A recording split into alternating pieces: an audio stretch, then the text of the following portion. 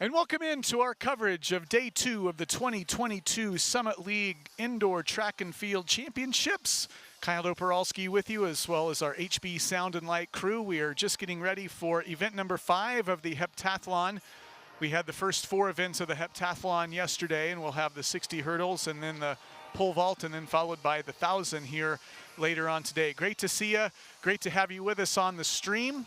And we really appreciate HB Sound and Light and the rest of our crew here as we are providing unprecedented video coverage of this Summit League Indoor Track and Field Championships here on the campus of the University of North Dakota. So appreciate you being with us and appreciate our crew, and not only the camera operators, but back in the control room as well. Let's get you up to speed here. We'll have 4 heats of the women's, of the men's 60-meter hurdles in the Heptathlon. Here are the overall standings through the 4 events yesterday. Eric Van Erp of North Dakota State is the leader with 3,013 points.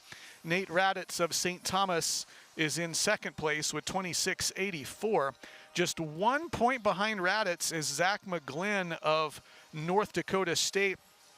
Mcglynn in third at 2,684. Wyatt Lubarski of South Dakota is in fourth at 2,641. Sam May of St. Thomas is in 5th with 2,581. Jack Rosner of St. Thomas is in 6th at 2,473. Cameron Scholes of St. Thomas is in 7th at 2,438. And Trenton Hanseater of North Dakota is in 8th with 2,435. So those are the scoring positions as we enter Day 2. Of course, the Heptathlon, 7 events, 4 yesterday and 3 today. You can see the first section just about underway here. The competitors, there's just 3 of them getting their warm-ups off and getting ready to hit the track here. And we'll get you on the field. There's Cameron Scholes of St. Thomas. He'll be in lane 2. He's in 7th in the overall competition. And you see Eric David wearing the white for North Dakota today. David is in 13th in the overall competition. He'll be in lane 4. And Luis Abad of Oral Roberts scheduled to be in lane 6, but I don't see him, so we may have a 2-person race here.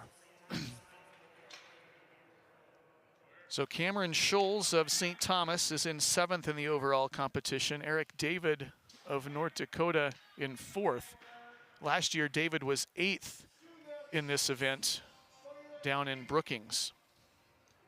As we talked about yesterday, the top 2 finishers from last year's Heptathlon no longer in the league. Van Erp of North Dakota State was 3rd. He's the top returning highest finisher from last year. And we are underway here.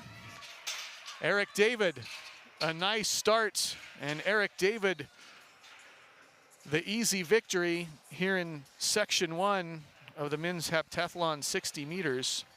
Scholes had a good reaction off the gun, but then stutter stepped right before the first hurdle and slowed him down the rest of the way. So Eric David is the winner in 9:35 for North Dakota.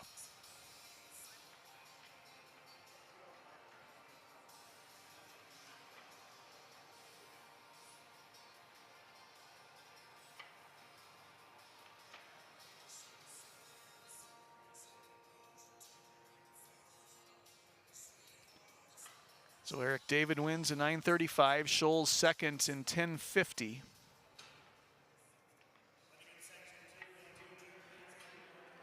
Here's the field in section 2 of the heptathlon 60-meter hurdles.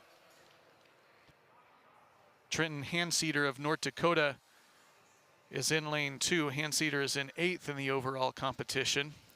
Drew Probst right there. You can see the St. Thomas purple is in 4, and Ben Hidani of North Dakota is in 6. So you'll see the Fighting Hawks wearing white today. Wore green yesterday. St. Thomas purple both days. So Hanseater on the left of your screen in 2 and 8th in the overall competition. Probst in lane 4. He's 9th in the overall competition, and Ben Hidani of North Dakota is 11th in the overall heptathlon. We'll have 4 sections, and this is section 2. Eric David has the top time so far for North Dakota at 9:35. Set. Ben Hidani, a quick start right off the gun. Hand-seater as well in lane 2. But Prost doing a nice job mid-race. And that is a close finish. Probst takes it in 8:95, so that's the top time. Ben Hidani second, 9:01, and a hand-seater third at 9:03. So Hidani, a season best at 9:01, and Probst as well, a season best for him at 8:95, just 2/100ths quicker than his seed time coming in. So we're halfway home here in the Heptathlon 60. The first 2 heats had 3 scheduled competitors. The final 2 will have 4, all in the even number lanes. Here's the field in section 3. You can see them all right there in your frame. Zach Mcglynn of North Dakota State will be in lane 2. He's third in the overall competition, but like we talked about just a couple of minutes ago, just 1 single point out of second place is Mcglynn. Wyatt Lubarski of South Dakota is in lane 4. He's 4th in the overall competition. Noah Weeder of South Dakota is in lane 6. He's looking to make up some ground here in this hurdle race. He's in 6th, and then on the outside is Nate Raditz of St. Thomas, who is in the 2nd position overall through the first 4 events of the men's heptathlon. The highest seed time, the best seed time, 8:65 of Raditz in lane 8.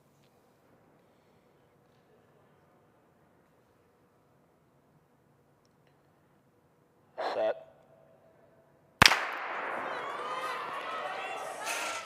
Good start for Lubarski of South Dakota, and there's Weeder in 6. Hits the last hurdle, but still should be enough to make up some ground. 8:57 for Noah Weeder of South Dakota in clipping that last hurdle. So Noah Weeder, the top time so far at 8:57. Raditz second, 8:74. And Zach Mcglynn, 8:75.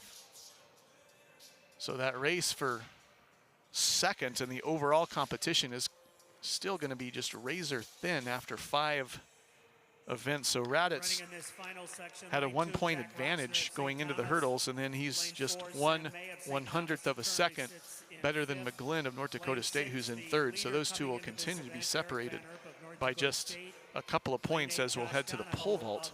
After this final race on the track of the Heptathlon 60-meter hurdles, these are the 4 fastest seed times in the competition.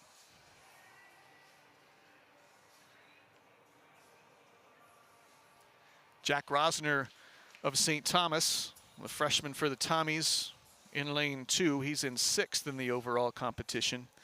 Sam May of St. Thomas, a freshman as well for the Tommies, is in 4. And the overall leader is Eric Van Erp of North Dakota State. He's in 6. And there you see him, a high five with Josh Donahoe of South Dakota State, who comes in with the 3rd best seed time at 8:34. Donahoe's in 10th in the overall competition. So Donahoe in the 10th position heading into the hurdles, but he's certainly looking to get back in a top 8 position. Donahoe finished 5th overall in the heptathlon last year on his home turf in Brookings. So it's Rosner in 2, May in 4, Van Erp in 6. Van Erp the overall leader, and then Donahoe on the outside in lane 8, the fastest seed time, both Tommies at 8:26.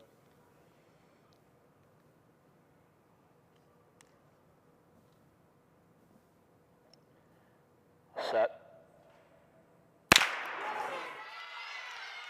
Even at the first hurdle. Van Erp in 6, Donahoe in 8, but Rosner finishes strong as well.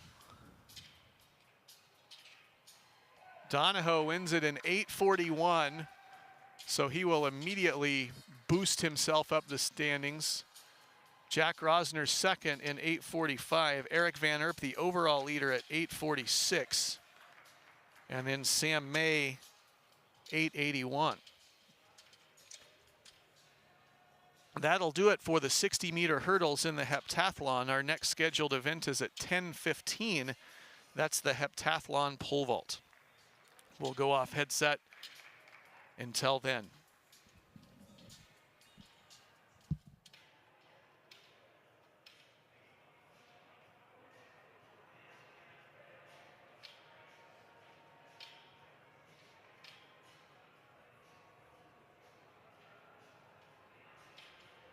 We'll give you the hurdle results and the overall standings here shortly. Next event for the heptathletes will be the pole vault at 10:10. Pole vault at 10:10.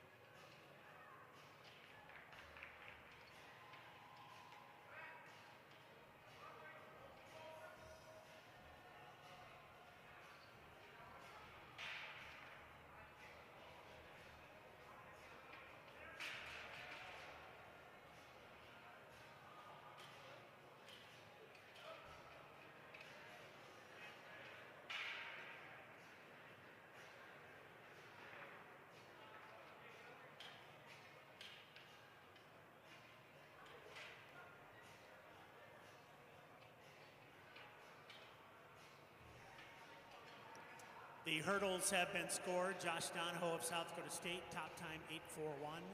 Jack Rosner of St. Thomas, 8:45. Eric Van Erp of North Dakota State, 8:46. Noah Weeder in fourth at 8:57. Raditz of St. Thomas in 8:74.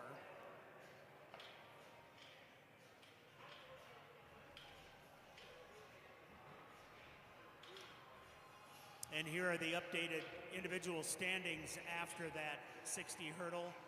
Eric Van Erp of North Dakota State continues to lead at 38.82. Nate Raditz of St. Thomas, 34.88. Zach Mcglynn of North Dakota State, 34.85. Wyatt Labarski of South Dakota, 34.16. Sam May of St. Thomas, 33.69. Jack Rosner of St. Thomas, 33.45. Donahoe of South Dakota State, 33.02. Noah Weeder of South Dakota, 32.19. Drew Probst of St. Thomas, 31.90. Trenton Hansetter of North Dakota, 31.74. Ben Hidani of North Dakota, 31.38. Eric David of North Dakota, 3,041.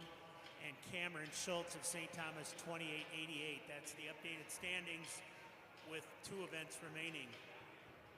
You can follow the action live for the championships today at heroestiming.com, heroestiming.com, heats, lanes, live results, heroestiming.com.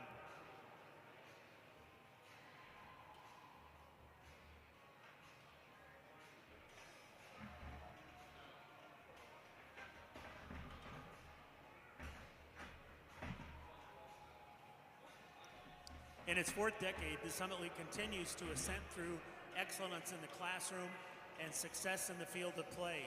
In cities big and small, at public and private universities, students across league institutions reach for the Summit for academic All-Americans and NCAA champions and nationally ranked teams.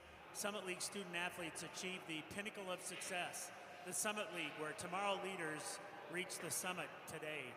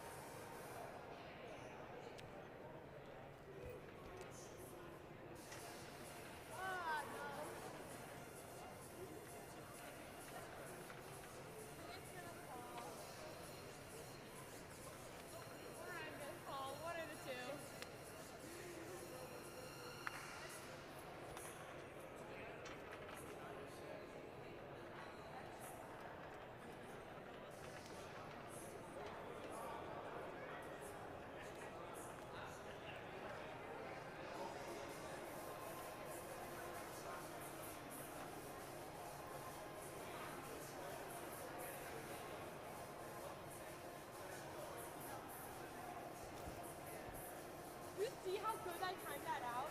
I just looked right off the bat.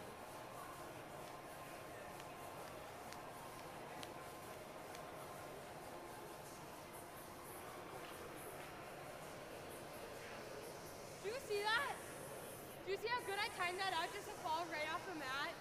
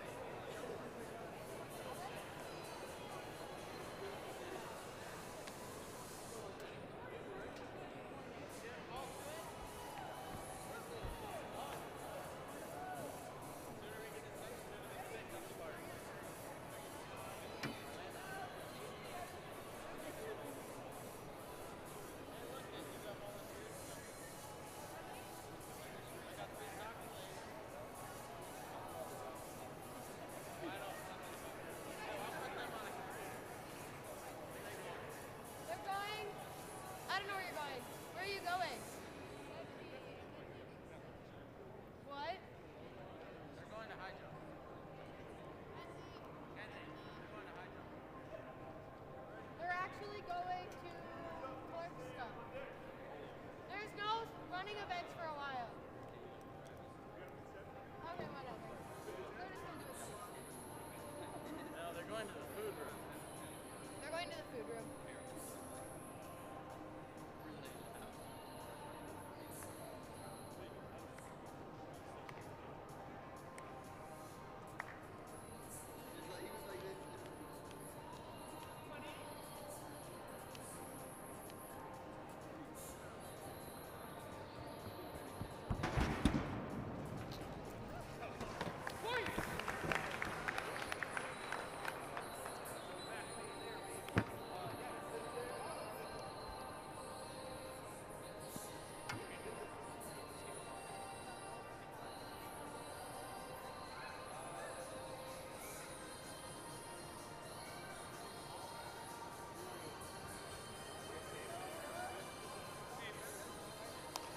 I moved my side. We're good. My side was set up.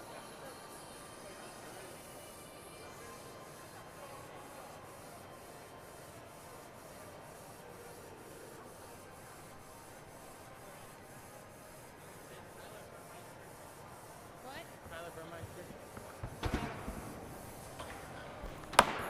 Stop. That who the volunteer guy is? Yeah, but he's not here.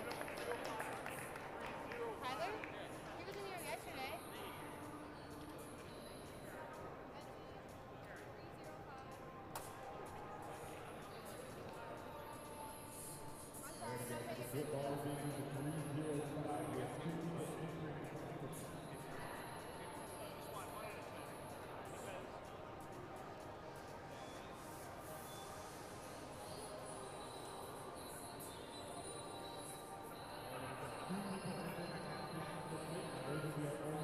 Oh, maybe Tyler is here.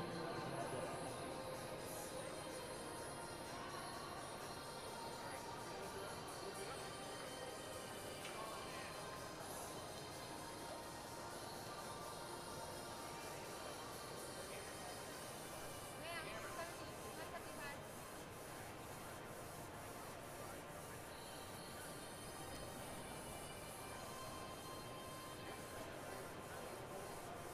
Alrighty, next up, 4-3 ball 6. Come on, coach.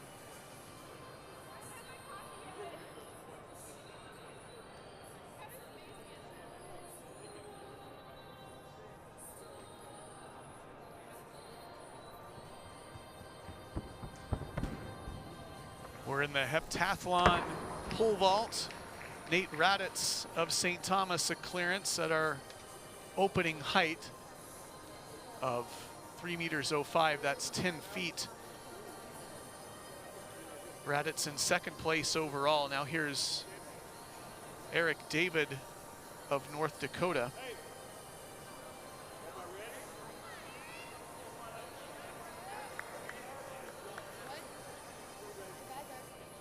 After David's attempt, we'll get you the updated standings after 5 events in the men's heptathlon.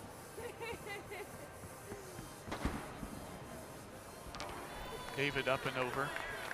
The leader continues to be Eric Van Erp of North Dakota State. He's got 3,882 points. Commanding lead over Nate Raditz of St. Thomas, who we saw 2 vaulters ago. Raditz in second at 3,488. Zach Mcglynn of North Dakota State in third, just 3 points behind Raditz for second for 3,485. And you remember about an hour ago, those two were separated in the 60 hurdles by 1/100th of a second. Wyatt Lubarski of South Dakota in fourth place, 3,416. Sam May of St. Thomas is in fifth as the bar is being elevated now in the heptathlon pole vault. May's in fifth with 3,369. Jack Rosner of St. Thomas in sixth, 3,345.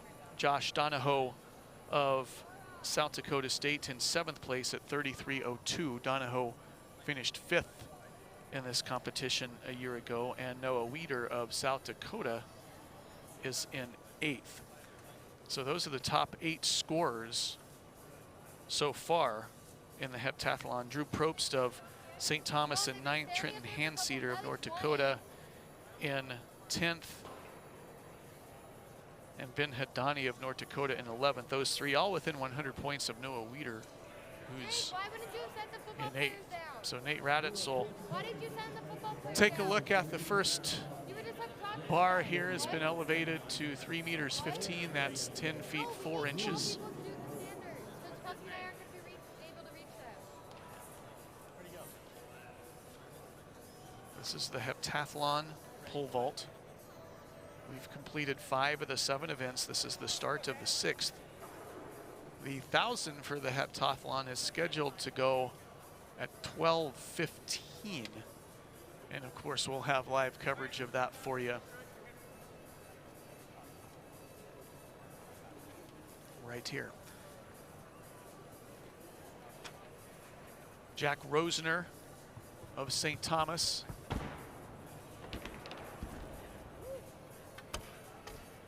Your job is if the bar goes down, you put it back up. Here's Eric David of North Dakota, first attempt. The standard. David was 8th in the overall heptathlon last year in Brookings. Currently, David's sitting in 12th. Perhaps his strongest event is the 1,000, so he's just trying to get as many as he can to stay within striking distance in the 1,000, because he is very likely to make up a lot of points in the 1,000 meters here in a couple of hours. So David with a miss there at 10:04.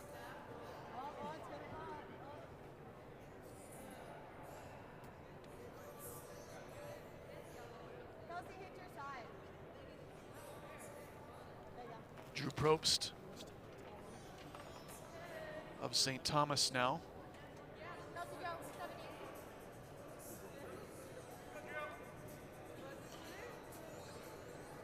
Really?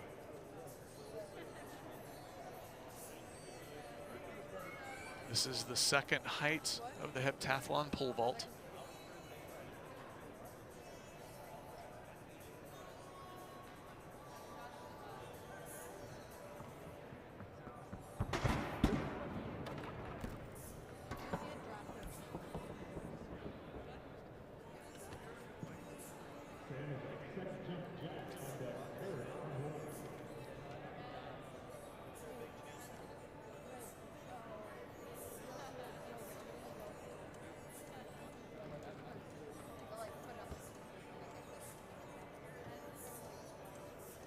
Sam May of St. Thomas. May currently sits in 5th in the overall heptathlon. Now you took second in there. Yeah, only second.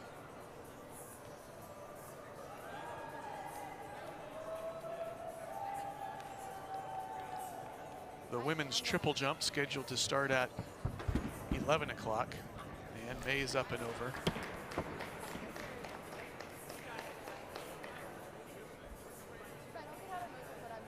Back to Rosener now.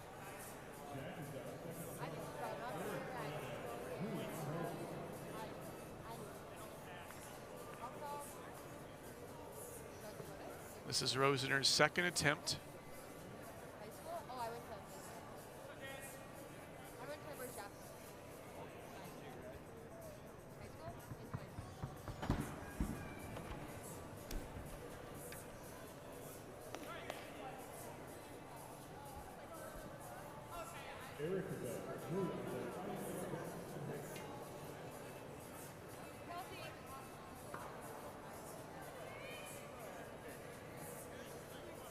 Now Eric David of North Dakota, second attempt. David cleared the opening height of 10 foot. Bar is now elevated to 10:04. 10 feet 4 inches.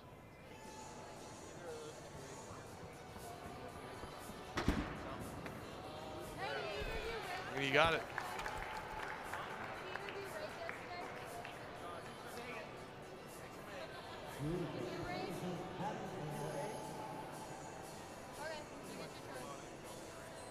Drew Probst now of St. Thomas. Probst in 9th in the overall competition.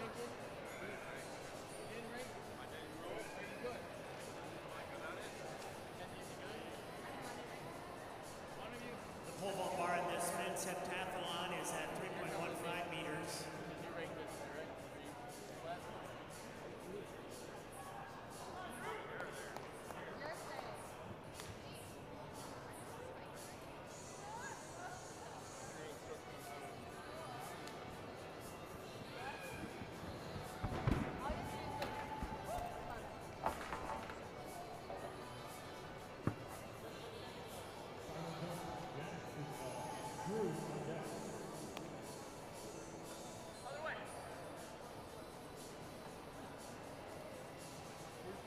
So key developments already early in this heptathlon pole vault.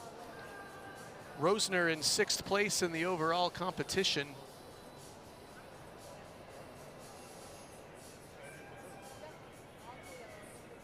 This is going to be his 3rd and final attempt here, which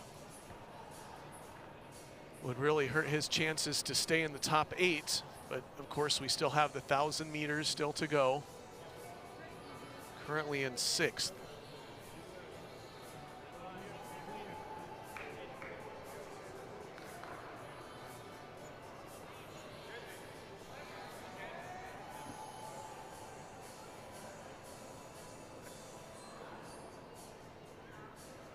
Live result says he's missed twice, but it only may be 1. And it's not going to matter. Rosener with the clearance, so that's a sign of good news if you're a Tommy fan. Rosener stays alive in the pole vault.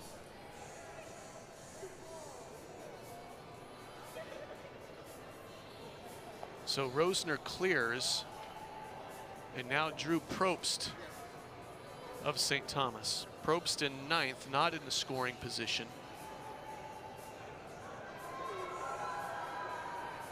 Live results has him for 2 misses at this height.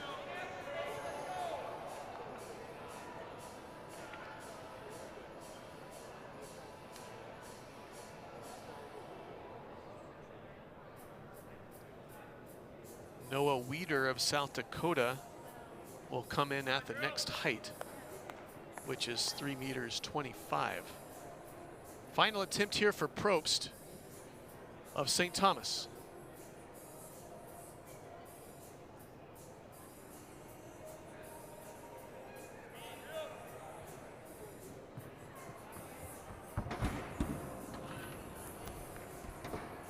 And he knocks the bar down, so Probst is out of the heptathlon pole vault. He was able to clear the opening height 295, and that's as high as he is able to get. So we have 1 done here out of the 13 competitors in the pole vault. And now the bar will go up to 3 meters 25.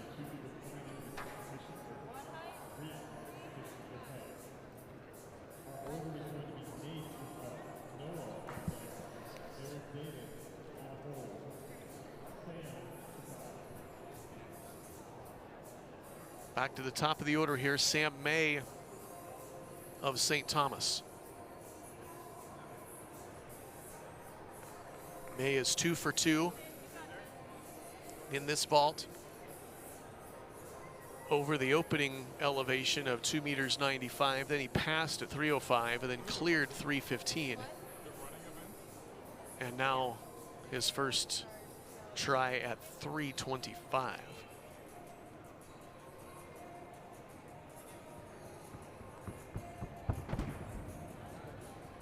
Easy clearance there for Sam May.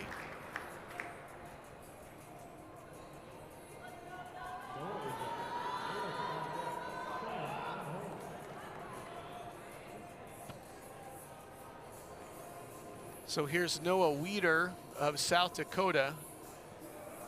He passed on the 3 opening heights, and he comes in the field at 3 meters 25. This is his first jump.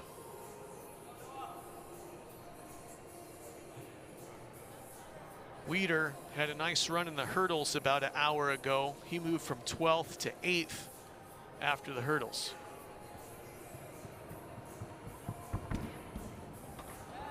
Easy clearance there for Weeder. Now the attention turns to Eric David of North Dakota. David has cleared 2 bars. Did not attempt the opening height, cleared 305 on his first attempt and then 315 on his second. And now at 325. Still in the early stages of the pentathlon pole vault. And David's got that. We already have 1 competitor eliminated, so still 12 remaining in the pole vault. So far we have not had a miss at 3 meters 25. And here's Sam May, who's 2 for 2 today. His teammate Drew Probst has been knocked out. Jack Rosner is passing at this height, it appears. So this, if May makes this, this will be the last jump at this elevation. And easy does it there for Sam May. So the bar will now go up to 3 meters 35, and I'm gonna go off headset for a little bit. Same 4 competitors plus Jack Rosner will come back in at 335.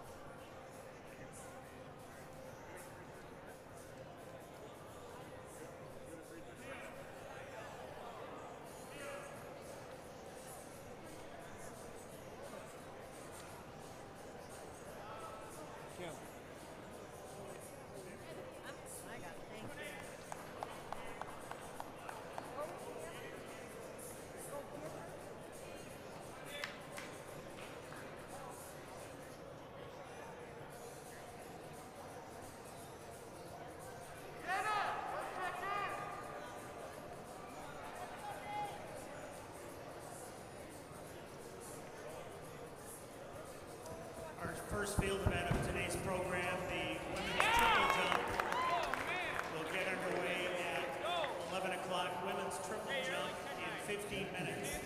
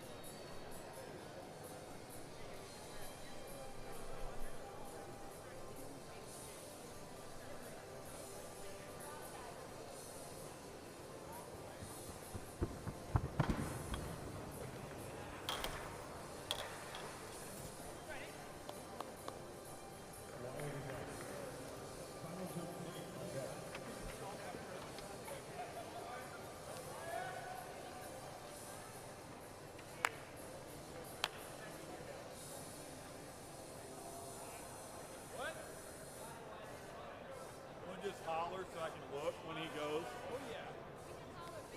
Trent, He said, yes, I will.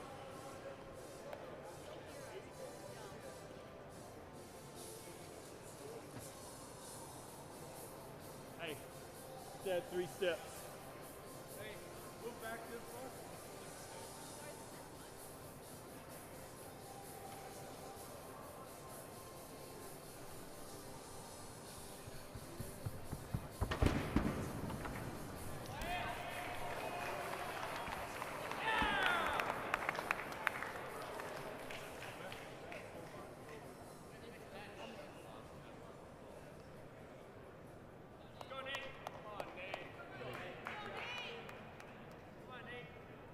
Yeah, it's crazy how many times that it comes back. Or like, if it goes, okay. If there's a rule, if it goes to straight and it goes it, then it can count. Go, Nate. Now let's go. As long as it goes back and forth multiple of the time. If we open up all the garages, just so that you can underneath, because you get enough wind where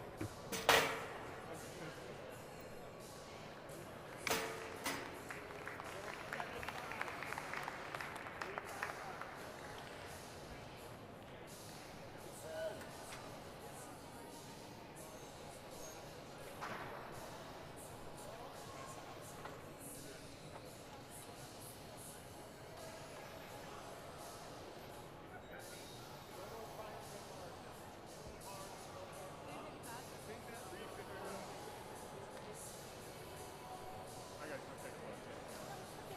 Yeah. Just a turn.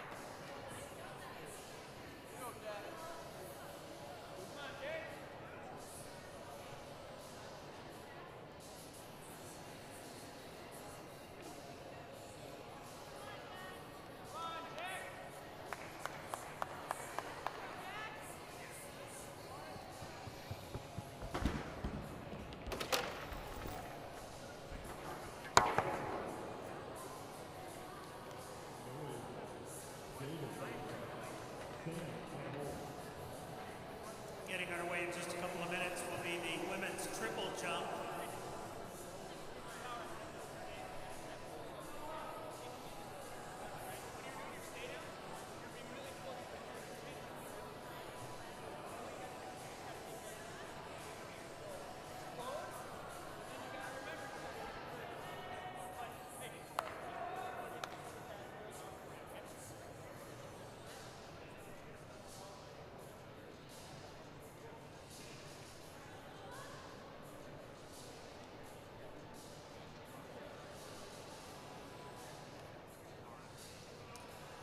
In that triple jump field, athletes include Annie Wendt of South Dakota State.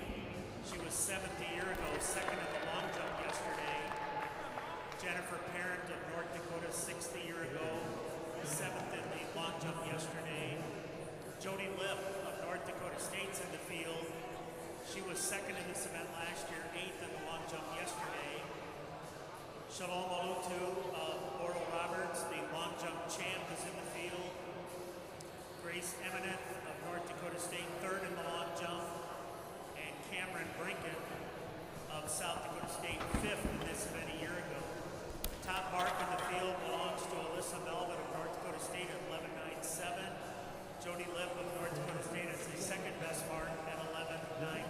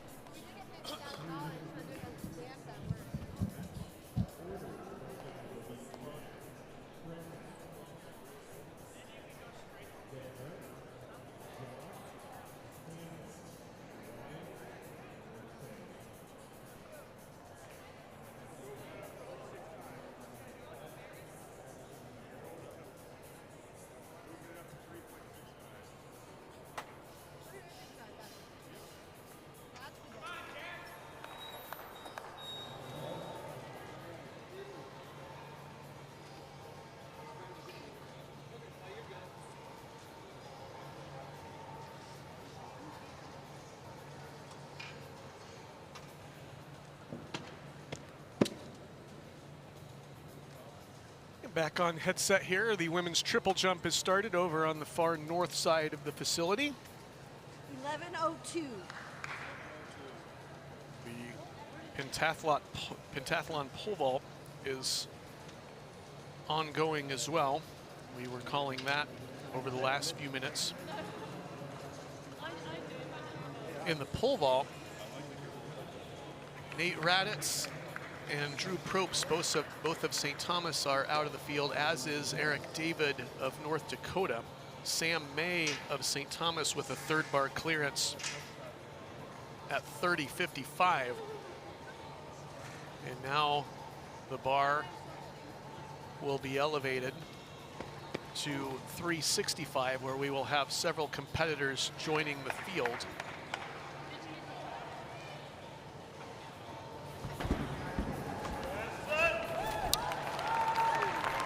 There's a clearance for Sam May. Jack Rosner still in the field as well for St. Thomas. That was Jack Rosner, the first jump at the elevation of 365. So that's in the pole vault. Over in the women's triple jump, we are in the first flight. We've just started the first flight of that women's triple jump. There's a couple of names in there that you'll recognize 10.57 from the past in terms of placers. And here's Trenton Hanseater in the pole vault in the heptathlon for the first time of North Dakota. Hanseater up and over the bar. So Hanseater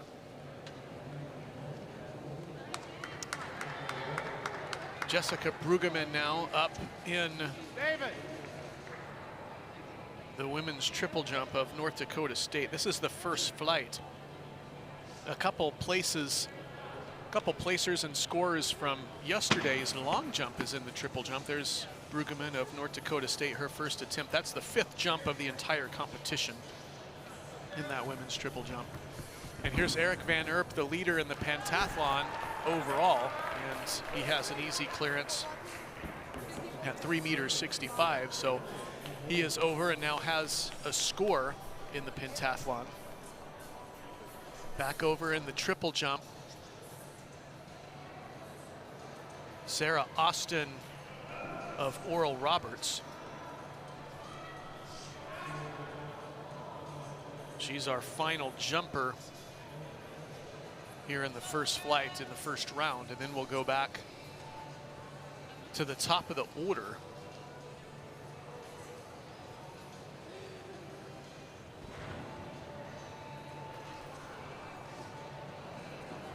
Austin, just a freshman for the Golden Eagles.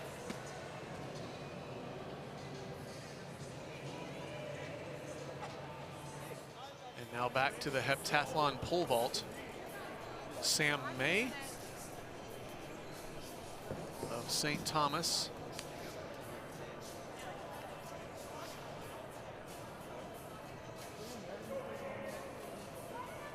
Cameron Scholes of St. Thomas. This is his first jump in the heptathlon pole vault. Donahoe of South Dakota State has entered the field at this height, and he just missed moments ago.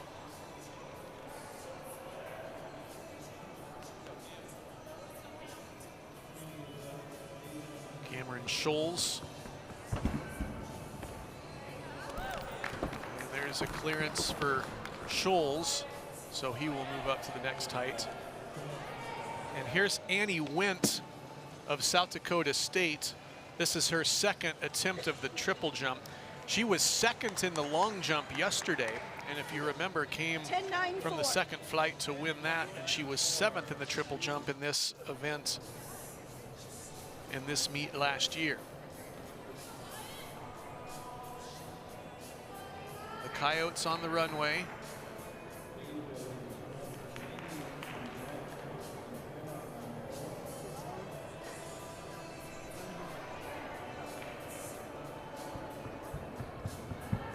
Wyatt Lubarski passed at the last height, and the bar comes down. The pole knocked the bar down. He had to run back to get it in his last clearance. And here's Deja Moss. This is her second jump in the triple jump. Moss was 4th yesterday in the long jump. She was 4th in the triple jump last year in Brookings at the Summit League Indoor Championships. And Moss, after the first round, was the current leader at 11 meters 49. That's 37 feet 8.5 inches. Annie Wint in second place currently for South Dakota State. And now back to the heptathlon pole vault.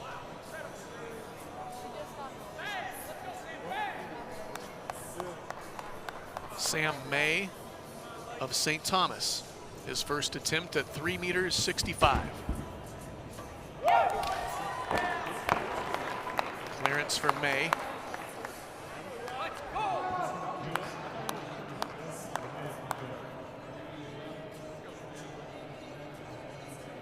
Back over to the triple jump. Deja Moss of North Dakota State, no improvement on her second jump.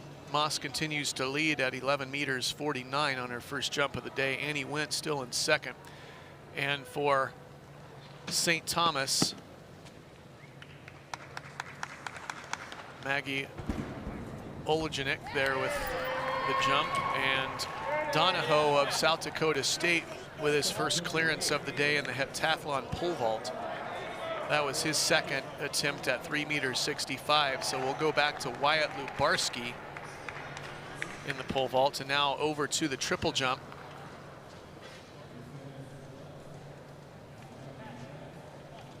I believe that's McKenna Volmer of North Dakota State. Volmer, a freshman. Volmer, a foul on her first attempt, needs to get one on the board.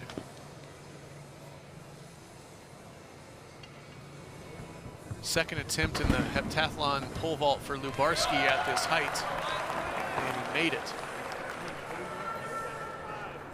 Bar now goes up to 3 meters 75, which will be over 12 feet. And Noah Weider will come back into the field. He passed at that height for South Dakota. Back over in the triple jump, still in the first flight, early going. St. Thomas's Marianna Leerer, Marianna Leerer of St. Thomas.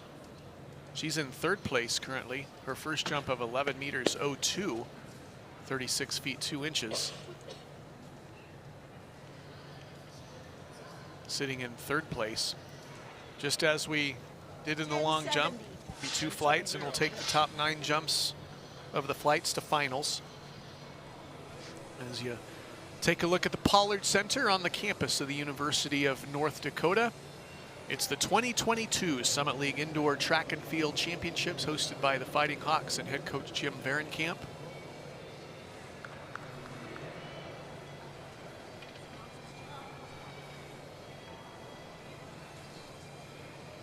Back to the triple jump.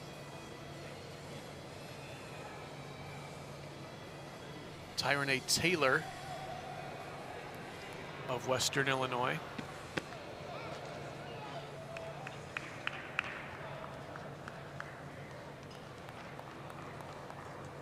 She faulted on the first one. 10.86. There's LaRon Williams, an assistant for Western Illinois. And now back to the heptathlon pole vault. Handseater of North Dakota is going to pass at this height. So here's Jack Rosner. Rosner nearly went out at 3 meters 15. That was 5 elevations ago. He had to make it on his third attempt, and he kicks that one off. That's the first attempt from anybody at this height. Back over to the triple jump. Addison Eisenbeis of South Dakota State, currently sitting in 6th place at 10 meters 57. That's 34.8 1/4. And now over in the pentathlon pole vault is Noah Weider of South Dakota. Weider hasn't missed. He's cleared 2 bars and also passed on several occasions as well. So Rosener of St. Thomas with the miss at 375, and here's Noah Weider's first attempt. And he got it. Big clearance there for Weider.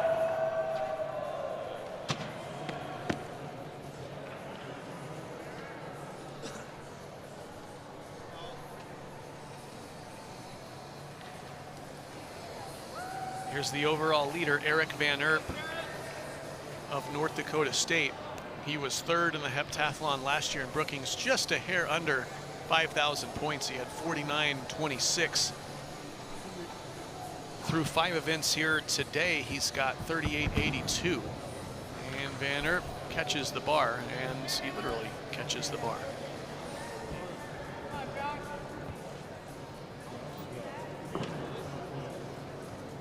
Back to Sarah Austin in the women's triple jump. Team scoring through day 1, there's been 5 scored events. Looks like this on the women's side as you look at Sarah Austin of Oral Roberts.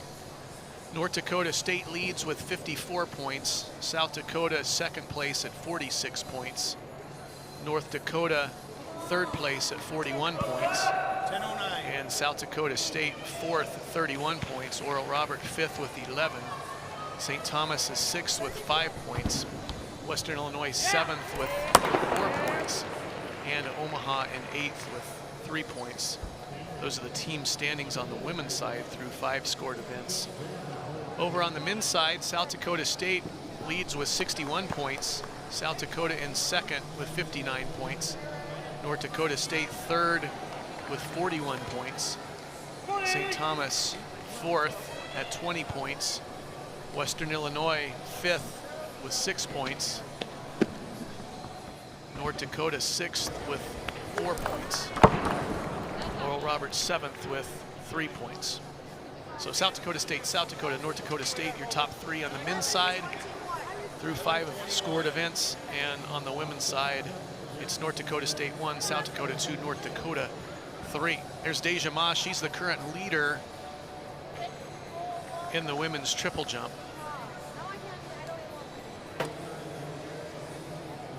This is the first flight.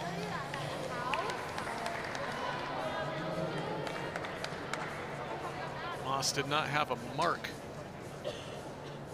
coming in. You just saw Annie Wentz' 3rd jump, which was her best for South Dakota State. And now back up to the pole vault. That's May of St. Thomas. And here's the leader, Deja Moss of North Dakota State. Moss's first jump was 37 feet, 8.5 inches.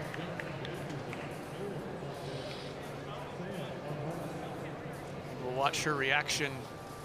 We're now into the 3rd round 11:59 of the first flight. Back to Nate Raditz now. He's in 2nd position overall in the heptathlon.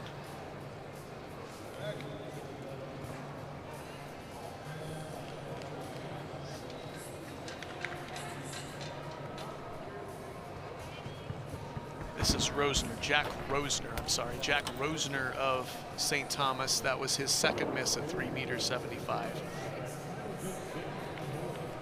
Marianna Leerer of St. Thomas runs through the pits on the triple jump.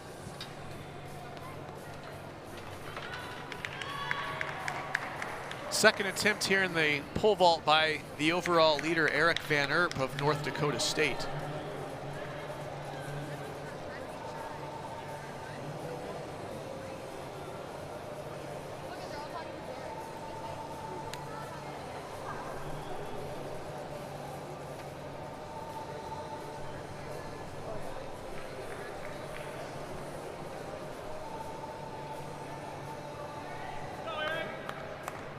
Volmer of North Dakota State in the triple jump.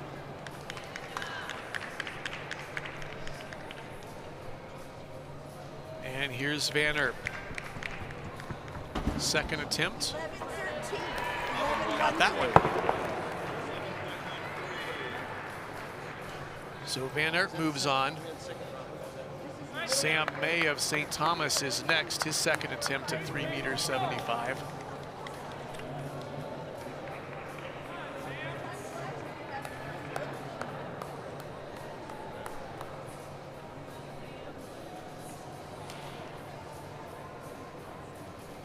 There's a look at May.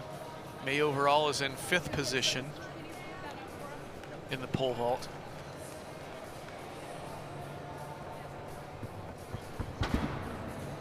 Bar hangs and stays. May will move on, and now Jack Rosener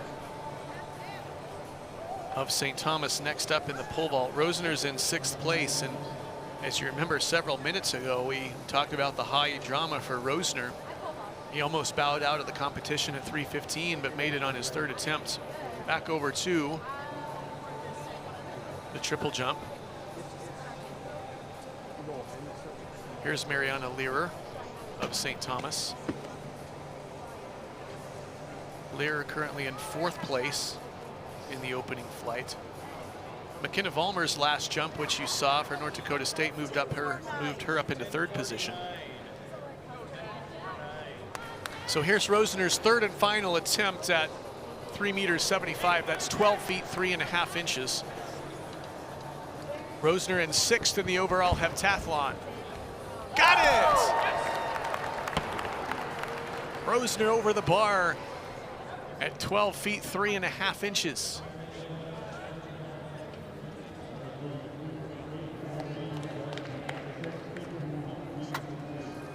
Bar now being elevated to 385. And we'll go back to the triple jump. Renee Taylor's 2nd jump of 1086 is her best today, and that one will not be measured.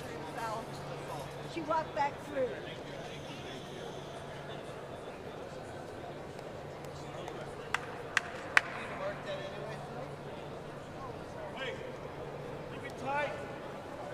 The 2022 Summit League Track and Field Championships here on the campus of the University of North Dakota. The women's triple jump has completed the 1st round of flights. We're in the heptathlon here. In the pole vault, every jumper that remained and attempted at 3 meters 75 has moved on. And now wrapping up the 3rd round of the 1st flight of the triple jump is Addison Eisenbeis of South Dakota State. She sits in 7th place. Eisenbeis a slight improvement.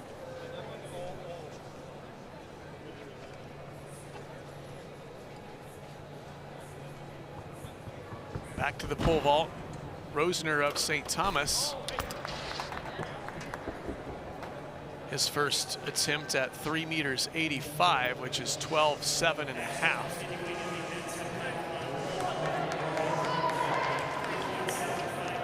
Hanseater and Lubarski passed at the last attempt. Ben Hidani of North Dakota and Zach Mcglynn of North Dakota State have yet to come into the field in that heptathlon pole vault. Jessica Bruggeman of North Dakota State.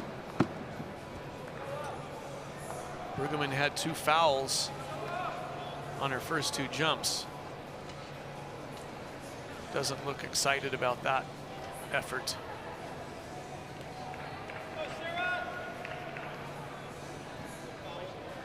Back to the pole vault.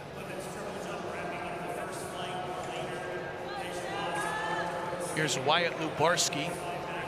Lubarski is 2 for 4 today, missing his opening attempts at 345 and 365, but then he came back to clear it on the 2nd attempt, and we may be looking at a similar pattern here at 385 for Lubarski.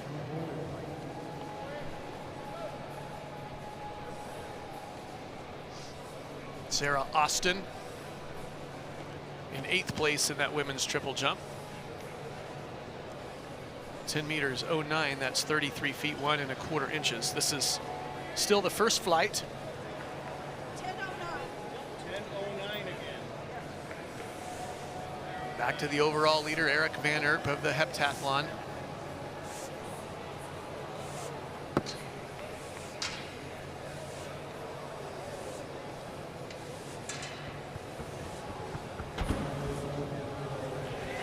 Van Erp's got that one.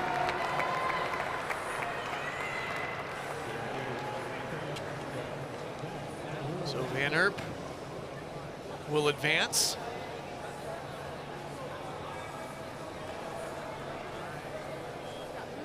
About midway through the pentathlon pole vault, Wyatt Lubarski of South Dakota the next up. Women's triple jump already underway, nearing the end of that first flight, and then the women's shot put will begin in about half an hour. That'll enter another event into our live stream. Here's Lubarski. First attempt. Yes.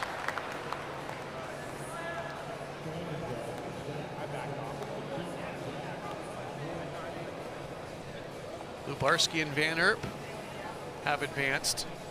And now Sam May of St. Thomas.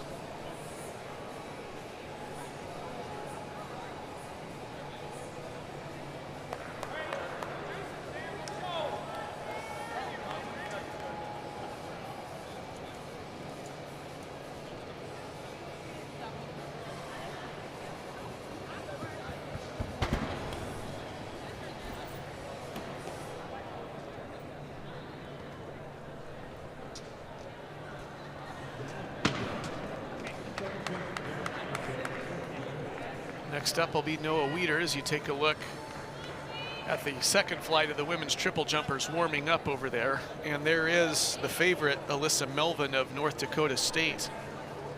She has the top jump coming in at 11 meters 97. This is a big event team-wise for North Dakota State. The Bison looking for 23.5 points out of that triple jump. Here's our first look at Zach Mcglynn of North Dakota State. He comes in the field now at 3 meters 85. This is his first attempt of the entire heptathlon pole vault, and he is well over the bar. He may pass the next couple heights. So Mcglynn and Van Erp, two Bison, with clearances on their first attempts at 3 meters 85. And now we'll go back through a second time with Jack Rosner. Rosner in 6th in the overall competition, has hung around here in the pole vault.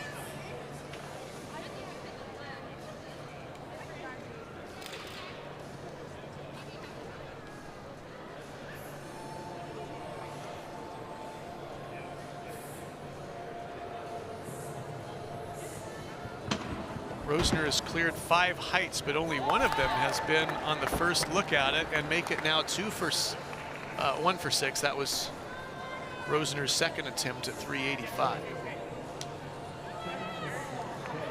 So he survives and advances up to 395. And now Noah Weider of South Dakota.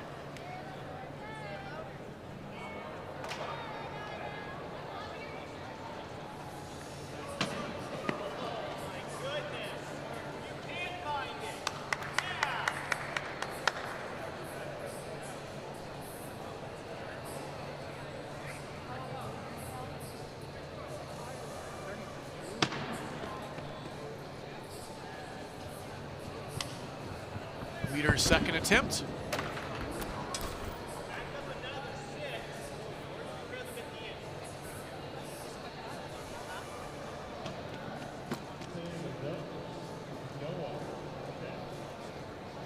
Sam May of St. Thomas now. Second attempt.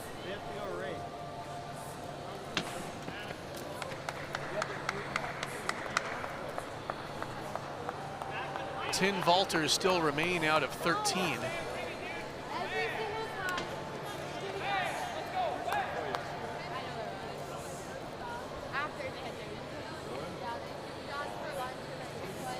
May has cleared 7 bars already. This would be his 8th. He's taken a lot of attempts. All right, Norby. He came in the field all the way back at 3:15.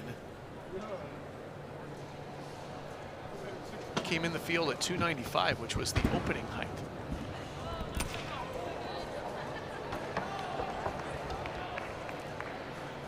So May and Noah Weeder of South Dakota will get their 3rd and final attempt here at this elevation, 3 meters 85, 12 feet 7.5 inches.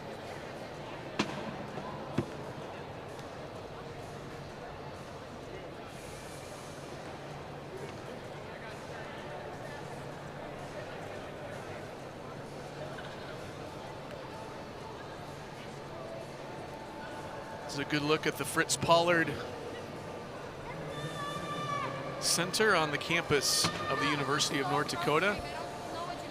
Fans and spectators filing in here. The finals of the running events will start at 1 o'clock I just don't like cold beer. with the mile. It just like tastes slimy to me. We're in the pentathlon If I could keep it up, then I could pole vault, and also the triple jump on the women's side is halfway through. Second flight warming up for that, but you can see what a wonderful facility here.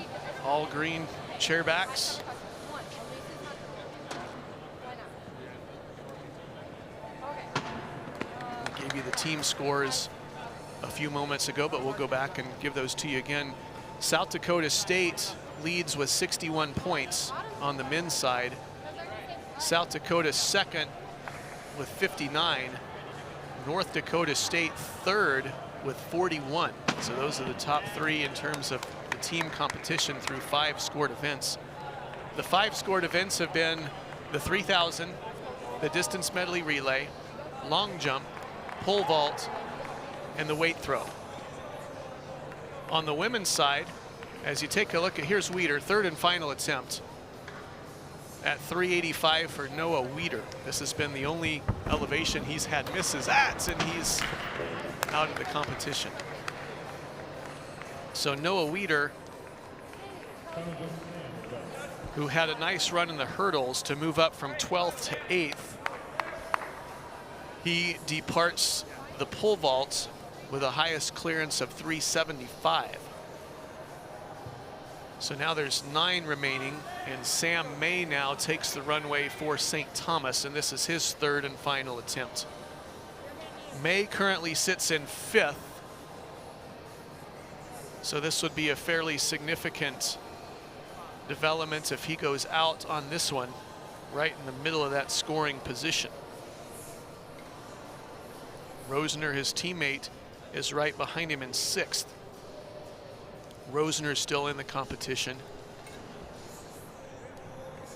Donahoe of South Dakota State is passing at this height, as is Cameron Scholes of St. Thomas.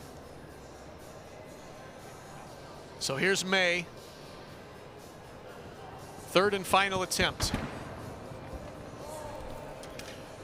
And he exits as well. So Noah Weeder and Sam May, 3 meters 75 is their highest clearance in the heptathlon pole vault.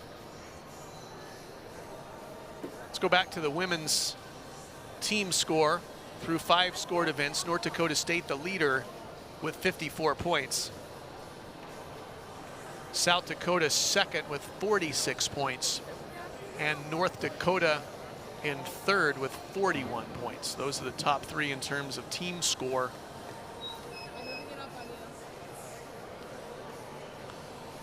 On the women's side.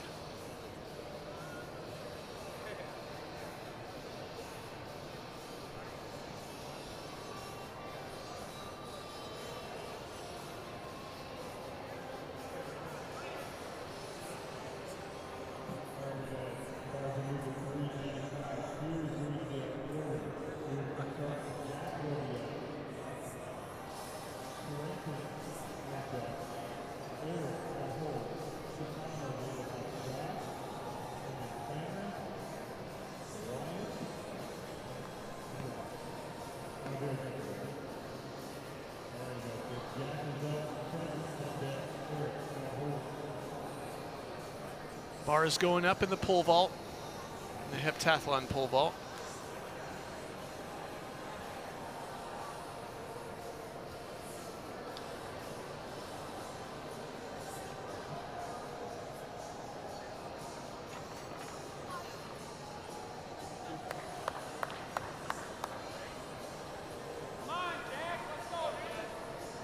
Warm-up still going on over in the women's triple jump. Jack Rosner of St. Thomas. That was the first attempt from anybody at 3 meters 95, which is 12 feet 11.5 inches. So just a half an inch shy of 13 feet is where the bar is at now in the heptathlon pole vault. I had a wife, a house, a wife. It looks like Eric Van Erp of North Dakota State will be next. I'm going to go off headset for just a little bit, and you can continue to follow along the heptathlon pole vault and then the second flight of the women's triple jump, that is, getting ready to get underway. Deja Moss of North Dakota State, the leader through the first flight at 11 meters 59, which is 38 feet and a quarter inches. So Trenton Hanseater of North Dakota now up in the heptathlon pole vault.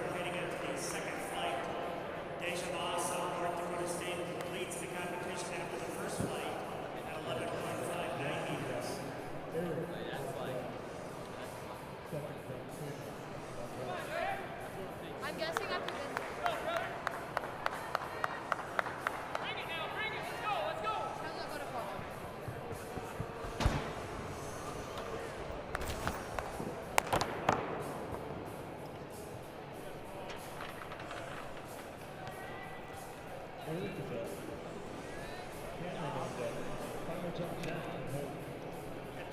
men's pole vault bar at 3.95 meters.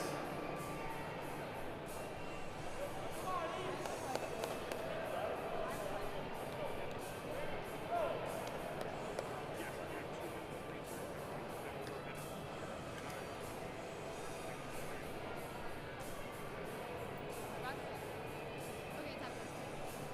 You'll get 2 minutes. Whatever you need.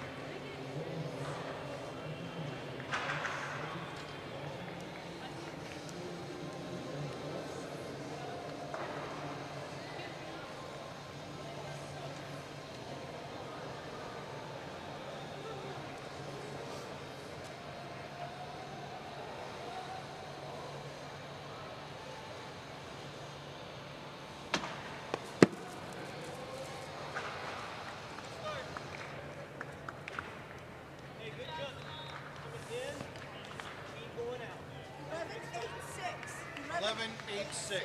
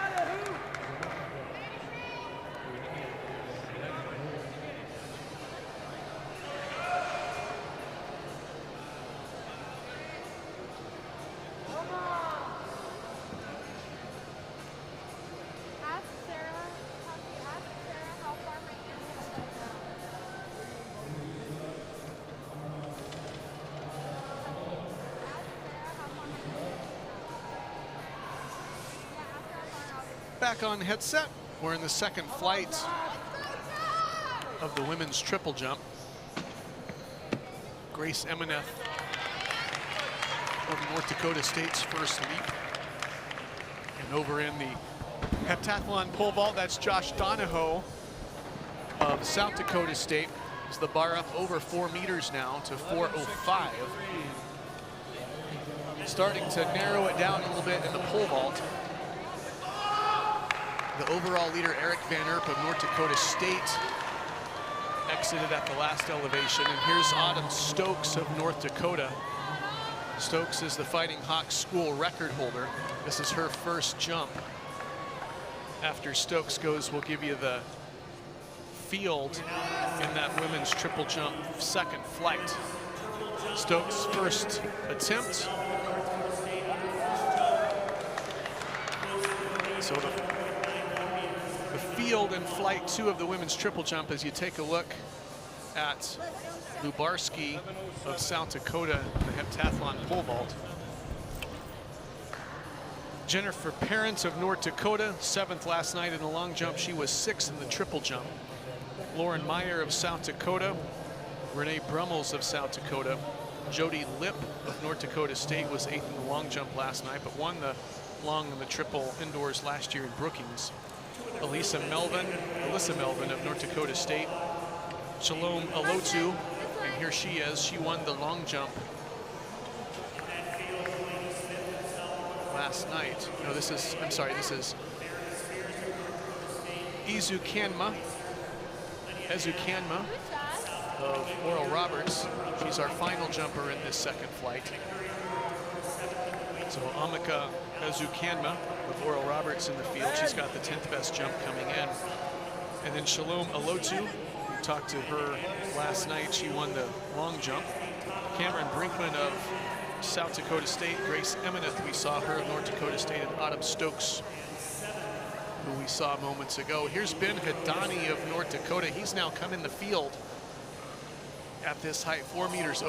He's passed all the way up to this height. Ghadani comes in 11th into the pole vault, but this is definitely one of his strong suits. So Ghadani figures to get back up in those low scoring positions. He was 6th in the overall heptathlon last year in Brookings, and you see him talking with North Dakota head coach Jim Varenkamp. And there's Jenna Parent of North Dakota, her second triple jump today. This is the first jump of the second flight.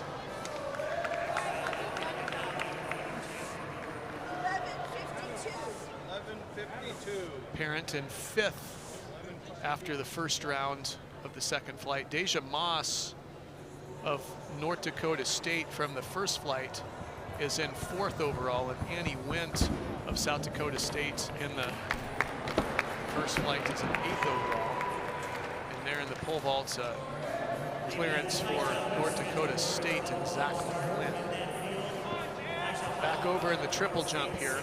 Here's Lauren Meyer, who's in 7th after one jump. Meyer comes in with the 8th best mark in the conference at 11:52. Meyer's first effort was 11:24.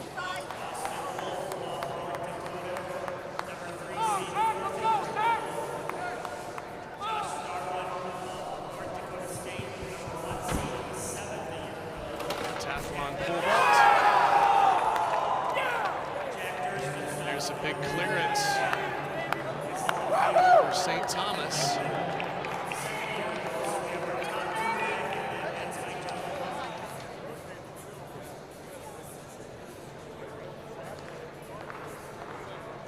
Sam May, no, it was not Sam May with the clearance for St. Thomas. Back over to the women's triple now.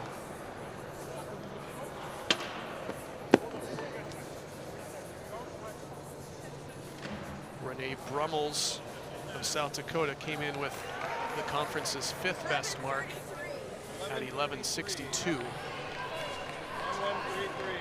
Bars being elevated in the pole vault. We can, guys, let's go over and stick with the triple jump now in the middle of the second flight. There's Jody Lipp of North Dakota State. She won the long jump and the triple jump like we talked about last year. Last night, and the long jump was 8th. She comes in ranked 2nd in this event. North Dakota State looking for some big points on the women's side in this women's triple jump. Lipp's best this season, 11:91. She fouled her first attempt. That was her second attempt. You see a little different angle, and Lipp talking with one of the assistant coaches for North Dakota State. 12:03. And we'll see where that one comes in for Jody Lipp.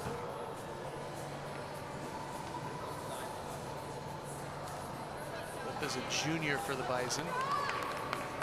And now the leader. Jody Lipp now goes into the lead on that jump, so that knocks down Alyssa Melvin into 2nd, and here's Melvin. So Jody Lipp, a big jump, the first jump over 12 meters today in the women's triple jump. Here's Melvin. Melvin won the UND Open. We may go back-to-back over 12 meters. Here in this women's triple jump. There's Josh Donahoe of South Dakota State. He clears the bar.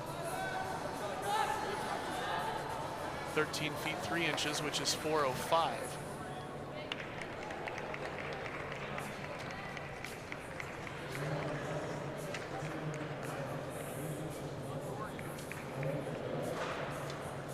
Melvin goes 12:02. And Lipp went 12:03, so we did indeed have 2 triple jumpers over 12 feet. Here in the heptathlon pole vault is Wyatt Lubarski. That was his second attempt at 4:05.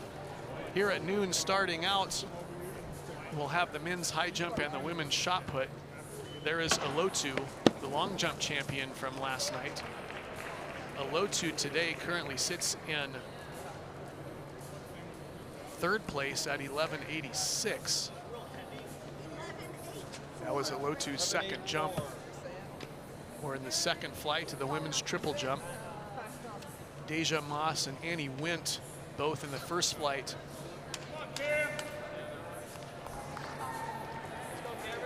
Had good marks, as well as McKenna Vollmer. I believe that Moss will qualify for the finals. It'll be close for Annie Wint. Looks like Wint now bumped down to 10th place.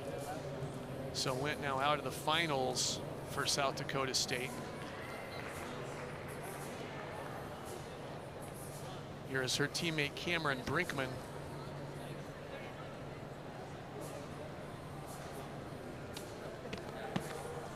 Brinkman went 11:16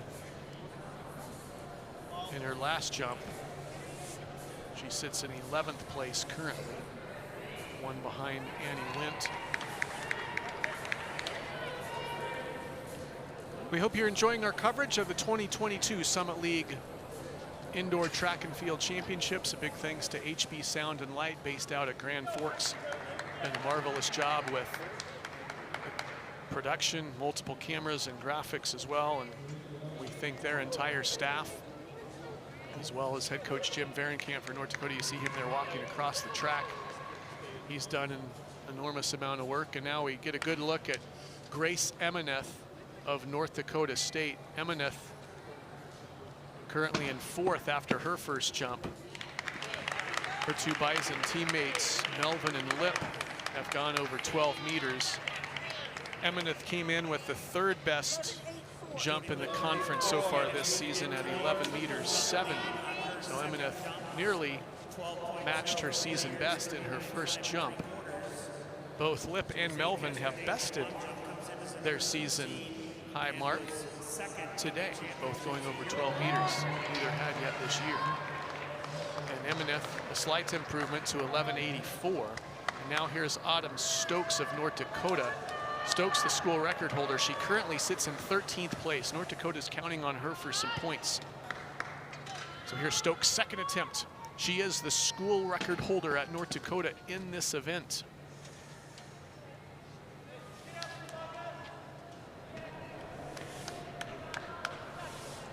Here's Lubarski. This is his 3rd attempt, so we'll stay right here on him, guys. That's a good find. Wyatt Lubarski, 3rd and final attempt, 4:05, and he's unable to clear. So Lubarski is out of the competition. Good work there from our production crew to capture Lubarski's 3rd attempt at 4:05. Cameron Scholes passed at 4:05 for St. Thomas. So it appears there will be 5 jumpers remaining in the heptathlon pole vault. The men's high jump getting ready to start, and also the women's shot put getting ready to start. We're in the later stages of the heptathlon pole vault, and we can switch back over to the women's triple jump. We'll continue to follow that one, as that's going to be a huge event in terms of the team standings. And there's a look at the women's shot put there, just underway in that event. There are 2 flights. South Dakota slated for 13 points in that women's shot put. North Dakota State appears to have 10. If you just look at the entries alone, of course, that doesn't tell the entire story, but gives you a little bit of an idea. So we are on the first flight of that shot put, and there is Mary Finnessy of Omaha. The bar now up to 13 feet and 7 inches. There's Jenna Parent in that women's triple jump. 12.76. Parent came in to that jump in 6th place for North Dakota. She had the 4th best jump coming in. 11:37. And now back to the shot put for South Dakota. Lydia Knapp.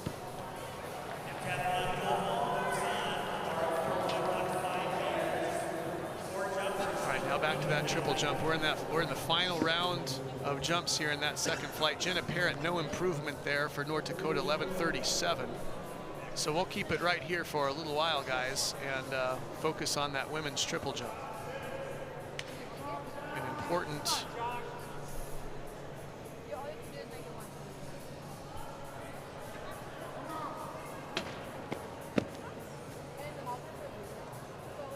the pole vault.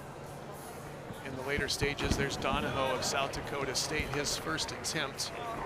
A lot going on here, no doubt. And a reminder, this is the produced feed, and it looks like we have several of you watching. If you are just wanting to watch the throws and only the throws, we have a feed for you there. If you want to watch the triple jump and only the triple jump, we have a dedicated triple jump feed for you. So this is the produced kind of multi-camera general feed. And we're glad to have you. We'll keep you abreast of everything that's happening the best that we can, but we're getting into the territory where there's a ton going on. Here's Renee Bremmels of South Dakota, currently 9th. She faulted on her first, went 11:33 in her second. If it were to end now, Bremmels would sneak into finals, but she's looking for a little bit more room and potentially get up in scoring position. There's the pentathlon pole vault. 11-1-4, 11-14. 11-1-4.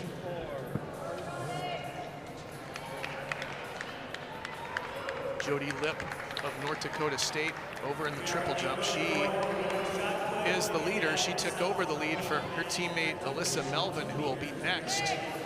Lipp is the leader in the triple jump, 12 meters 03. That's 39 feet 5 3/4 inches.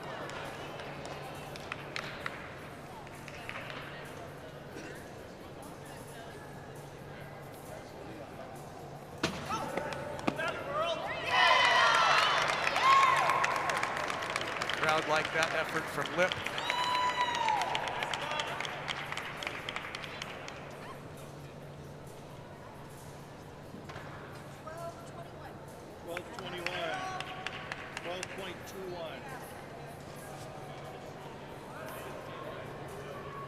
And here's Ben Hidani of North Dakota in that heptathlon pole vault. This is the second bar he has attempted. 4 meters 15, and an easy clearance there for Hidani. Back over to Lipp. She extended her lead on that last jump we just saw to 12 meters 21, over 40 feet today. 40 feet and 3/4 inches, so just beyond that 40-foot mark. And here's Alyssa Melvin of North Dakota State. Melvin came in with the top mark into the competition, but currently sits in second behind Lipp. The Bison came in 1, 2, 3 in this event on paper, but right now Shalom Alotu of Oral Roberts breaking up that party. Alotu won the long jump last night. Alotu in third, just ahead of Grace Emineth by less than an inch. Now Zach Mcglynn in the heptathlon pole vault. This is Mcglynn's third height, which he has attempted. Mcglynn overall is in third place after the 60-meter hurdles. And an easy clearance there for Mcglynn. And there is Alotu currently sitting in third. She went 38.11 in her first jump, and Grace Emineth went 38.10 1/4 in Emineth's second jump. So this is the last round of the third flight. Alotu has a ways to go to get to Melvin in that second spot, but just trying to hang on to that third spot. The pole vault, that was Jack Rosener of St. Thomas. Second attempt to miss at 4:15. 11-7-2, 11-72. Women's triple. Cameron Brinkman now for South Dakota State, currently sitting in 11th. She came in with the 9th best jump. Brinkman's only marked jump so far has been her first at 11 meters 16. Brinkman's season best 11:51. So the Jackrabbits, as it sits right now, would advance nobody to finals, but Brinkman certainly trying to change that. She needs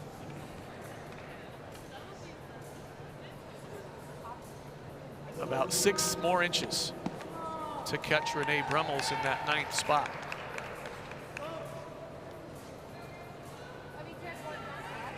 From Jackrabbit to Jackrabbit, Donahoe back in the heptathlon pole vault, and a near miss for Donahoe. That was his second attempt.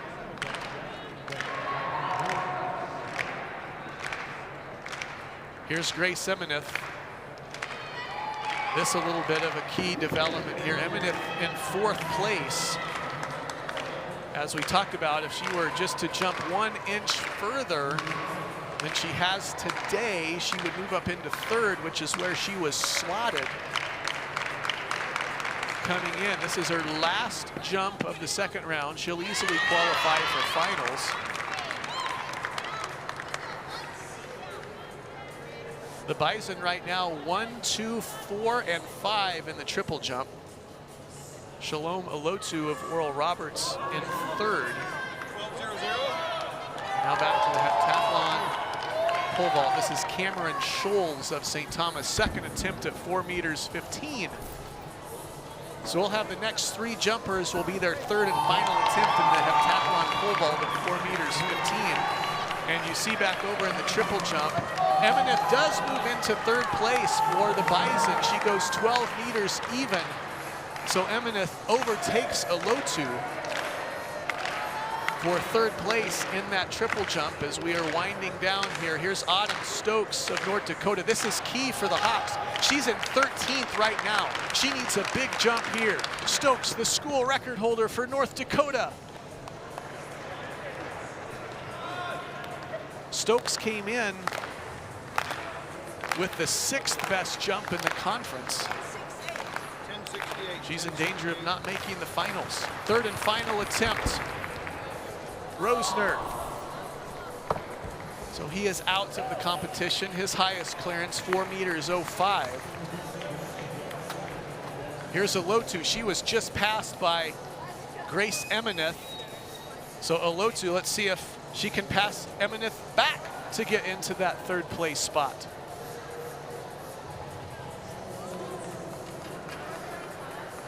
This is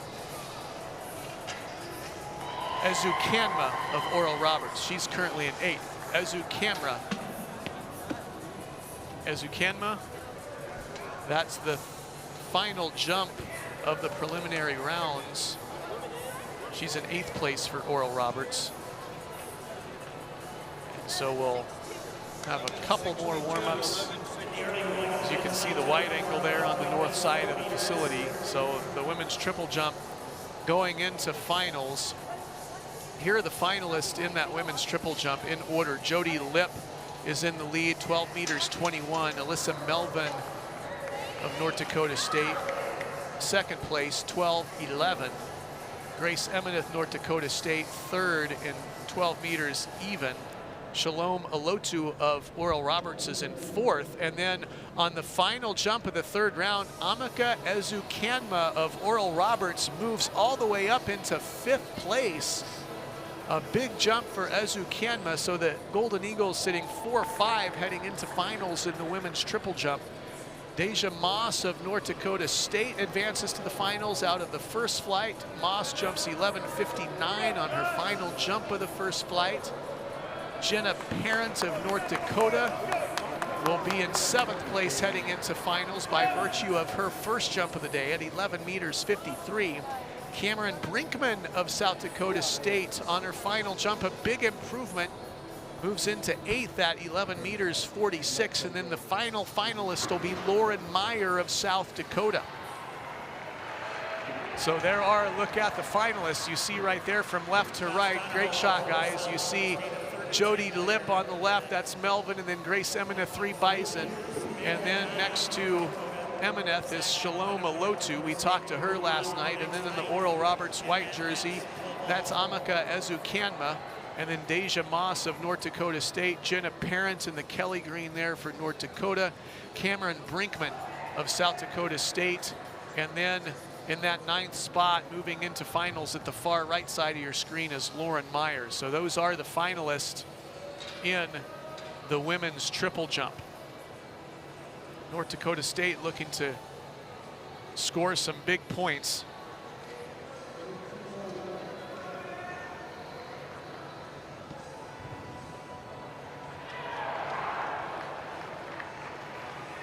You're looking at the finalist of the women's triple jump, being announced by the in-house PA.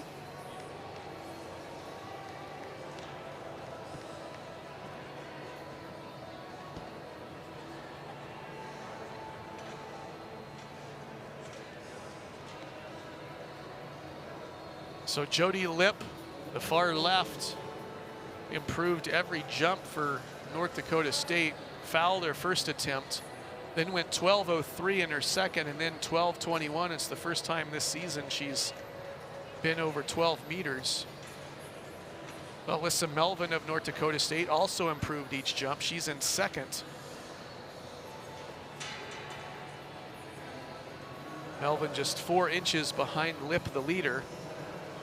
And then Grace Emineth of North Dakota State, 11 meters 63 in her first jump, 11 meters 84 in her second jump, and then Emineth in her final jump moves into that third spot 4.25 meters. at 12 meters Hidani even. of North Dakota, Mcglynn of North Dakota State advancing to that bar. So you're looking at the finalist in the women's triple jump.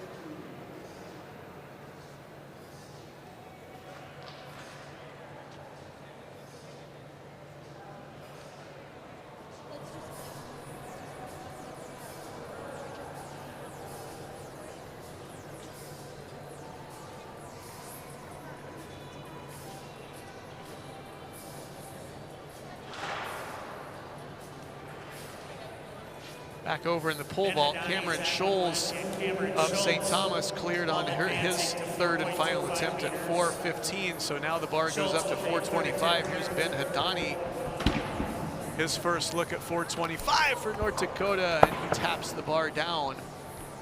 Cameron Scholes of St. Thomas is going to pass at this height, so just 2 jumpers at 4 meters 25. That's 13 feet 11 1/4 inches.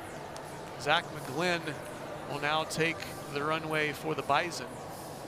Mcglynn in 3rd overall in this heptathlon. And he'll move into 2nd at least, passing Nate Raditz, who is just 3 points ahead of him coming into the 6th event, the pole vault. North Dakota State, the current leader. Alyssa Melvin of North Dakota State. Grace Emineth of North Dakota State. Shalom Alutu of Oral Roberts. Amaka Uzukama of Oral Roberts. Deja Moss of North Dakota State. Jennifer Parent of North Dakota. Cameron Brinkman of South Dakota State. And Lauren Meyer of South Dakota. 9 finalists in the women's triple jump. So the finalists in the women's triple jump announced in-house, and the finals will begin momentarily. Deja Moss was in that first flight, so she'll need some time to warm back up. So back in the heptathlon pole vault, Ben Hidani missed it, his first opportunity at 4:25. Then Zach Mcglynn of North Dakota State cleared 4:25. And so Ben Hidani now will take a second crack at 4 meters 25. That's 13 feet 11 1/4 inches. Hidani sits in 11th place overall in the heptathlon, but as we've been talking about, the vault is definitely a strength of his, so he'll move up in those standings. Second attempt for Hidani of North Dakota. And again, he just catches the bar, so Hidani will have a little pressure on him. He'll be the next one to jump. Cameron Scholes of St. Thomas still in the competition, but Scholes is passing at this height. So Hidani will be the very next jumper, and he's got to make it to advance. The men's high jump and the women's shot put currently underway in the early going of those events.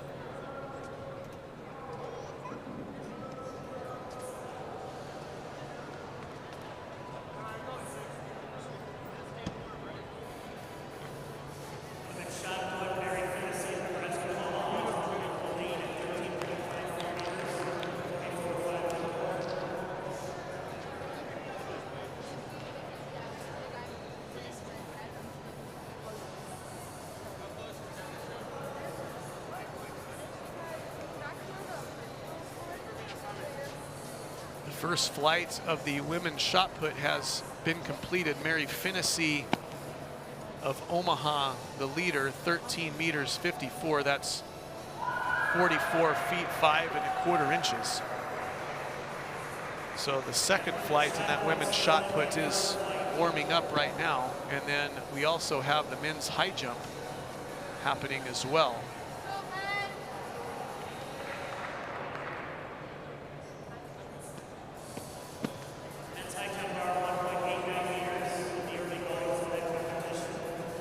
There's a look at the men's high jump. There was Eric Van Erp of North Dakota State. And this is the open high jump now, not a part of the pentathlon, but we've been talking about Eric Van Erp an awful lot the last couple of days. Van Erp is the current leader in the pentathlon, but he's also competing in the high jump. And that was his second attempt at 1 meters 89. Or check it, that was Joshua Darwin. So here's Ben Hidani. That was Joshua Darwin of NDSU over in the high jump. Now here's Ben Hidani, third and final attempt for Hidani here at 4 meters 25. He's certainly capable of making this height. He's had 2 near misses. Just 3 jumpers remain.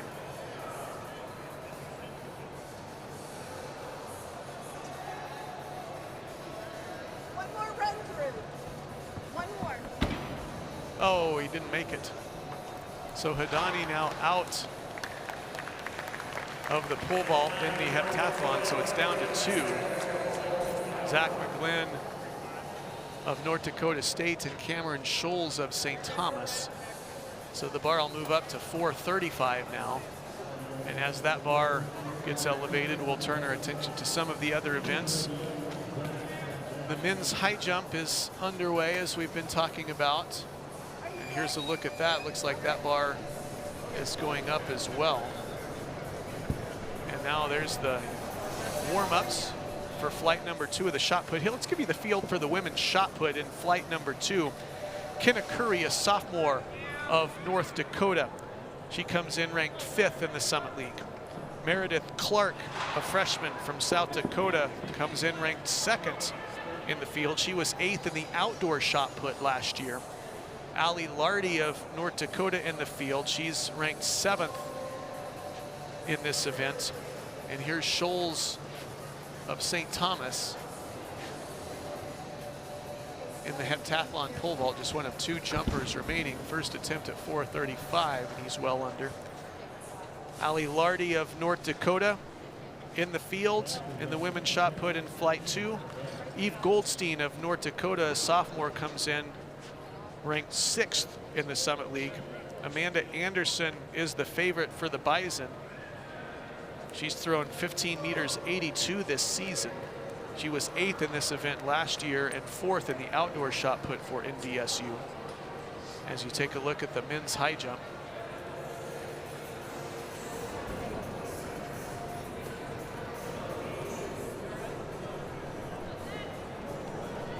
In the men's high jump, now here's Mcglynn of North Dakota State in the heptathlon pole vault.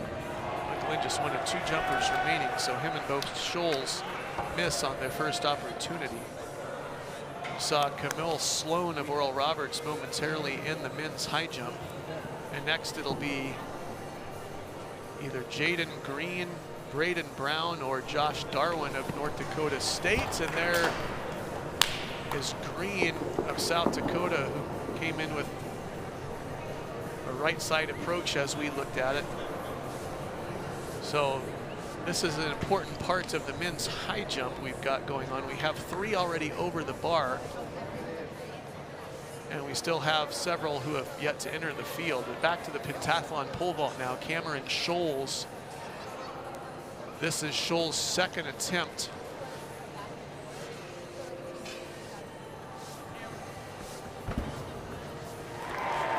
Bar at 425. He's unable to clear.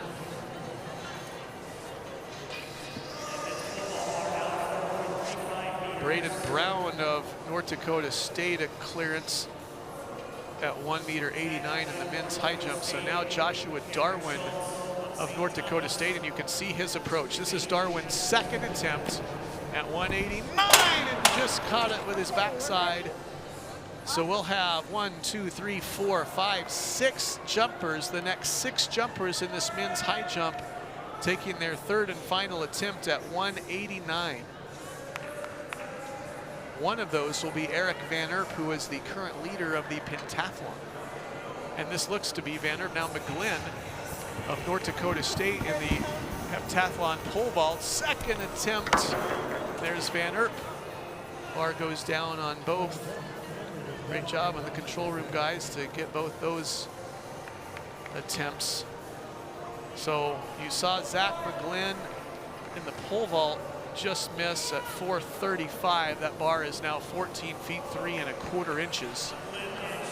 So both Mcglynn and Scholes now, Mcglynn of North Dakota State and Scholes of St. Thomas taking their final jumps in the pole vault. So we've got a lot going on, and there's a clearance in the men's high jump for North Dakota State, and that looked to be Joshua Darwin, I believe, of North Dakota State with the clearance. So Darwin, that might have been Elijah Hyland.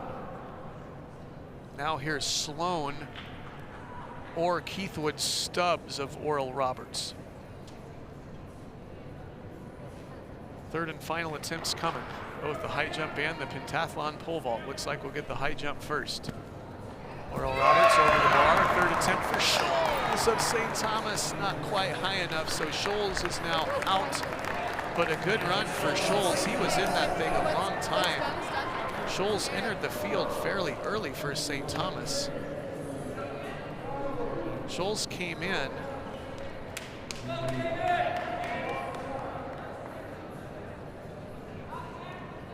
at 365, and now here's another Oral Roberts jumper, and he'll be done. That was Sloan, I believe.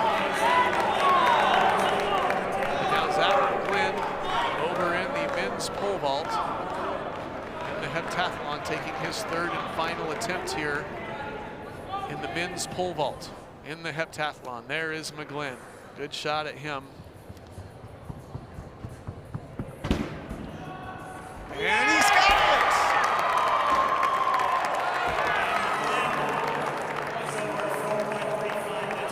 it! So he's the only one left.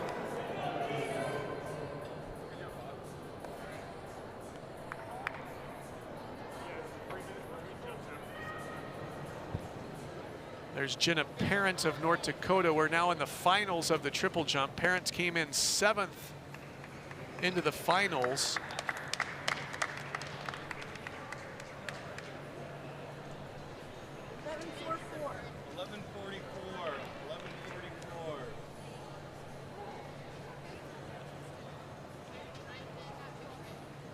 Brinkman of South Dakota State went 37.4, no improvement. Meyer fouled and Jenna Parent up. This is warm-ups of the women's shot put. Second flight just about ready to go down there in the women's shot put. There's Kenna Curry.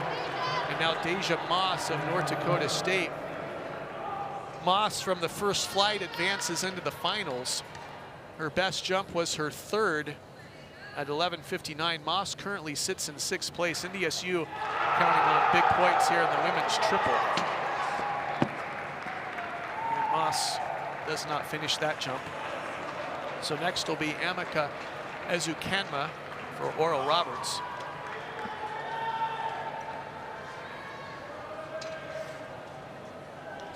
Back to the men's high jump.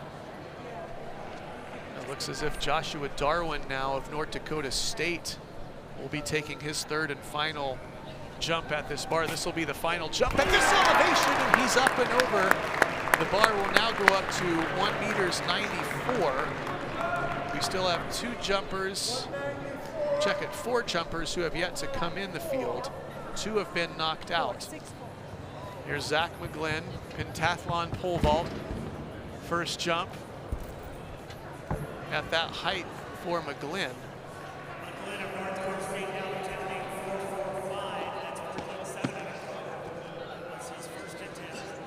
There's Ezukanma of Oral Roberts in the triple jump.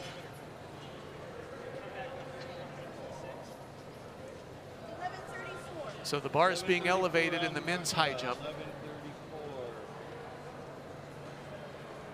In the women's triple, it looks like Shalom Alotu of Oral Roberts set to jump next. Alotu was the long jump winner last night. And Alotu came into this with just the 7th best jump in the conference this season, but she's elevated her game this weekend here in Grand Forks. can see a low two right there, just underneath the high jump bar.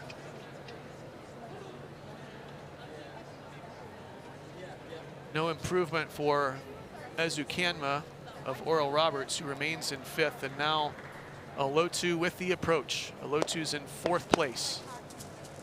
Not much of a second phase there, the triple, but she's got an incredible amount of athletic ability, as it's already been displayed this weekend.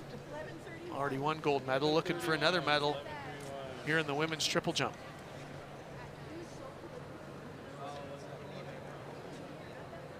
Coach Joe Dial there in the gold hat for Oral Roberts. Track and field legend as a competitor and as a coach. Now we switch back to the pentathlon pole vault. This is the 2nd attempt for Zach Mcglynn of North Dakota State. He's the only jumper remaining. 2nd, there's Grace Emineth of North Dakota State. Now back to Mcglynn. The bar is 14.7 1/4 now for Mcglynn, so he'll have his 3rd and final attempt. Our running event finals start in half an hour. Women's triple jump into finals, and we've been following that. Here's the high jump now. Let's check in with a men's high jump. Elijah Highland of NDSU has missed. He was the 1st attempt, and there is a jumper from Oral Roberts. That was either Keithwood Stubbs. That was Keithwood Stubbs. There's Melvin, currently in 2nd place in the women's triple jump.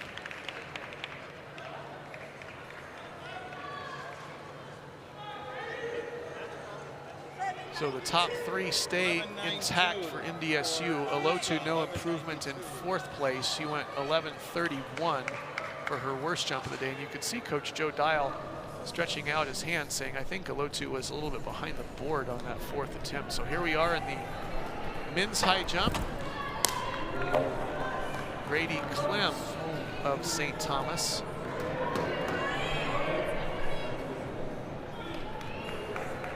Now the leader, Jody Lipp, in the women's triple.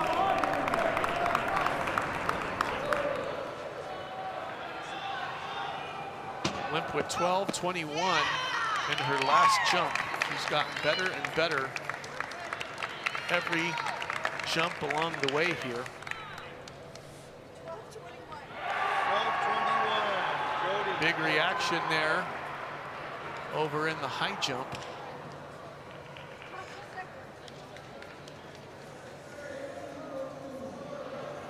So Marshall Farrow of South Dakota clears 1.94 in the men's high jump. Men's high jump bar now 1.94 meters.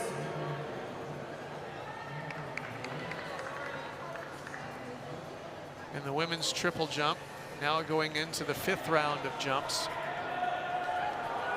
North Dakota State doing a nice job in the women's triple, going 1, 2, 3. Here's Mcglynn of North Dakota State, and he has a clearance.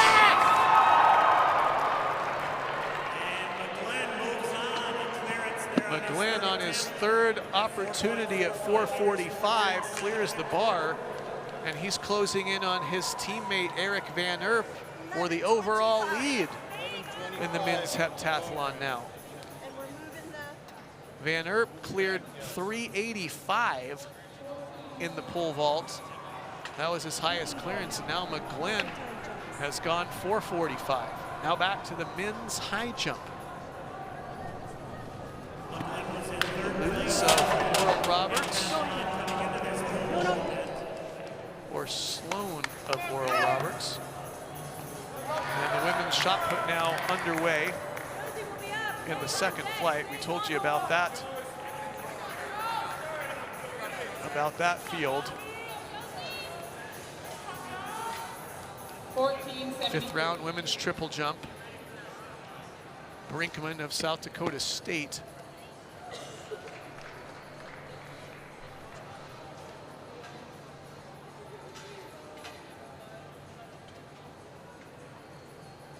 over in the women's shot put now.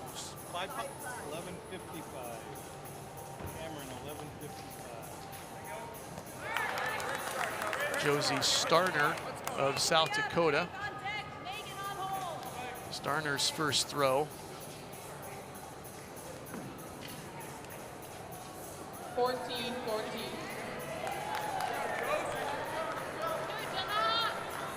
The leader, Starner goes into second. The leader is Amanda Anderson of NDSU. Here's a Bison in the men's high jump. That looked to be either Braden Brown. Yeah, it was Braden Brown or Joshua Darwin.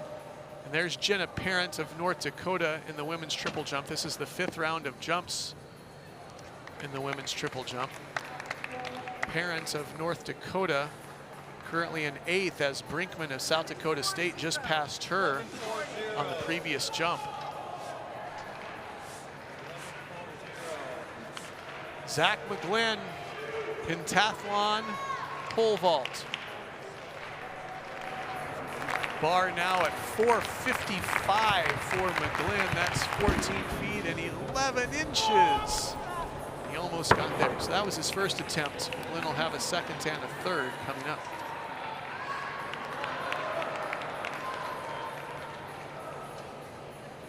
Deja Moss of North Dakota State up in the triple jump, her 5th jump.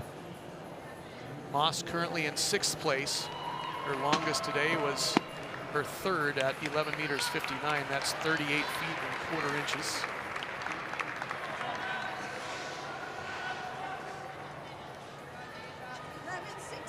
Back over to the high jump. 11:67.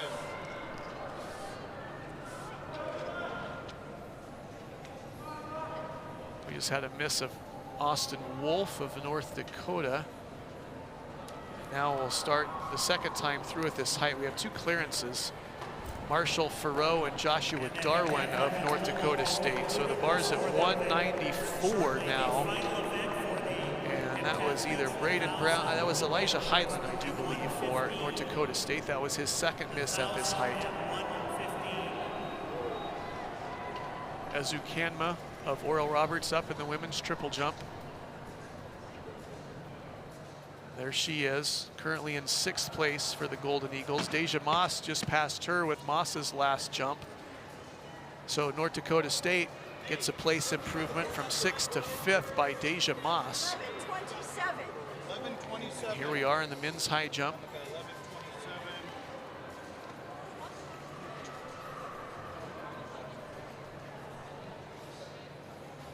Oral Roberts.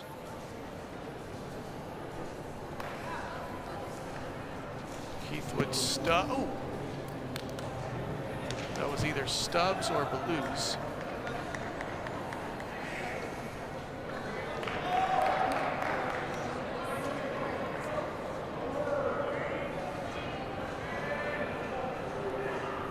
There's Olotu in the triple jump. Olotu currently in 4th place by about 7 inches, better than Moss, who's in 5th. North Dakota State, as we've talked about, this is a key event for the Bison, needing to score as many points as possible. You see Grace Emineth there warming up and stepping onto the runway in the triple jump as the bar is put back on 1:94.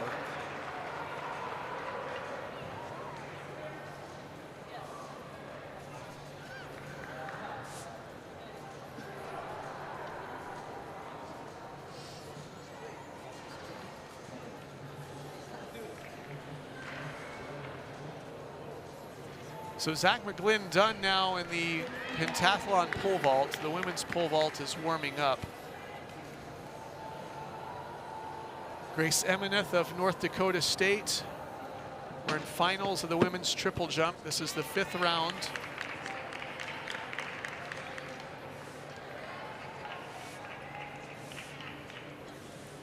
Here are the updated individual standings. 11:50. After that, 11:50. with 1 event remaining. Eric Van Herp of North Dakota State leads at 44:58. We're in the men's high jump. Then men's high jump now. We are in the second jump at 1 meters 94. Austin Wolfe of North Dakota getting ready. Looks like we may have Oral Roberts jumper here. This looks to be Alessandro Baluz of the Golden Eagles. Second attempt for Baluz, and there goes Melvin of North Dakota State in that women's triple jump.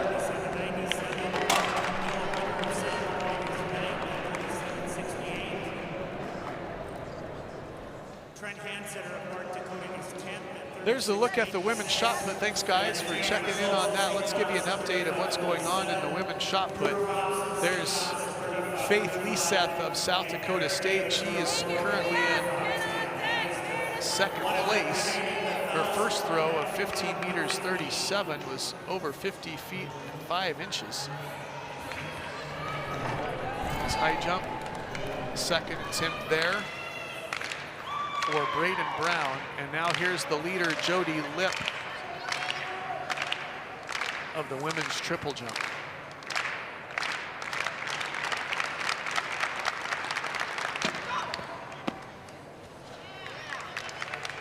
The women's triple jump, they're on their second round. That'll be the final round, final jump of the 5th round in the women's triple jump. Let's go back to the high jump if we can. Here's Austin Wolfe of North Dakota, second attempt at 194. Whether Wolfe misses or makes, we'll still have a slew of jumpers, 6 of them, maybe 7 if Wolfe misses, would be their 30. Final attempt, but Wolfe is up and over for North Dakota. He's the 3rd jumper over that elevation so far. We'll have the next 6 jumps in the men's high jump will be a 3rd and final jump in that men's high jump. Let's go back to the women's shot put for just a moment. Get you caught up to speed what's going on in the shot put ring. We're in the second round of the second flight. Amanda Anderson is the leader. There's the women's triple jump going into the final round of jumps. Amanda Anderson of North Dakota State leads the women's shot put, 15 meters 42. Faith Liseth of South Dakota State is in second place, 15 meters 37. Third place is Meredith Clark of South Dakota. Fourth place, Josie Starner, South Dakota. Fifth place, Allie Lardy, and there's the 3rd and final attempt that is unsuccessful in the men's high jump. Kenna Curry is in 6th for North Dakota. Eve Goldstein 7th. Megan Gerke of St. Thomas in 8th, and Mary Finnessy currently in 9th place for Omaha. So that gets you a rundown on the women's shot put. We're in the second round of the second flight there. And the men's high jump will stay right here. And there is Brinkman of South Dakota State. Her final jump. Brinkman's in 8th place right now. Lauren Meyer of South Dakota, a huge jump on her last effort. Meyer goes from 9th to 7th at 11 meters 65. Let's go back to the triple jump. We're in the final rounds. Brinkman is in 8th. She just jumped next, I believe, will be Jenna Parent of North Dakota. Parent has been bumped down all the way to 9th, and here she is. There is Jenna Parent, the top 8 score. So Parent right now needs to improve at least an inch and a half to get into the points here. Last attempt for Jenna Parent of North Dakota.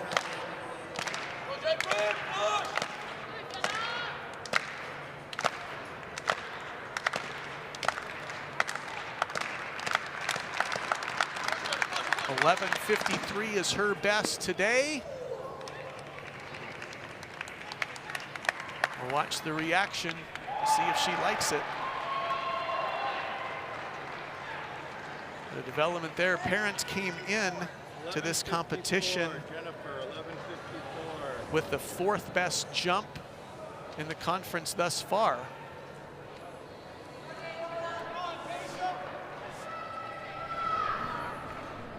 Still nothing on the board for Parent as we check in on the men's high jump.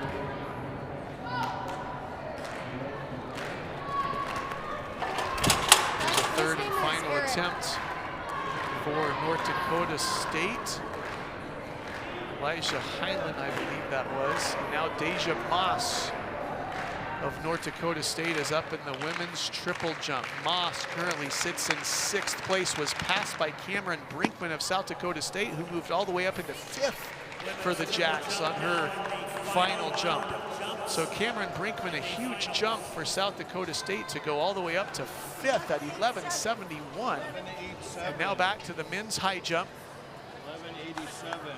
Third and final attempt coming. 11:87.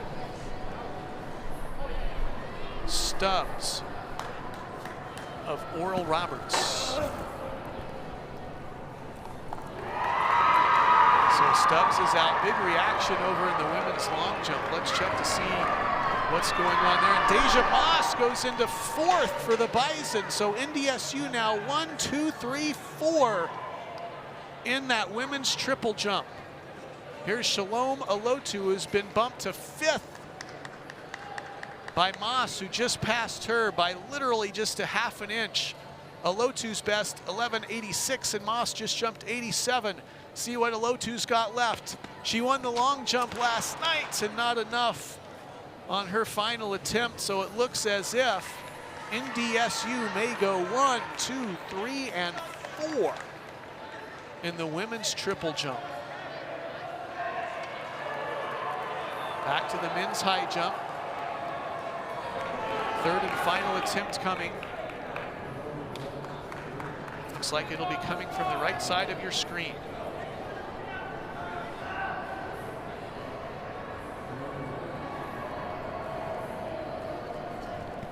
Jaden Greene of South Dakota, not quite enough. So Jaden Greene is done, along with Highland of North Dakota State and Stubbs of Oral Roberts. There's Alotu. This is Alotu now of Oral Roberts. The last jumper for Oral Roberts was Ezu Kanma, who was moved all the way down to 7th.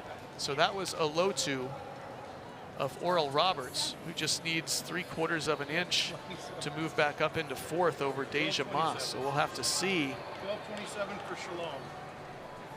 if Alotu got it done or not. Third and final attempt for Oral Roberts in the men's high jump. That was Alessandro Beluz.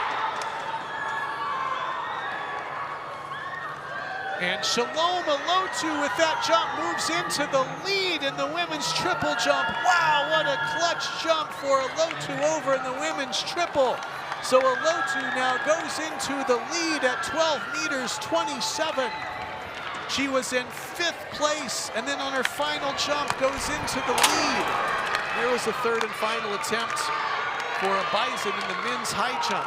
Here's Grace Emineth, who's currently in 4th in that women's triple jump. What a competition this has been. Emineth giving it everything she's got. Her best jump was 12 meters even, 39.4½. This women's triple jump has been outstanding. And now over to the men's high jump. It looks like we're elevating the bar, so let's go back to the women's triple. Here's Melvin of North Dakota State, currently in 3rd place. 4 inches shy of her teammate Jody Lipp, who is in 2nd. So this is Melvin's final jump. We have just 2 jumps remaining in this women's triple jump. Melvin looking to take over the lead here. She's currently in 3rd.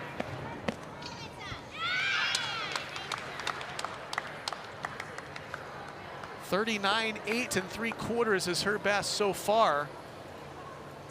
And then Jody Lipp of North Dakota State will be next, but let's see what the measurement is for Melvin.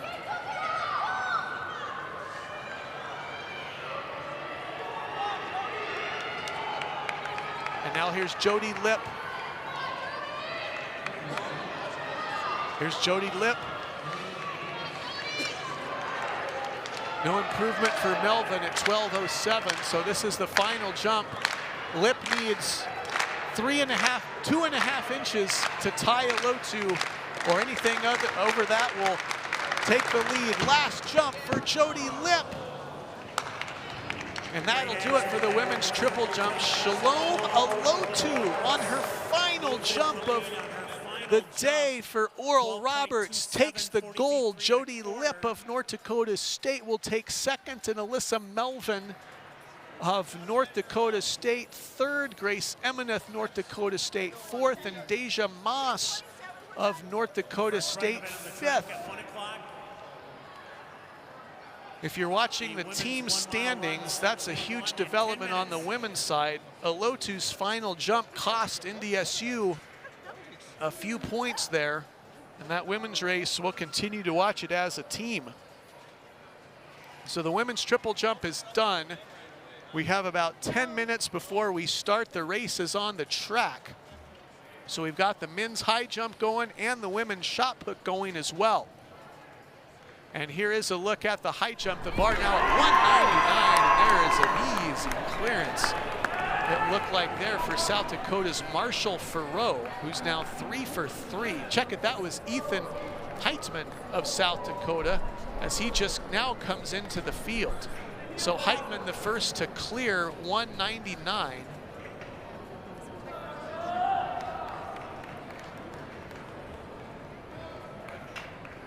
This is everybody's first jump at 199.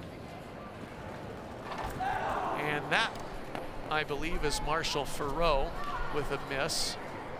You can see the crowd over there. See some Kelly Green cheering on Austin Wolfe, who remains in the field. We have 1, 2, 3, 4, 5 jumpers remaining, and here is Austin Wolfe of North Dakota. Wolfe's first jump at 1 meters 99. He's got it! A clearance for Wolfe.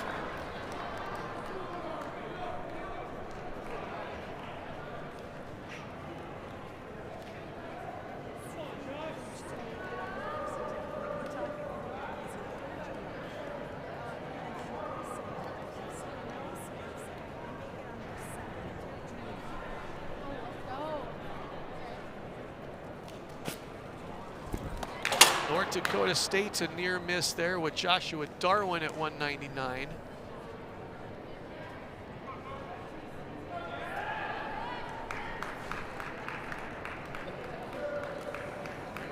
Over in the women's shot put, we are ready for finals. Your finalists in the women's shot put, you can see them right there. Amanda Anderson of North Dakota State is closest to you along the line. She leads 15 meters 42. Faith Lyseth of South Dakota State is in second place at 15 meters 37, just 2 inches shy of Anderson's lead. And there is a clearance in the men's high jump for South Dakota and Ethan Heitman. And back to the women's shot put. Meredith Clark of South Dakota enters the finals in third position, and then Josie Starner, you can see those two posing for a picture, those in third and fourth, and then Allie Lardy of North Dakota in fifth. You can see her a step back. Kenna Curry of North Dakota is in sixth place. Back to the high jump. And that looked like a miss there from Mason Farrow. There's Kenna Curry of North Dakota in sixth. Eve Goldstein in white there behind Curry. Goldstein sits in seventh place.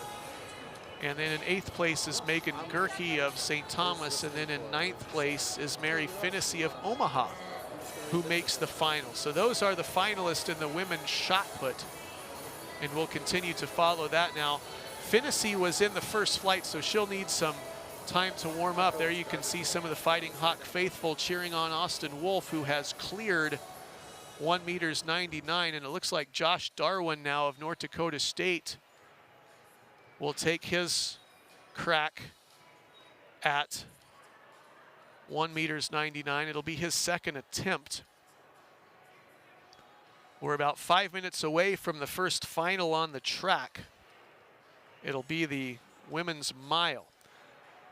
Kyle Oporalski with you, along with our crew at HB Sound and Light, and this is about to get real wild and fun right now. We've got multiple events happening, field events happening, and we haven't even started the finals on the track yet. So super excited about the next 3 or 4 hours. It's going to be action-packed track and field for you, and we are pumped up to have you along for the ride here on our multi-feed stream. This, of course, is the produced stream with the multi-cameras, and if you want to watch only the high jump, we have a dedicated feed for that. If you want to watch only the horizontal jumps, which would be the men's triple jump coming up here in a few minutes, you can do that. Same thing with the throws over on the south end of the facility, you can do that as well. So we are about 5 minutes away, and there are the finalists of the women's triple jump, or I'm sorry, the women's shot put.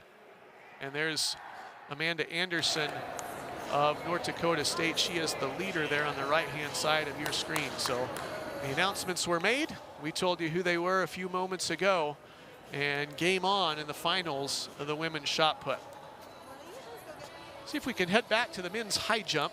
It looks like Joshua Darwin of North Dakota State will be the next up. This will be his third and final attempt. I'm following along at heroestiming.com.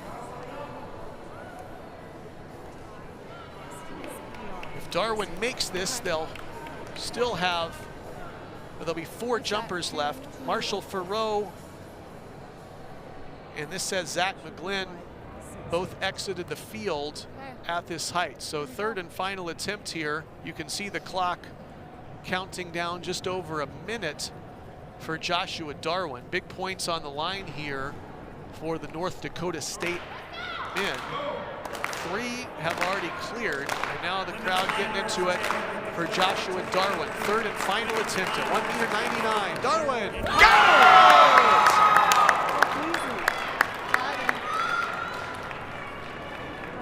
it! So 4 remain in the men's high jump.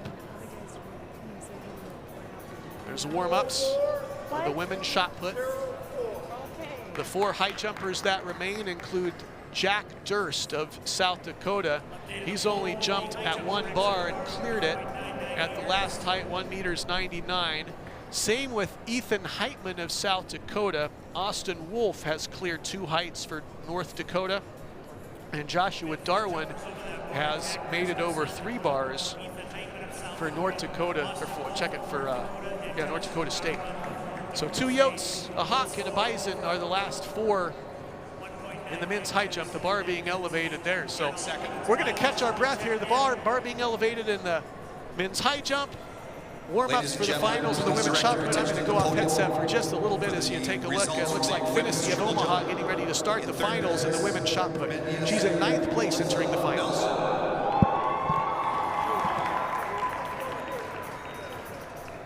In 2nd place from NDSU, Jody Lipper. And in 1st place with a jump of 12.27 meters, Shalom Lotu Roberts.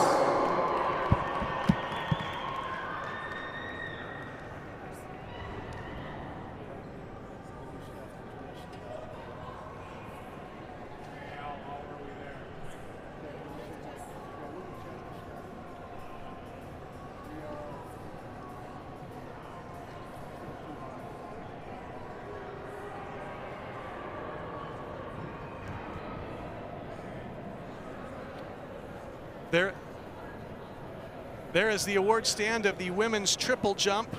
Shalom Olotu came in to this event ranked 7th in the conference, and on her final jump of 12 meters 27 takes the lead in the eventual gold medal.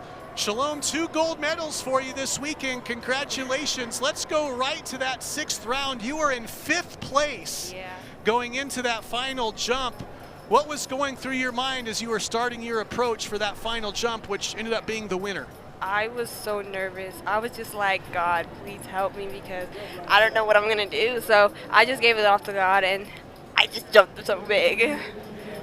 That seemed like a wild environment down there on the north end of the facility. There were people leapfrogging, others all the way through. What was the environment like?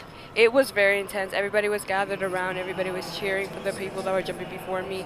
Everybody was just gathered to look because it was such intense. Everybody was just jumping crazy. So it was pretty exciting.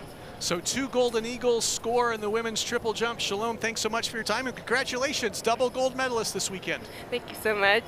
All right, there's Shalom Olotu of Oral Roberts winning the triple jump on her last jump, the only one of the day for her, going over 12 meters, 12 meters 27. Shalom Olotu of Oral Roberts, the winner in the women's triple jump. You saw the bar being elevated in the men's high jump. Let's check back in over the women's shot put. The finals just underway. Here's Josie Starner of South Dakota. She is currently in 4th place. This is her first throw of the finals. So far, through the first round of finals, the form has held. 1388. There's been no improvement so far. Finney of Omaha was the only one that needed warm-ups. And now Meredith Clark is in 3rd place in the women's shot put. Clark's last throw was her best at 14 meters 74, which is 48 feet 4.5 inches.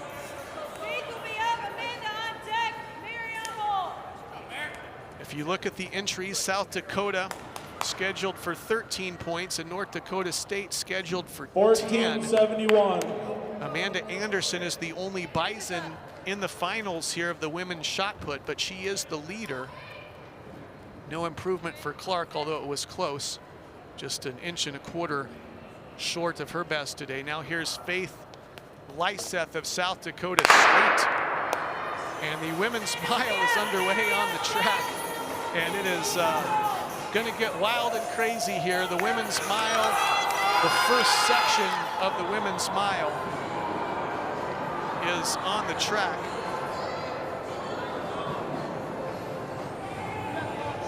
Let's get the field. We'll have 2 sections. This is the slow heat per se. So it's St. Thomas with the lead. That's Lauren Ellefson leading in the women's mile. Molly Desitel leads, excuse me. That's Molly Desitel leading teammate Lauren Ellefson. And then Omaha's Zoe Christensen, followed by Maddie Yardley. And then St. Thomas's Amaya Lyric in the first section of the women's mile.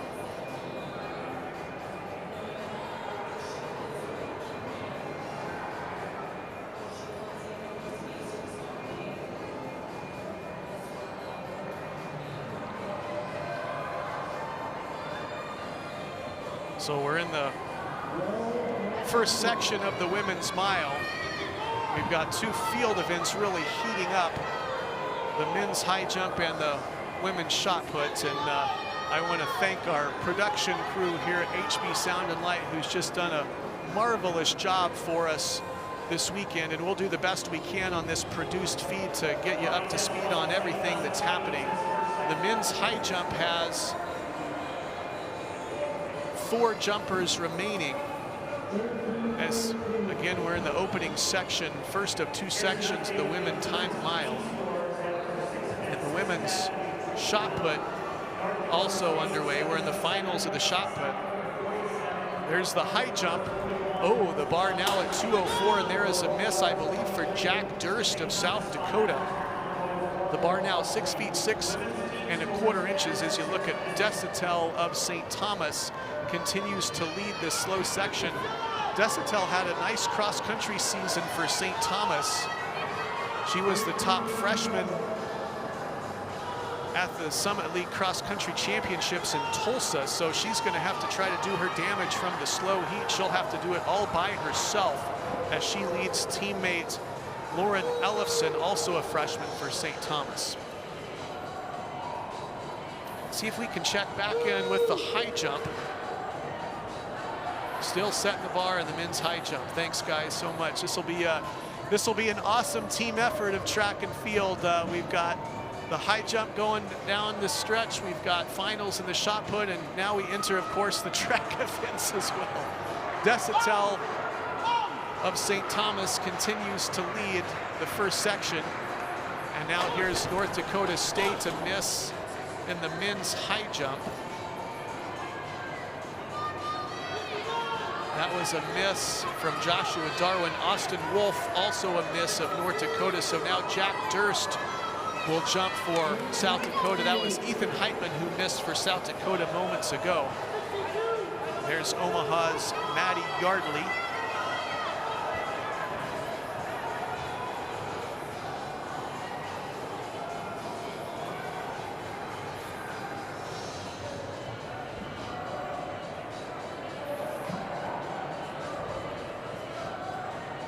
Over in the finals of the shot put, Josie Starner in the circle for South Dakota. She's currently in 4th place for the Yotes. Some key team points on the line in that women's shot put.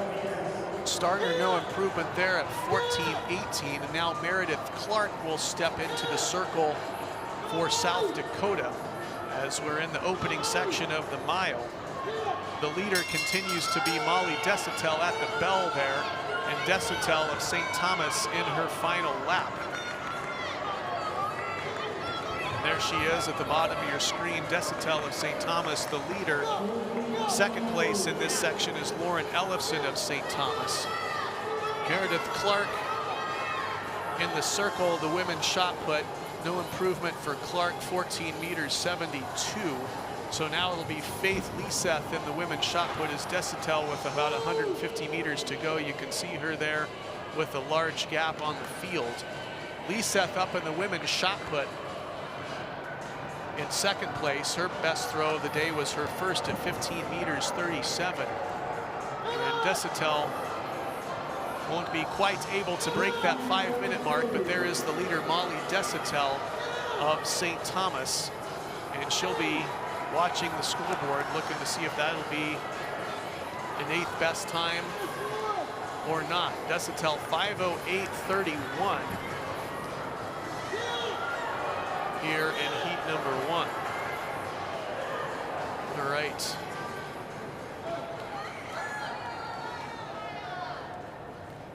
Lauren Ellefson next in 5:15.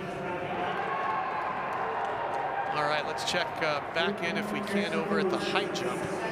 Jack Durst with a clearance there for South Dakota. He's been the only one to clear this height. So the next 3 jumps in this event will be the 3rd and final jumps for Ethan Heitman, Austin Wolfe, and Joshua Darwin. Meanwhile, we've got the start of the women's mile, section number 2, in about 3 minutes. So here goes Heitman, 3rd and final attempt for the Yotes at 2:04, and he caught it with his calf on the way over. So Heitman will check out of the competition now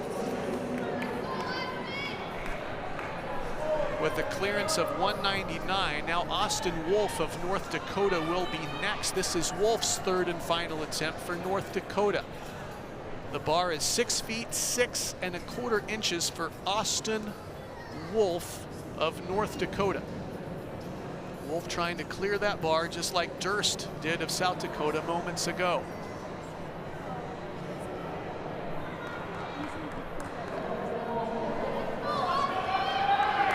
Third and final attempt here coming for Austin Wolfe in the white.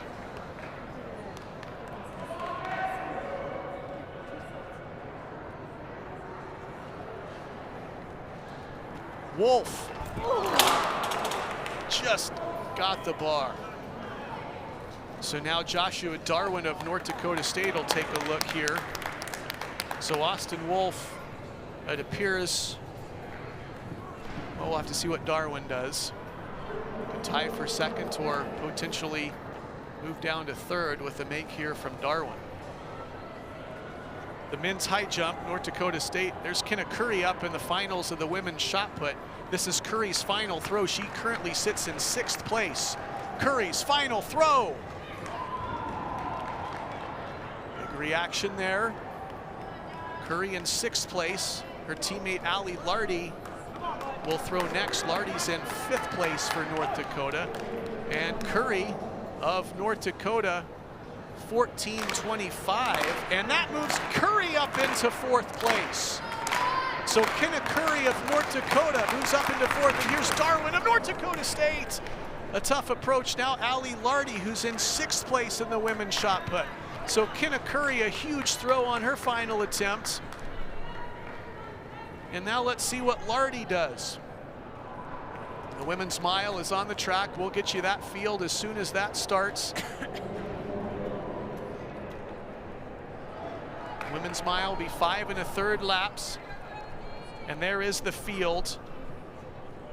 As you take a look at the field of the women's mile, Lardy 14:04 for North Dakota in the women's shot put. So here's Josie Starner, who has been knocked down into the 5th position by Curry of North Dakota. Starner of South Dakota in the circle. There's a look at the starters in the fast section of the women's mile. Every time.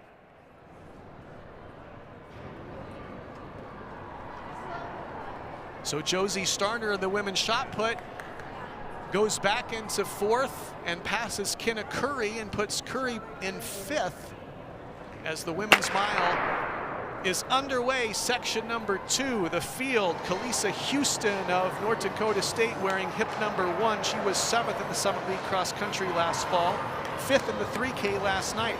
Helen Gold of South Dakota anchored the South Dakota DMR to a championship last night. Gold wears hip number 2. Kaylee Peterson of South Dakota State wears hip number 3. She was 4th in the Summit League cross country meet this last fall in Tulsa. She also took second last night in the 3K. Megan Lundstrom of Oral Roberts in the field. She wears hip number 4. She's a transfer from Minnesota. Kelby Anderson of North Dakota State wears hip number 5. She was 2nd in the Summit League cross country meet last fall, and she won the 3K here last night. Adrina Mazai of Oral Roberts is wearing hip number 6. Grace Link of North Dakota State wearing hip number 7. Ella Byers of South Dakota wearing hip number 8. She was 6th in the 3K last night. Jessica Christopher of South Dakota State wears hip number 9. She was 8th in this event in 2020, and 8th in the Summit Indoor 800, that is, in 2020. Gabrielle Girelli of South Dakota is in hip number 10. She was 9th in the Summit League Cross Country Championships last fall in Tulsa, and she also took 3rd last night in the 3K. Connie Wolfart of North Dakota, the Summit League Cross Country Newcomer of the Year a year ago for North Dakota, wears hip number 11. And Nicole Grayer of South Dakota State wears hip number 12. And out in front, that is Gabrielle Girelli of South Dakota, followed by Kelby Anderson of North Dakota State. You can see her wearing hip number 5, and Kaylee Peterson right in the mix as well. This is the fast section of the women's mile. Amanda Anderson ends up winning the women's shot put.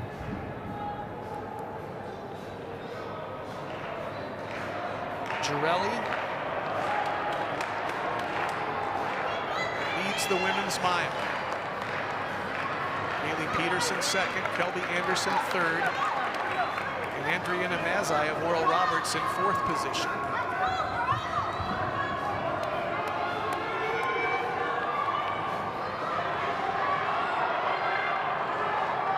Girelli continues to lead. Right ahead of Kaylee Peterson in 2nd, and Kelby Anderson in there as well, and Mazai of Oral Roberts hanging tough. You see Ella Byers of South Dakota, number 8 for the Yotes in there. Kelby Anderson, the 3K winner from last night in 3rd, biding her time. The top 8 score.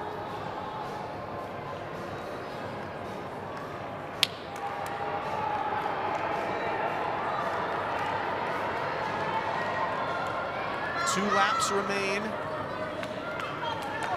Girelli continues to lead.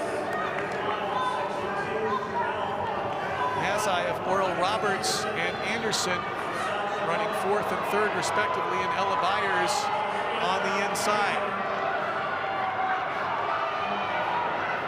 Girelli, Peterson, Anderson, Mazai, Byers starting to separate the top 5.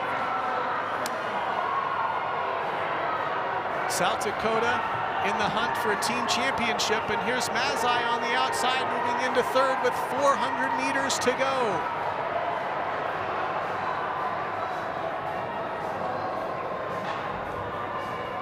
Girelli and Kaylee Peterson have been first and second the entire race, and now Ella Byers of South Dakota moving up on the outside, and now Mazai steps in front of her. And Kaylee Peterson of South Dakota State into the lead now with 300 to go.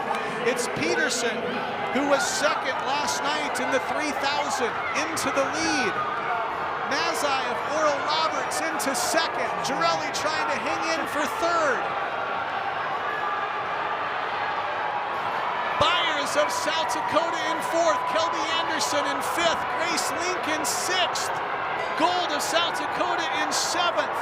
But it's Kaylee Peterson opening it up in the final 300 of the women's mile.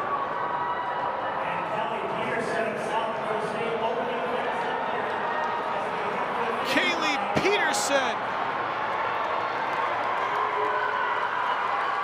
And a huge race for second right behind her, and it'll be Kelby Anderson of North Dakota State claiming second on a huge comeback in the last 250 meters. Anderson goes from fifth to second for key points for North Dakota State. Kaylee Peterson the winner, but how about Kelby Anderson of North Dakota State? She knows her team needs the points, and Anderson comes through in the final 250 meters to take second for North Dakota State. 4:49 for Peterson, Anderson 4:52, Girelli hangs in third for South Dakota, 4:53. Grace Link, the freshman for North Dakota State, finishes fourth in 4:53. Ella Byers fifth in 4:53.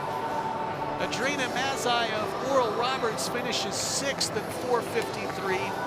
Jessica Christopher of South Dakota State seventh in 4:56, and Helen Gold 4:58 in eighth place. And those are the scores in the women's mile.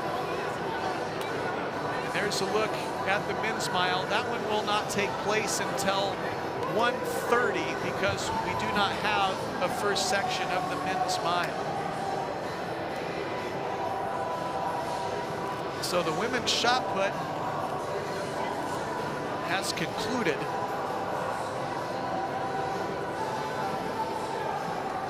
See what we've got to the men's high jump, and the men's high jump is also done.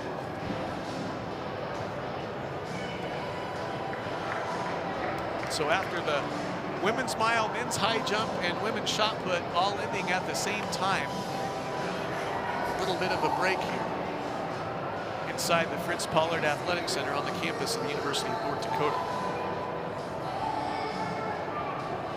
Go off headset briefly. Come back.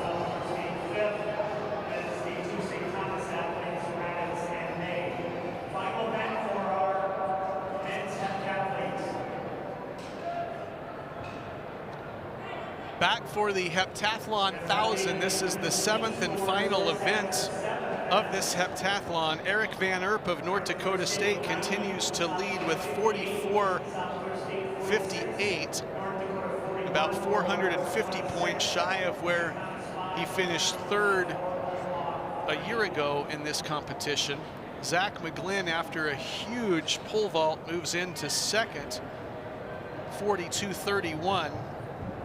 Wyatt Lubarski, after a strong vault, moves into third for South Dakota at 4,019.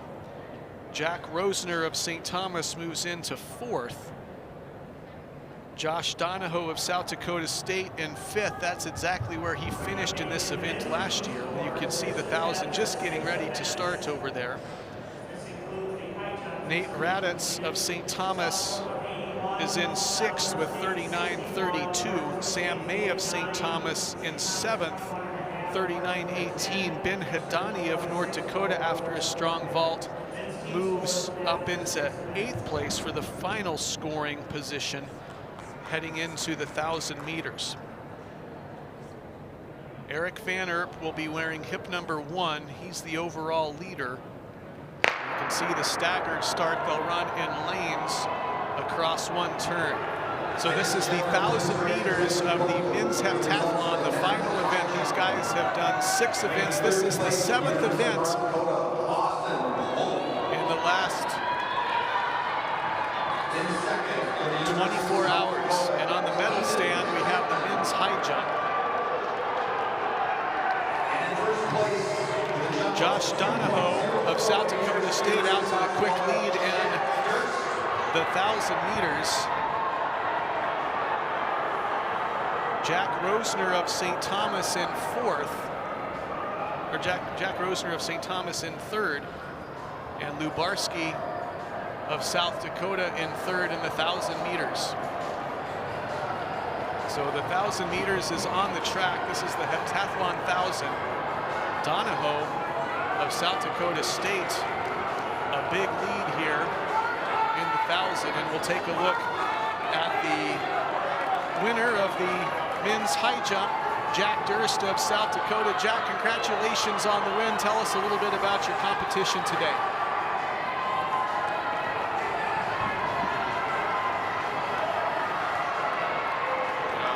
Came in, jumped as well as I could, got the dub, tried for a bigger bar after, so I was feeling good today. I was happy about it.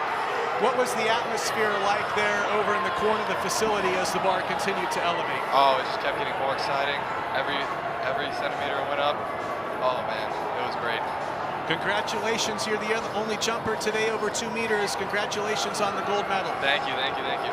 There's Josh Donahoe of South Dakota State now, continues to lead in the heptathlon 1,000 meters. Rosner of St. Thomas in second. Rosner now starting to close on Donahoe.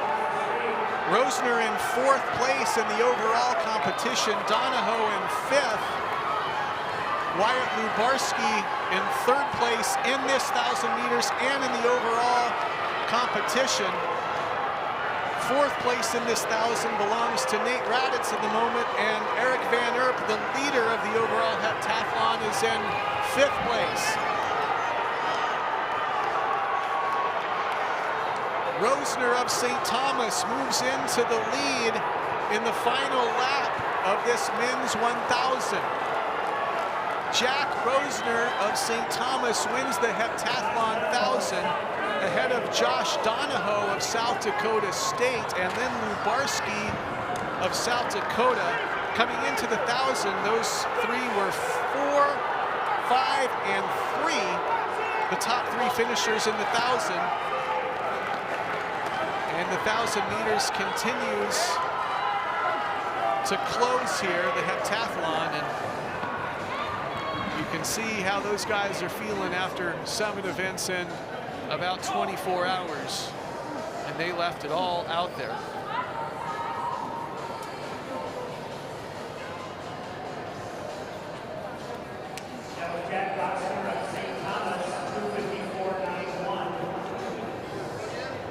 Ladies and gentlemen, we direct your attention to the podium for the results of the women's shot put. In third place, the University We'll get you the results of the heptathlon, but we turn our attention to the gold medals.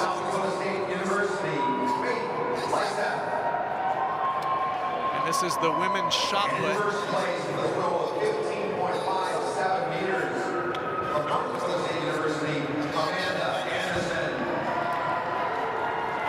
Anderson of North Dakota State, the winner of the women's shot put. As the men's mile still about 5 minutes away, there you see the top 3 finishers of the women's shot put.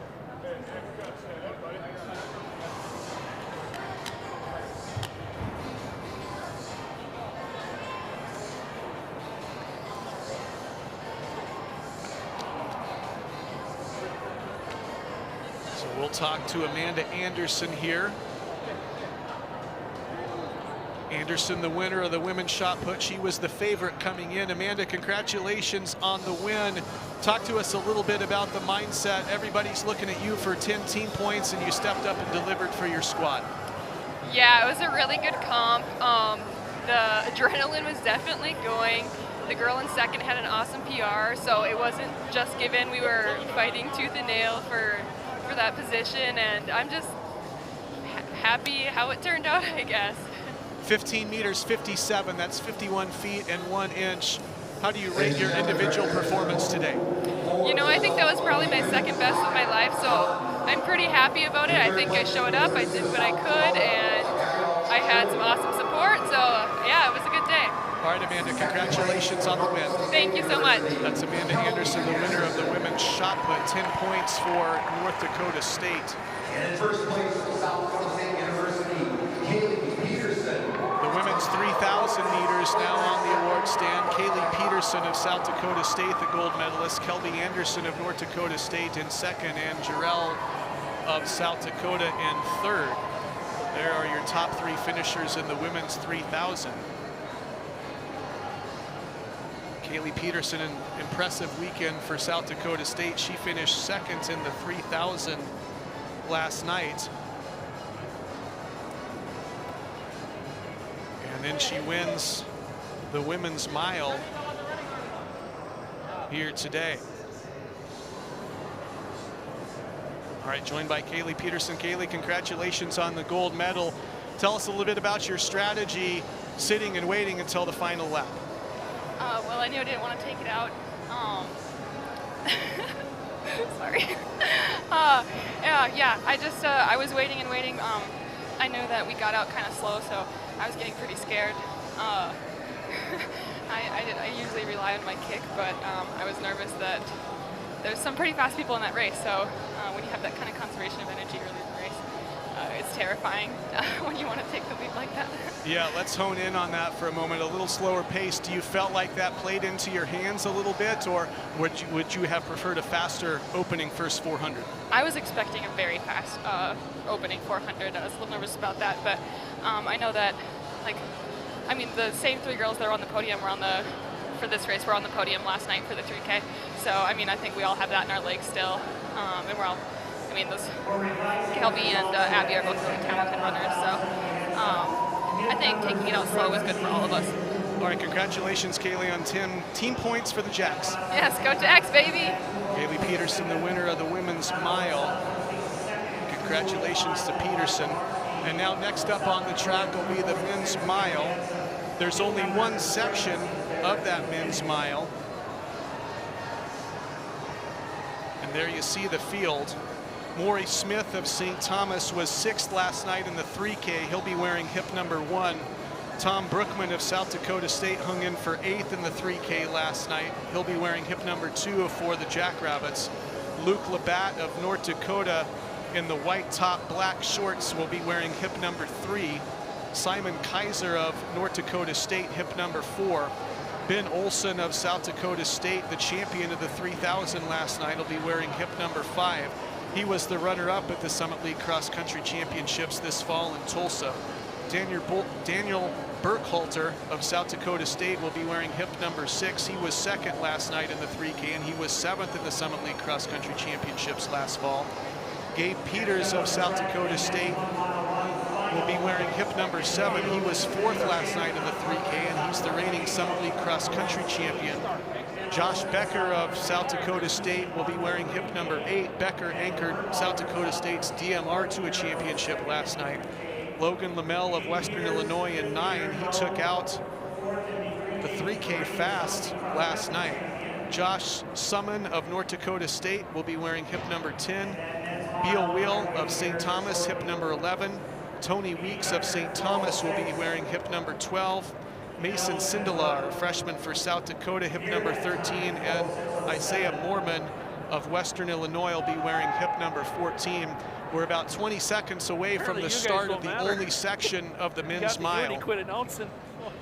South Dakota State went 1 through 5 last night in the 3,000 and figured to do just as well here in the mile on the men's side. If you look at entries only, South Dakota State scheduled to score 25 points in this mile, but sometimes the entries don't tell the full story. Only one section of the men's mile.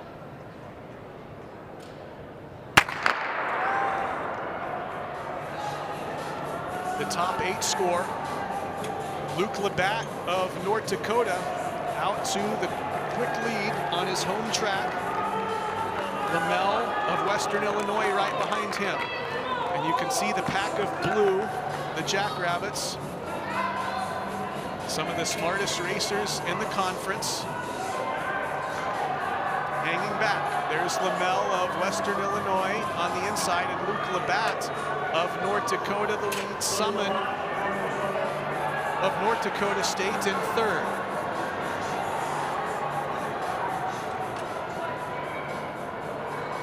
Labatt of North Dakota. This is his first race of this championship. Many of these runners have already run the 3K or the DMR last night. Labatt, the leader, is fresh for the Fighting Hawks.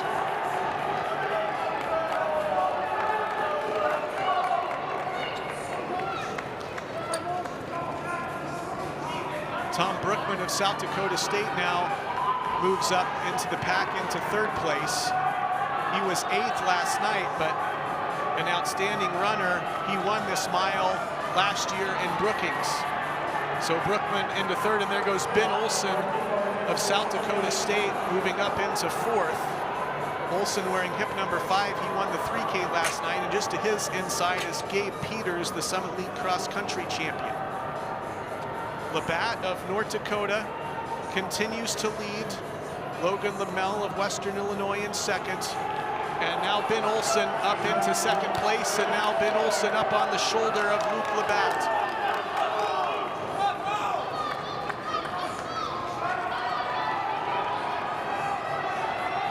A very quick opening 800 meters. And now Ben Olson of South Dakota State into the lead. Luke Labatt, the early leader, in 4th. Now Bruggeman of South Dakota State charging. He's wearing hip number 2. So the Jackrabbits now in positions 1 and 3 as Lamel of Western Illinois continues to hug the rail, the inside of lane 1. So it's Olson and Bruggeman, 1 and 2, Lamel 3 for Western Illinois, Gabe Peters 4th, Maury Smith, St. Thomas in 5th, Labatt, North Dakota in 6th. A very quick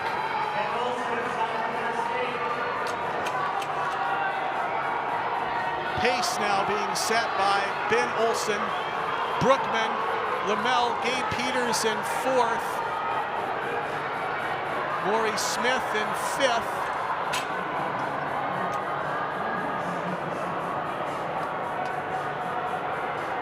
400 meters to go. A little bit of a slower pace to start. But now South Dakota State opening it up. Ben Olson, here's the bell for Olson.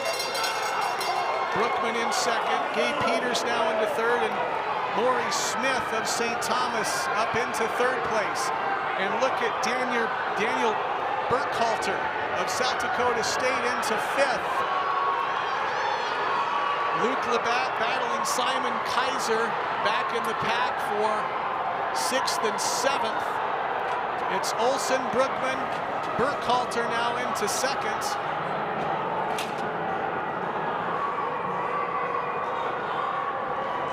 Burkhalter surpasses Olson. Bruggeman in third. It's Olson, Burkhalter, and it'll be Ben Olson of South Dakota State. Bruggeman in third.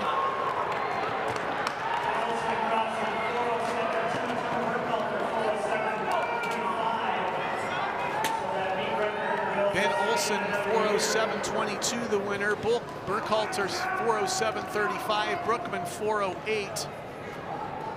Gabe Peters fifth in 4:09. Simon Kaiser 4:11 for North Dakota State finishes sixth. Josh Becker, South Dakota State 4:11. And eighth place belongs to Beal Will of St. Thomas at 4:12. So Ben Olson, a double gold medalist. He won the 3,000 yesterday and now comes back to double in the mile. The next event on the track will be the women's 400.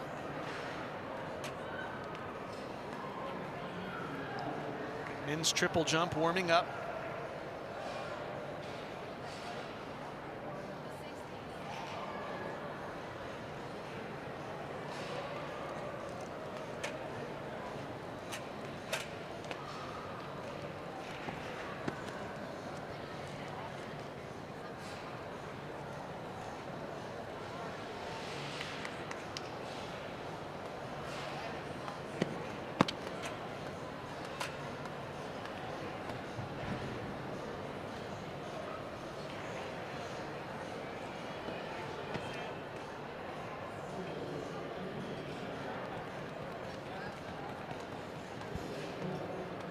You see the women's 400 scheduled to start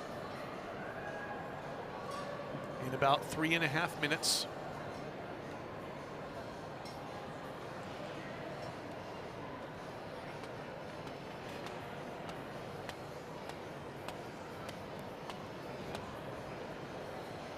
After that mile, South Dakota State on the men's side goes back into first place with 91 team points. South Dakota second with 81 team points. North Dakota State third with 52 team points. On the women's side, North Dakota State with 7 events scored leads with 90 points. South Dakota second with 58 points, and South Dakota State moves into third ahead of North Dakota after the mile performance by Kaylee Peterson. South Dakota State third place with 46 points, and North Dakota in fourth with 41 points.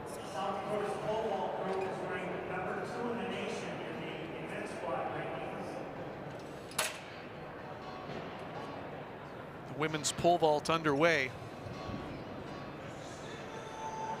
The Coyotes figured to score big points on the women's side in the pole vault.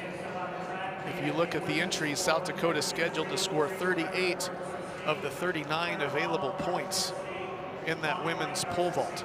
The only other point, South Dakota State. But that's why they play the game, so to speak. You got to step up and do it on the day. Men's triple jump continues to warm up. Here's the field of the finals of the women's 400, 1 1/3 lap. About 2 minutes ahead of the start to the women's 400 on the track. Grace Brenner of North Dakota State will be wearing hip number 1. In 2019, she was 5th in the Summit League in this event, and now we'll turn our attention to the podium as the top 3 of the mile is now being awarded their medals.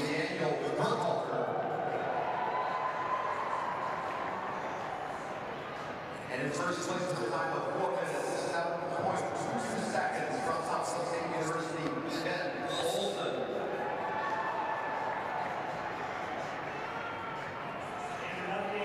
So there's the top 3 of the men's mile. Ben Olson of South Dakota State, the winner in 4:07.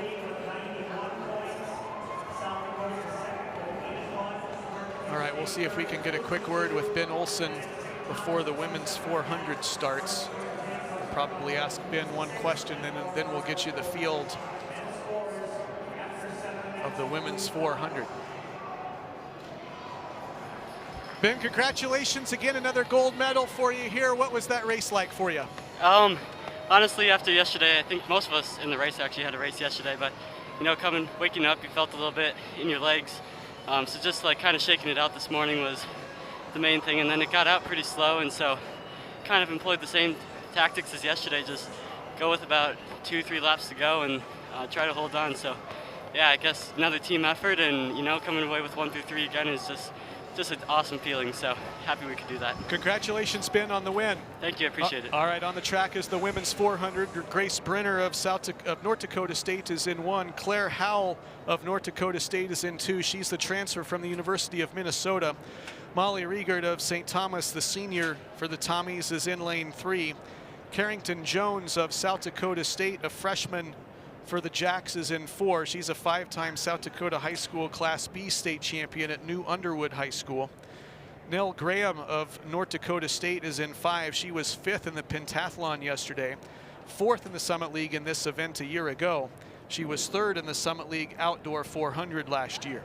In lane 6 is JC Pulse of South Dakota, the freshman. She was 5th last year in the Summit League 400-meter hurdles. Pulse, a COVID freshman. Sarah Reifenrath of South Dakota, she's the odds-on favorite to win this event. She won this event last year as well as the indoor 200 and the outdoor 400 and 200 as well. And Angel Pratt, a redshirt freshman from the Bahamas, represents North Dakota State on the outside in lane 8. So that's the field in the women's 400. 1 1/3 lap. Reifenrath of South Dakota is the favorite in 7. And you can see her to the left and the left side of your screen.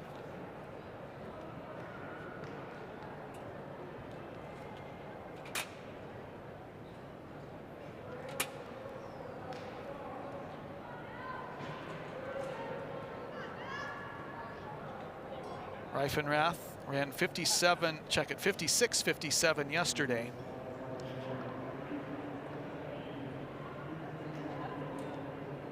JC Pulse, her teammate, ran 56:33. The women's 400 underway. Reifenrath, you can see her already making up the stagger on Angel Pratt. Reifenrath gets right after it. She's in 7. The odds-on favorite to win. The better question might be who will be second, but right now it's JC Pulse followed by Angel Pratt of North Dakota State. Reifenrath, a big lead. Reifenrath set this meet record last year at 53:55. Pulse hanging on for second. There's Reifenrath in a big battle for second place, and there's Nell Graham of North Dakota State.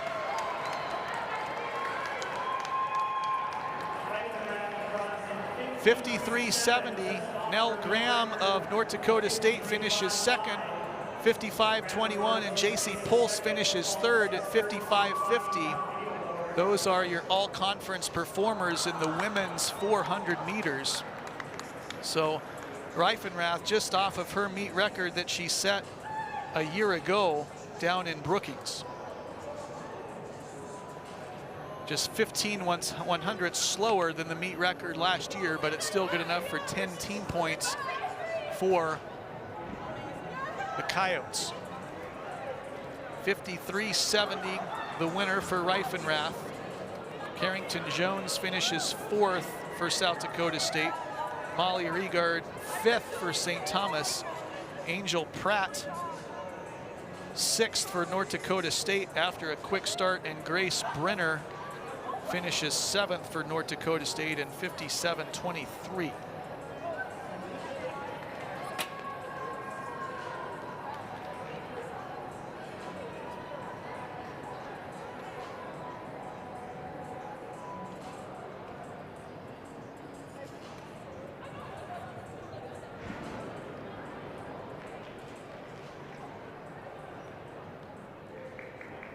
Checking in on the team scores now.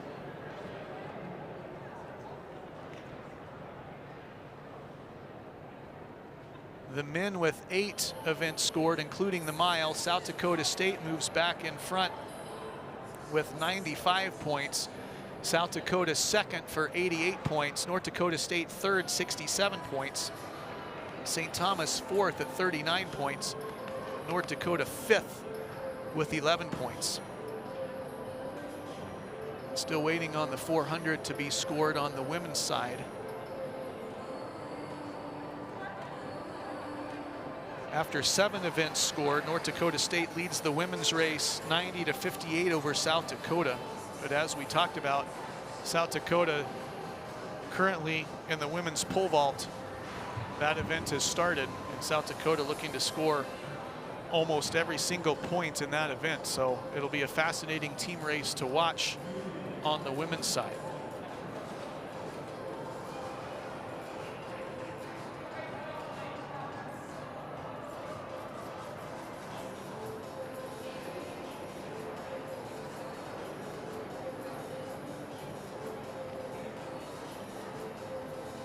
Men's 400 scheduled to start in 4.5 minutes.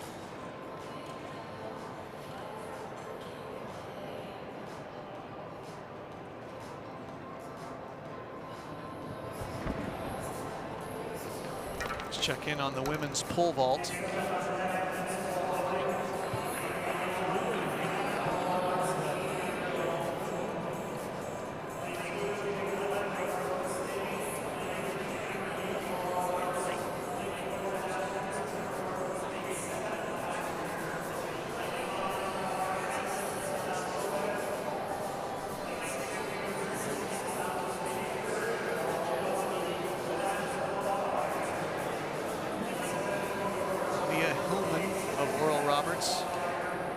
On the pole vault runway. Coleman cleared the opening height at 3 meters 02. And that was her first look at 3 meters 17. So the men's 400 is on the track, still about 2.5 minutes away from starting that race. Shane Treadwell of Oral Roberts and Rachel Brockish of St. Thomas, the next 2 up in the women's pole vault. Still early on in this competition. It's just the second height. We have several jumpers who have yet to enter the field.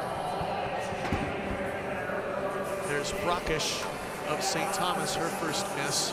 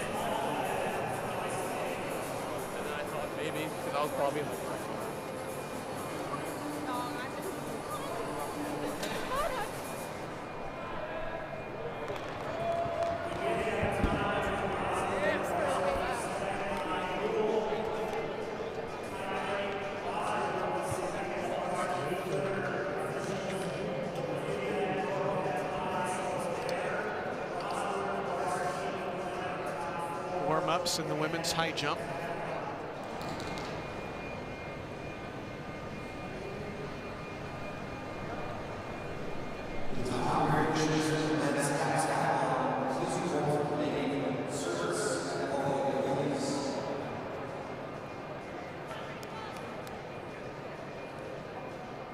The women's pole vault. Rachel Brockish of St. Thomas, her first look at 3:17. Warm-ups over there in the women's high jump.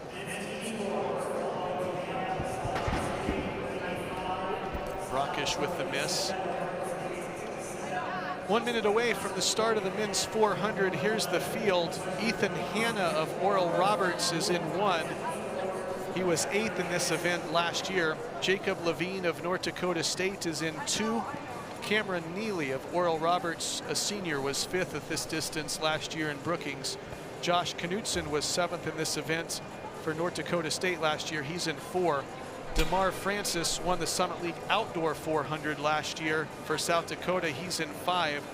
South Dakota State's Reid Pierzinski is in 6. He's a Summit League 400-meter hurdle champion from last season. Cody Roeder of North Dakota State's in 7. He was 2nd in this event last year. And Adrian Harris of North Dakota State is in 8. He was 2nd in the Summit Outdoor 400. So an outstanding field. The top seed time coming in from the prelims yesterday is Reid Pierzinski. He ran 47.78. 1 1/3 lap for the men's 400.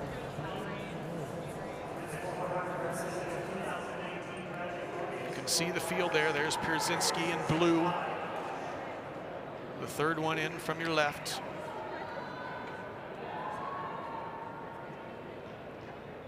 If you look at the entries alone, North Dakota State scheduled for 18 points. Oral Roberts scheduled for 10. South Dakota State scheduled for 8. And South Dakota scheduled for 3. Shot.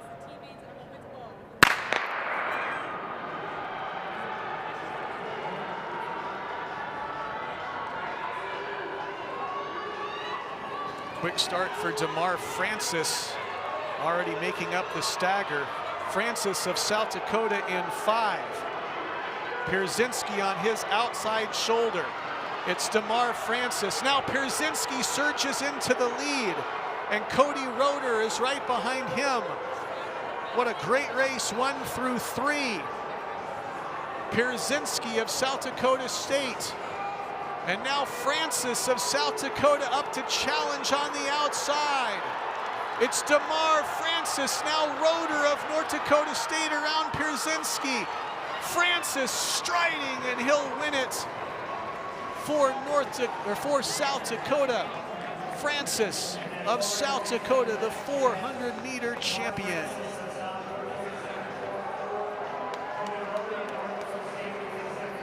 Francis goes 47.44, Roeder 47.54, and Josh Knutson of North Dakota State finishes 3rd in 47.93. The men's pentathlon on the podium now.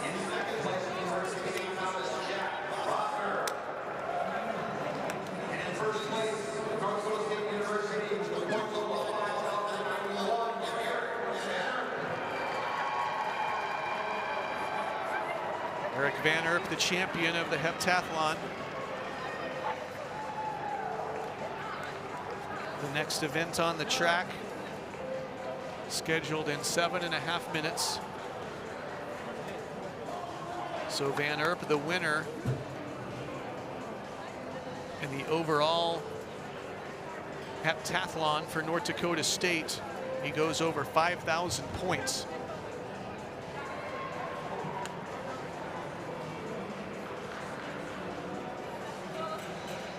Eric Van Erp of North Dakota State is the champion in the heptathlon. Eric, congratulations on the win. What did you make of your performance over the last couple of days? Just really wanted to get out day 1, set a day 1 PR. So that felt really good. Had a good lead going in day 2. Just wanted to execute. Ran a pretty good hurdle race, pole vaulted decently, and then just had to kick down that 1,000. So. Yeah, what was the mindset going into the 1,000, knowing that you had a pretty good cushion into 2nd place? Yeah, knew that I had to just basically get across the finish line. Just wanted to. I was trying to break 5,100, but couldn't quite get there. So I guess we'll have to do it next year. A bronze last year, a gold this year. Congratulations, Eric, on the win. Thank you. Eric Van Erp of North Dakota State, the winner of the men's heptathlon, 5,091 points. Jack Rosner, St. Thomas, 2nd, and Wyatt Lebarski of South Dakota finishes 3rd on tiebreak. Both Rosner and Lebarski tied for 2nd. And now we're taking a look at the women's 400 medal stand. There's Nell Graham of North Dakota State, and now Sarah Reifenrath of South Dakota is the winner.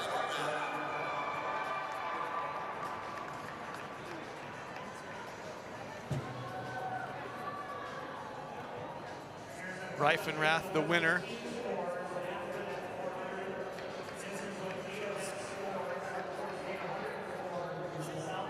Let's check in on the men's scoreboard after 9 events, including the 400 that just finished. South Dakota State maintains its lead over South Dakota 99-97.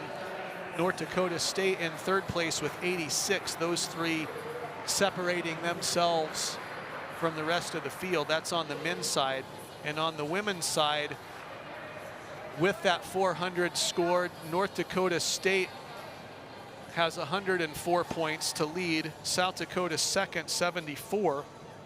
South Dakota State, 51. And North Dakota in 4th with 41. So those are the team scores through 8 events on the women's side. And we're joined by Sarah Reifenrath, the champion of the women's 400. Sarah, in traditional fashion, you took it out right away. Take us through that race.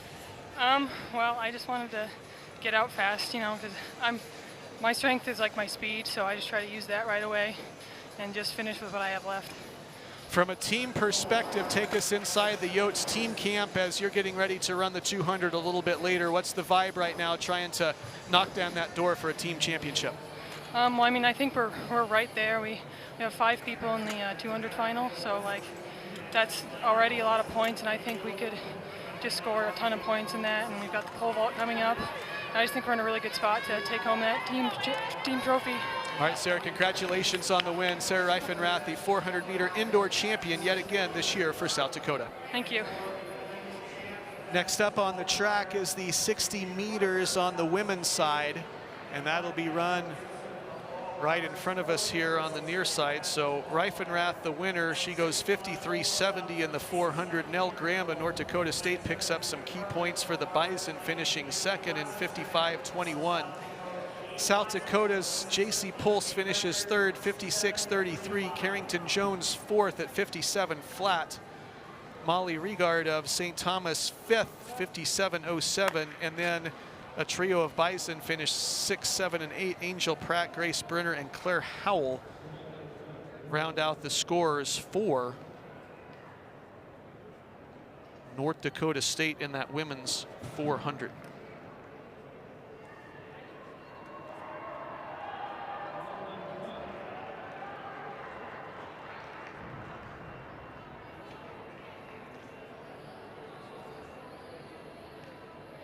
Back in the women's pole vault, Rachel Brockish of St. Thomas will have her 3rd and final attempt at 3 meters 17 coming up. About 3 minutes away from the start of the women's 60.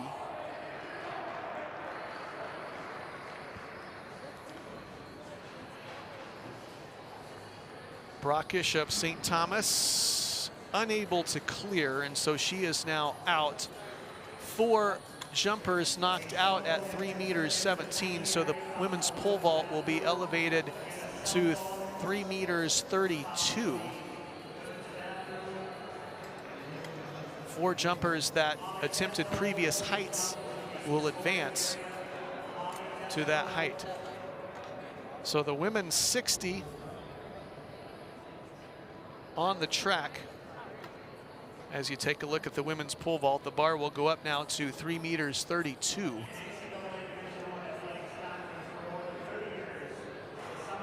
This is the 2022 Summit League Indoor Track and Field Championships hosted by the University of North Dakota. Great to have you along with us. Kyle Operalski with you and our HB Sound and Light video production crew. Thanks so much for being with us on this last Saturday afternoon in February.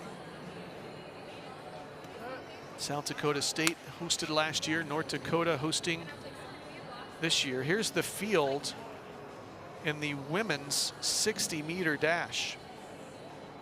Jaden Boomsma of South Dakota State is in lane 1. She was 3rd in this event last year, 7th in the Summit League 100 meters outdoors last year, and was 4th in the Summit Indoor 200 last year. Tamaro Powell, a sophomore from Oral Roberts, prepped at Westmore High School in Oklahoma. She's in 2. Erin Kinney of South Dakota is in 3. She was 5th in this event last year in Brookings, and she was 6th in the Summit Indoor 200 last winter as well. Richanne Archer is the defending champion in the 60. She was also 2nd in the Summit 100 outdoor last year. Archer comes in with the top seed time from yesterday, running 7:44 in the prelims. Gabrielle Gibson of Oral Roberts is 45th in the country in the 60-meter hurdles, but also a strong flat sprinter as well. She was 4th in this event last winter in Brookings. Gibson is in 5. Colette Wolfe of South Dakota State is in 6. She was 7th at this distance last year in Brookings and was 4th in the Summit League 100 meters last year. India Cartwright, a sophomore from Oral Roberts, is in 7. She was 2nd in the Summit League 400-meter hurdles a season ago. And Annalie Robinson, a freshman native of Jamaica for the Yotes, is in 8. That's the field in the women's 60-meter dash finals.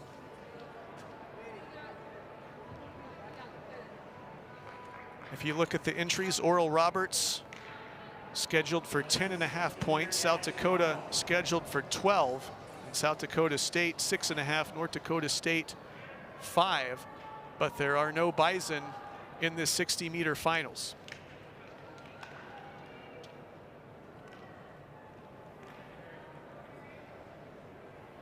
The women's race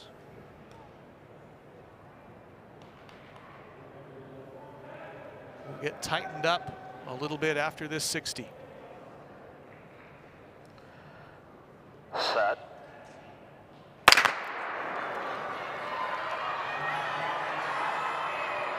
Richanne Archer of South Dakota State's in 4. And Tamaro Powell from Oral Roberts will jog it in just to score for the Eagles. Richanne Archer goes 7:32 to win. Erin Kinney for South Dakota second, 7:44. And that's a new championship record in the women's 60. Richanne Archer goes 7:32. The previous championship record was set in 2018 at 7:35 by Itam Anakime of Oral Roberts.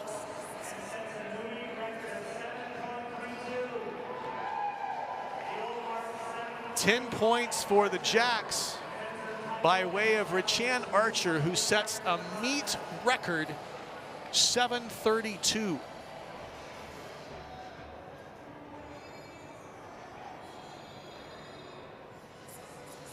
So we'll await the team scores on the women's side after that 60 meters. Meanwhile, in the women's pole vault, Brianna Schoenrock up on the runway for St. Thomas. This is her first jump at 3:32.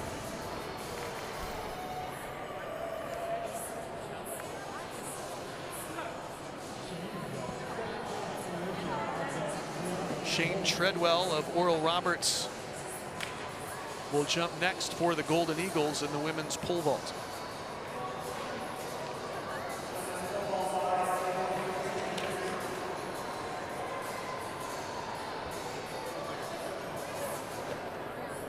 There's the men's shot put.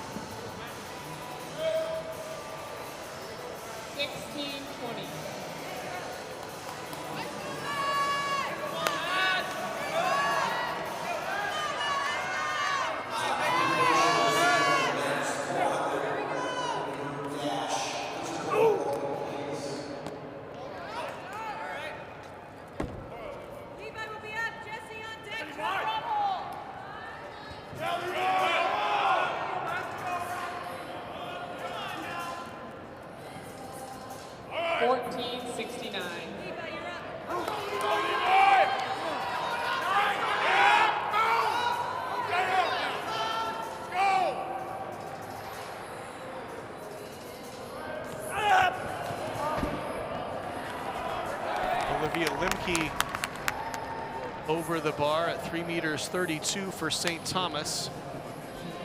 A lot of those strong South Dakota jumpers have yet to enter the field, including 2 from South Dakota State. So a new meet record in the women's 60 set by Rajan Archer of South Dakota State. The men's 60 finals in 5 minutes. Back to the women's pole vault competition. Brianna Schoenrock of St. Thomas is up next. Second attempt for Schoenrock. Shane Treadwell of Oral Roberts will go next.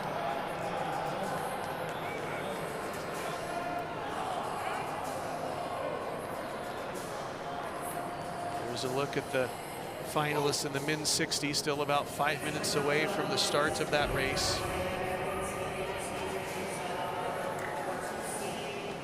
And here's Shane Treadwell now of Oral Roberts, second attempt at 3 meters 32. That's 10 feet 10 3/4 inches.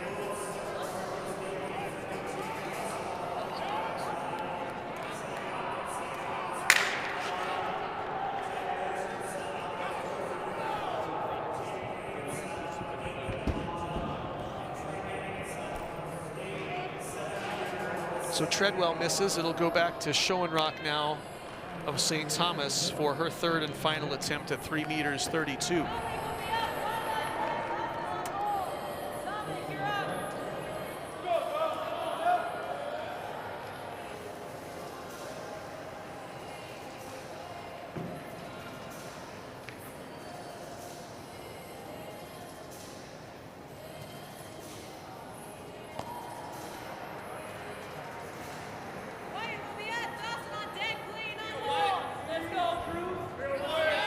High jump underway. 15.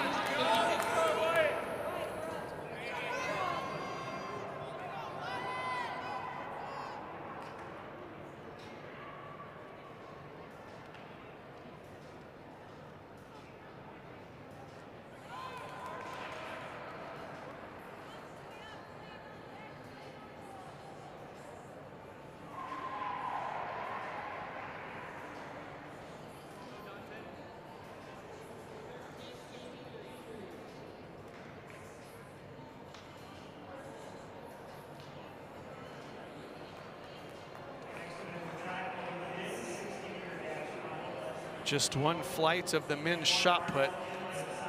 We are underway there as you're taking a look at the women's high jump. The early leader, no surprise, Trevor Otterdahl of North Dakota State in the men's shot put.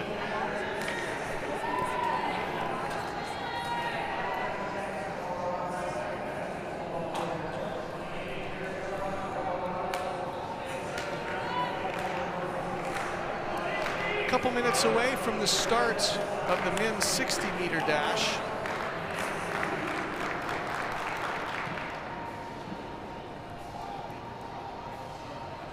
Here's the field at the men's 60-meter dash. Ardell Inlay of South Dakota is in lane 1. He was 6th in this event last year. He's representing the Yotes of South Dakota. In lane 2 is John Clifford, a freshman from Oral Roberts, a native of Nigeria. He ran a season best 6:81 in the prelims yesterday.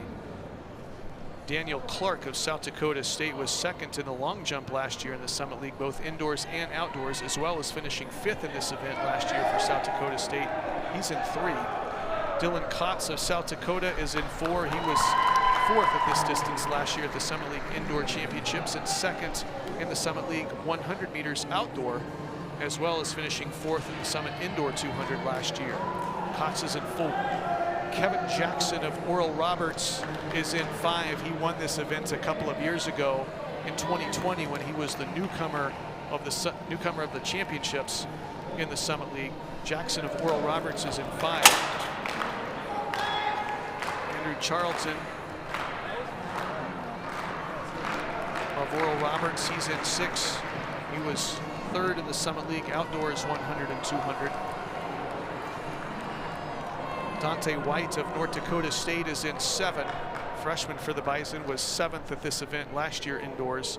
And Jared Whip of South Dakota State is in 8, a freshman from T Area High School for the Jacks. The top time yesterday, Dylan Kotz of South Dakota, he's in lane 4.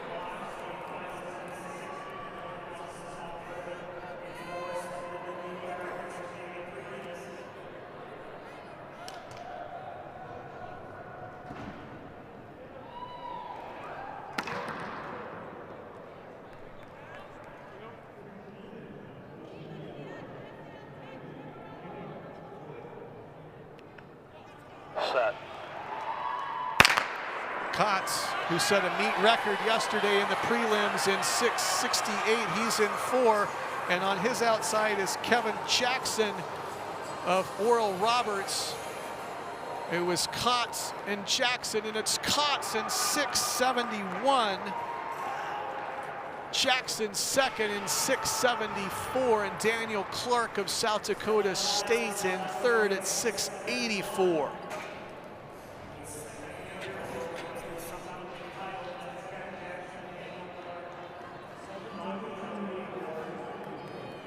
Aaron Charlton of Oral Roberts finishes 4th at 6:86. John Clifford of Oral Roberts 5th for the Golden Eagles. 6:87 for Clifford. Those the top 5 in the mid-60s.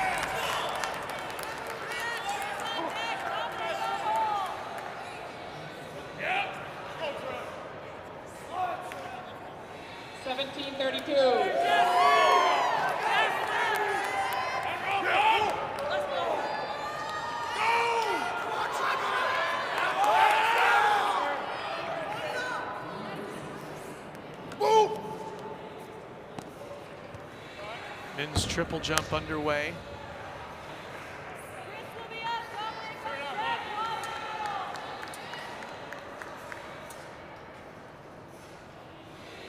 In the men's triple jump, Kamal Sloan is the leader of Oral Roberts at 14:31. That's 46 feet 11 and a half inches. And there's a look at the shot put. And on the medal stand is the men's 400, and DeMar Francis of South Dakota, the champion.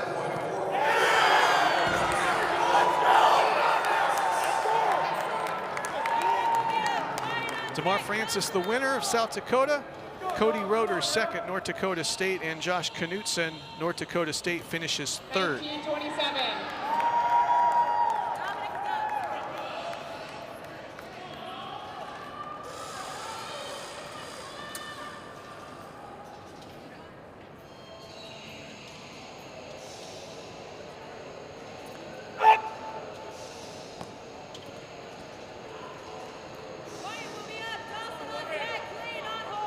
Francis, the winner, ran 47.92 in the prelims and 47.44 here today in the finals. So nearly a half a second faster in the finals today for Francis.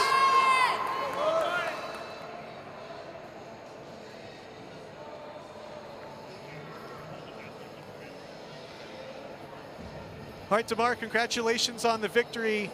Take us through that 400-meter race for you. Excuse me? Take us through that race. How did you feel and what was going through your mind? I just came out here to give it all in my all, and I just came here to win and give my school the points. You won the 400 outdoor in the Summit League last year. How did this gold medal compare to last year's gold medal? Well, last year in the indoor, I didn't make the final, so I just came out here more determined there to finish the race and give my school the points and take us one step closer to winning the conference title here today. All right, DeMar, thank you very much, and congratulations on the win. Thank you so much. All right, that's DeMar Francis, the 400-meter champion on the men's side in the Summit League. Checking in over on the shot put on the men's side. Christopher Thompson takes the lead, 19 meters 27.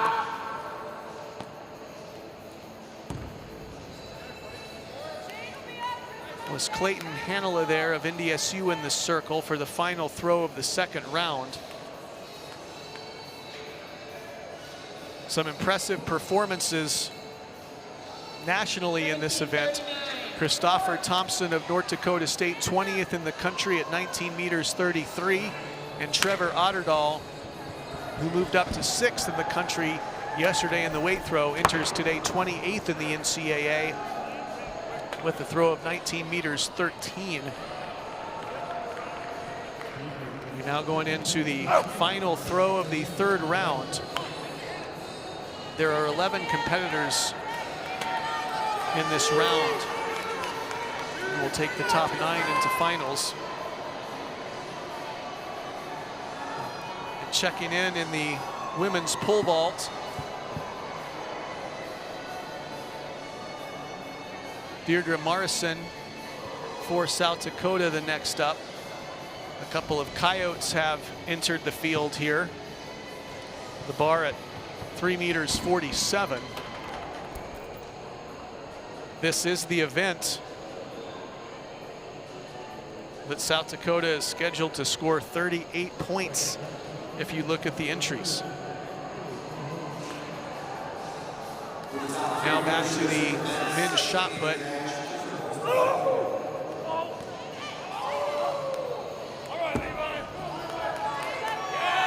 Matt Slagus with the foul there for South Dakota. Dawson Schroeder of South Dakota State currently in 8th place.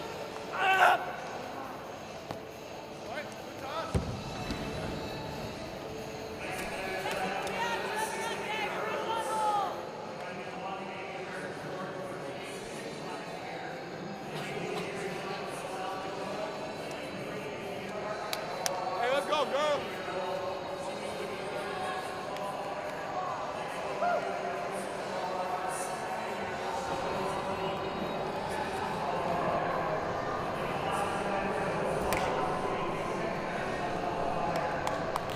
Women's high jump underway as well.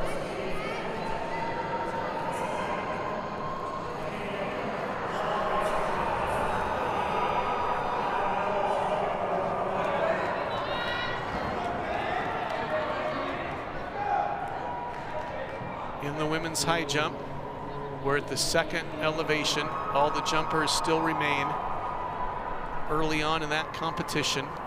Shalom Alotu, the long jump and triple jump champion for Oral Roberts, has cleared the second elevation.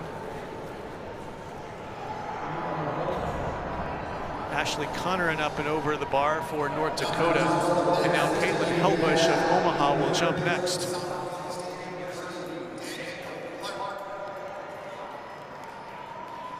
The next event on the track is the women's 60-meter hurdles. Here's the men's 60. So we'll talk to Dylan Kotz potentially after this women's 60-meter hurdles. The men's 60-meter hurdles scheduled in about 2 minutes. Here's the field in the women's 60-meter hurdles. Bailey Dirks of North Dakota State is in 1. She was 6th in this event last year. Avery Schmeichel is a freshman from South Dakota. She's in 2. Schmeichel is a 7-time South Dakota high school state champion out of West Central High School in South Dakota. And here's Dylan Couch, the 60-meter champion. Dylan, congratulations. Tell us a little bit about that race. Yeah, thank you. It was a well-executed race. We prepared all year for this, and I just had to go out and execute.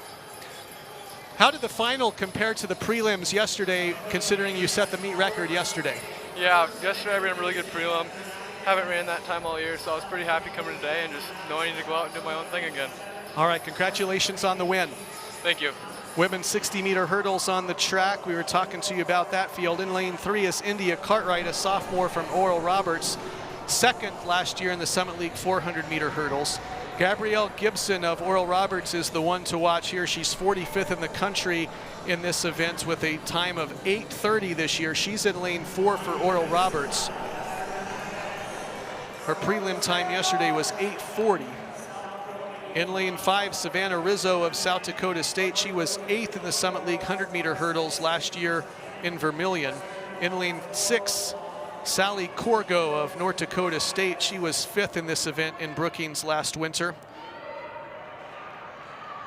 Tanian Walgrave of St. Thomas is in 7, and Hinawai Knowles of North Dakota, New Zealand native, is in 8. Finals of the 60-meter hurdles. Set.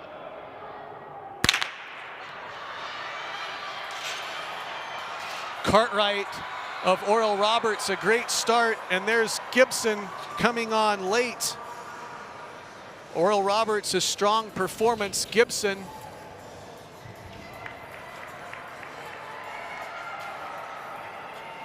the winner unofficially.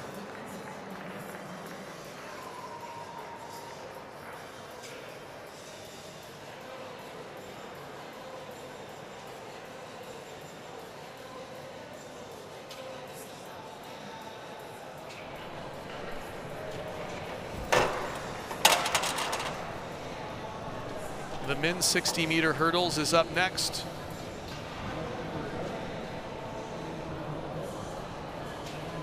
We'll get you those results as soon as we are able.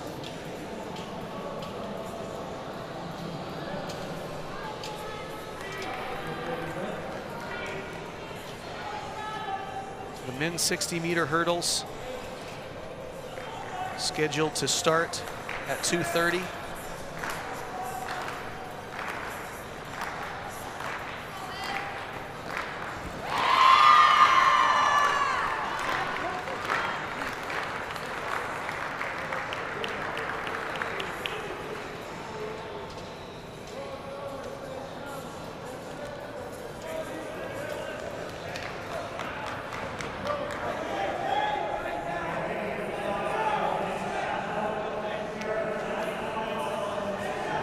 Places, I believe, but the times aren't quite up on the finals of the 60-meter hurdles. Gabrielle Gibson of Oral Roberts, the apparent champion.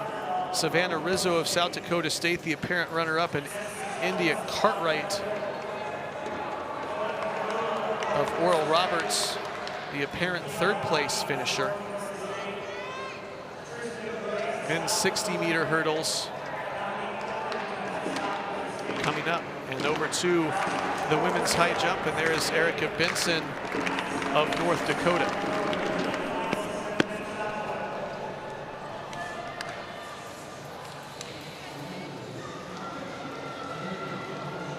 I'll go off headset for just a little bit.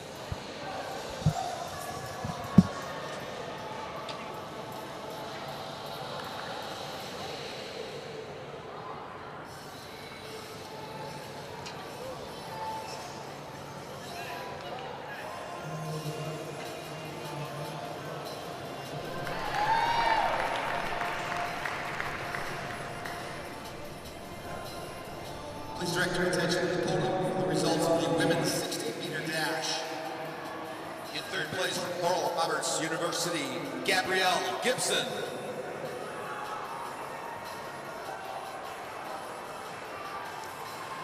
In second place from the University of South Dakota, Erin Kinney.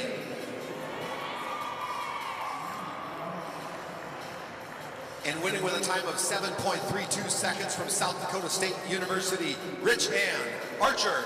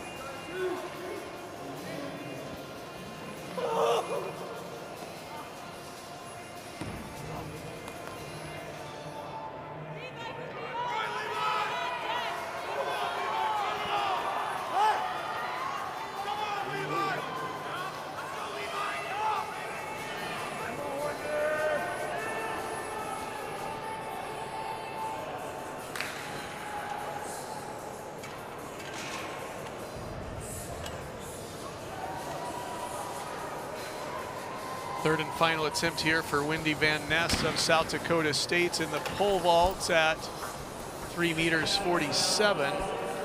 And she is out of the competition, as is her teammate Kylie Edmonds. Let's go back over to the men's shot put. We are now in the finals. Clayton Hanela of North Dakota State in the circle now. Hanela in 4th place for the Bison. North Dakota State 1, 2, 4, and 5. Hanela with the foul there. Now Jesse Sullivan, the only non-Bison in the top 5, will step into the circle for South Dakota. Sullivan's throw of 1786 is 58.7 1/4.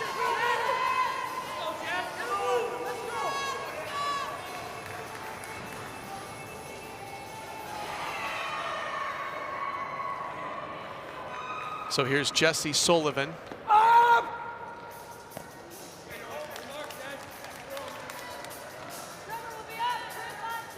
Sullivan a couple of feet shy of Otterdahl, looking to move up into 2nd place. 17:27. And now here's Trevor Otterdahl. He's in 2nd place for the Bison, 18 meters 57. That's 60 feet 11 1/4 inches. So Otterdahl, one of the top weight throwers in the country. And there's a look at the men's triple jump. That's Brandon Lewis, who won the long jump last night for North Dakota State.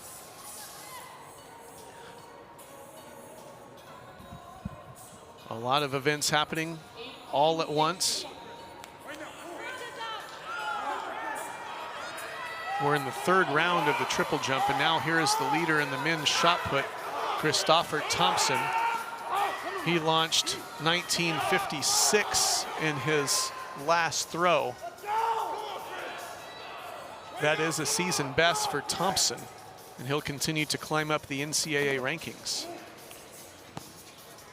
That steps out there, and a foul. So here is the lineup and the lane assignments for the men's 60-meter hurdles. Mitchell Wengler of North Dakota is scheduled for lane 1. He was 6th in this event last year. Brithton Senior of South Dakota is a defending champion. He was a 2nd-team All-American last year for the Yotes. He's in 2. Trent Davis of North Dakota State is in 3. He was 4th in this event last year, and he was 2nd in the Summit League 110 hurdles in Vermillion last spring. Logan Mathau of North Dakota State, the freshman from Alaska, is in lane 4. He had the fastest time in the prelims from yesterday at 8:05. Pierre Lear, South Dakota State, is in 5. He was 5th in this event last year, was 3rd in the Summit League 110 hurdles last spring. Hugo Morvan of South Dakota is in 6. He was 2nd in this event last year, and he was the champion of the 110 hurdles in Vermillion Outdoors last season. Eric Van Erp of North Dakota State in 7. He's the heptathlon champion. And Carter Mack of St. Thomas is on the outside in 8. Those are the finalists in the 60-meter hurdles.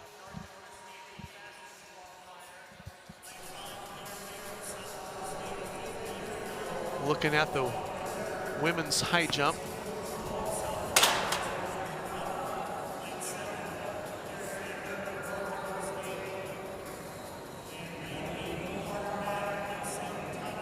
Still a couple jumpers left to come into the field. The bar's been moved up to 1 meter 60. A couple jumpers have been knocked out and over now in the men's triple jump.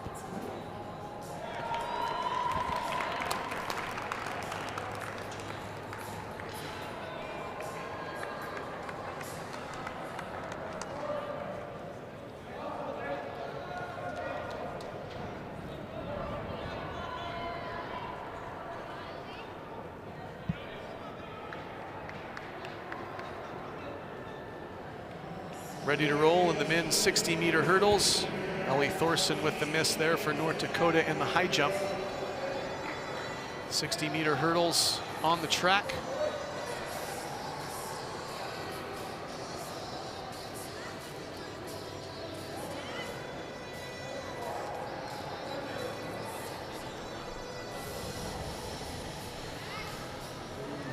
Slight delay.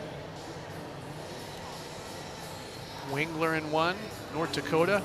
Senior of South Dakota in 2, the defending champion, second team All-American for the Yotes. Davis of North Dakota State in 3, Mathau of North Dakota State in 4, Leerer, South Dakota State 5, Morvan, South Dakota in 6, Van Erp, North Dakota State 7, and Mack of St. Thomas in 8.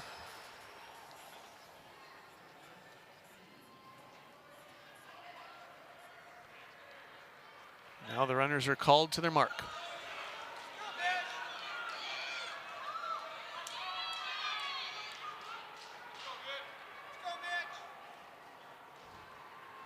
In the team race, after 10 scored events, including the 60-meter finals, there's a tie for first between South Dakota and South Dakota State. Both of them have 108 points.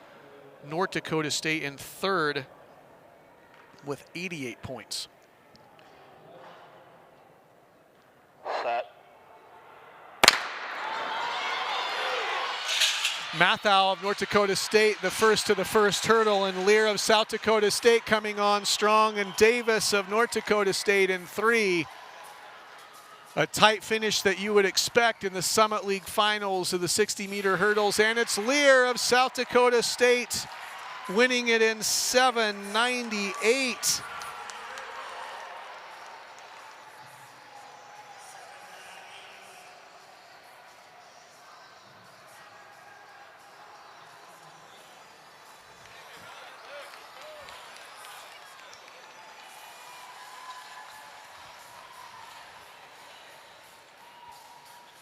Leerer of South Dakota State, 7:98 the winner. Davis of North Dakota State second in 8:02. Senior also 8:02 for South Dakota, and Morvan fourth in 8:05. Those are the top 4 finishers in the 60-meter hurdles. Next up on the track is the 800 in 7 minutes, so let's check in over in the shot put, which you can see.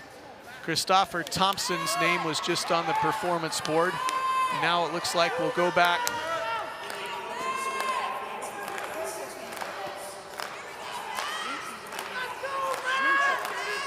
to Slogus. We're in the finals. This is the first throw of the 6th round of this competition in the men's shot put. Matt Slogus of South Dakota is in 9th with a throw of 15:47, which was his last throw. 15:36.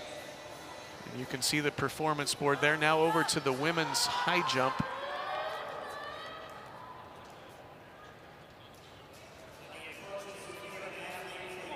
Anna Ehlers of Omaha, the jump there, and now back to the men's shot put.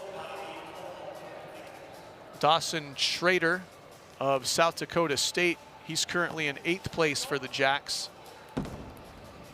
He threw 50 meters 60 in his last throw in the 5th round.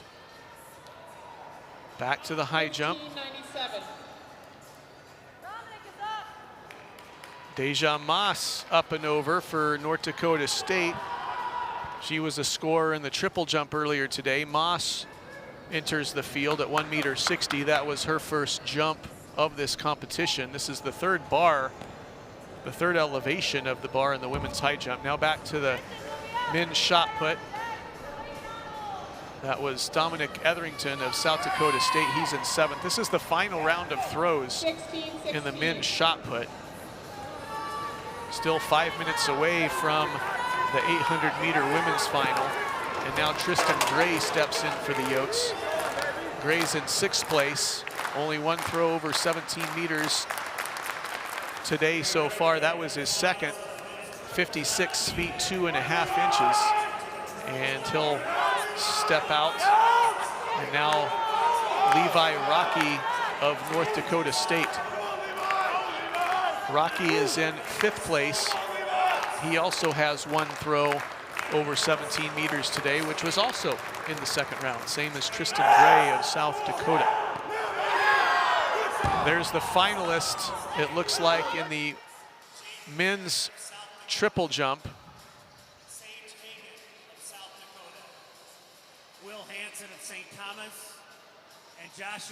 So the finalists in the triple jump, Jacob Jenkins, South Dakota.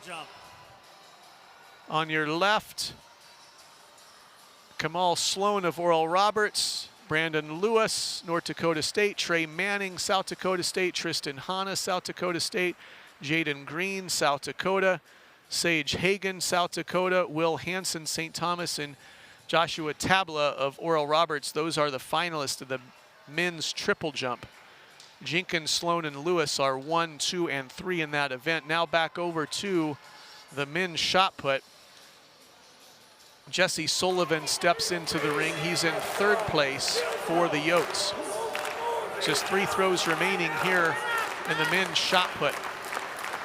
Some key team points on the line here for North Dakota State.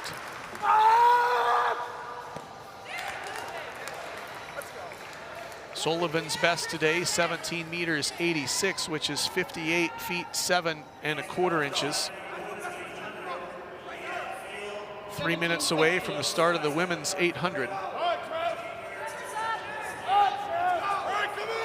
Trevor Otterdahl now prepares for North Dakota State. No improvement for Sullivan. That one 17 meters 60, which is 57 feet 9 inches. And here's Otterdahl. Went right at it. He liked it. Otterdahl's best throw was his last, 18 meters 74. 19 meters. Otterdahl's best this season, 19:13. And it looks like Otterdahl right at 19 meters. So that's his best of the day. And now the final throw, Christopher Thompson, already the champion. A monster throw of 19:56 in his third round throw. That's the best of the day, trying to top that. And he spins out. So Thompson, the winner of the men's shot put. North Dakota State goes 1, 2, 4, and 5 in that men's shot put. Now the women's 800 is on the track. Here's the field. Michaela Oosthuizen of North Dakota is in lane 1. Oosthuizen was 5th in the Summit Outdoor 800 after placing 8th in the prelims, just as she did yesterday. Jade Gertz of South Dakota State in lane 2. She was 2nd at the South Dakota State meet in the 800 meters a year ago. Paige Blackford of Omaha, making her first career Summit League final, is in 3. Tori Glazer of South Dakota State is in lane 4. She was 5th in this event last year. Claire Beckman of South Dakota State is in 5. She's a high school cross-country conference champion at Andover, Minnesota High School. Oksana Johnson is the favorite for South Dakota State. She's in 6. She was the outdoor 800-meter champion and 2nd in this event last year. Adrina Mazai of Oral Roberts is in 7, the transfer from Tulsa. And Haley Aarons, a junior from South Dakota, is in 8.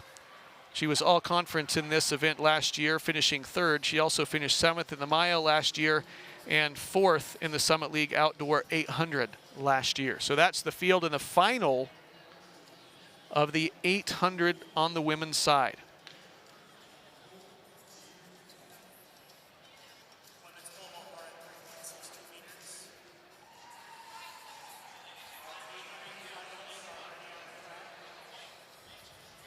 Oksana Johnson in 6. She ran a great leg of the distance medley relay last night for South Dakota State. Remember to stay in your lane.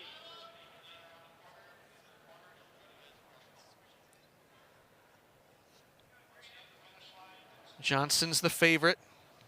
Mazai of Oral Roberts, the only other sub 212 prelim yesterday. She's in 7.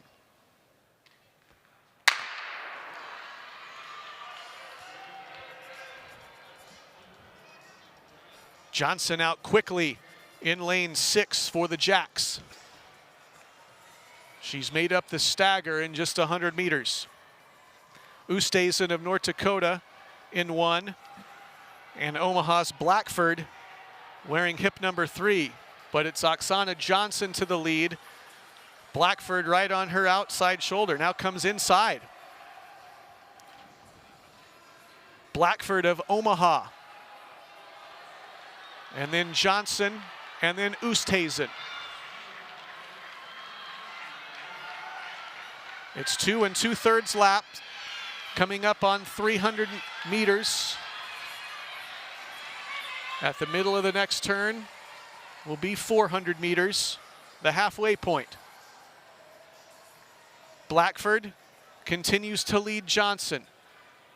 Coming through 400, right at about 63. And now Johnson into the lead.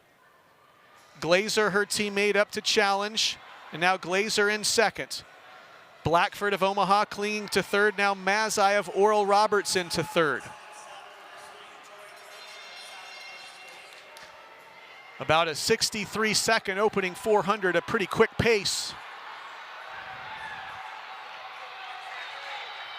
And now up to challenge Johnson is South Dakota's Haley Ahrens. Glazer in third. Beckman in fifth. It's Oksana Johnson and then Haley Ahrens. Glazer trying to hang on for third. Oksana Johnson, South Dakota State, down the stretch. Can she go under 2:10? Really close. Ahrens second for South Dakota.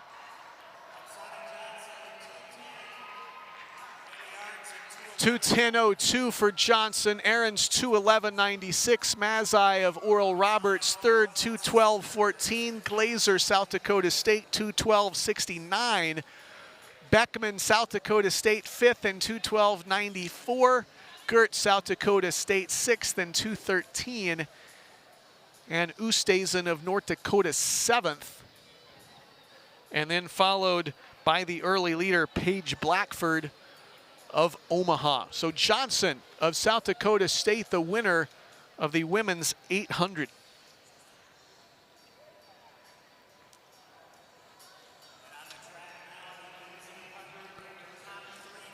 The men's 800 is on the track. That's scheduled to start here in a minute and a half. We have a couple of nationally ranked participants in this men's 800 field.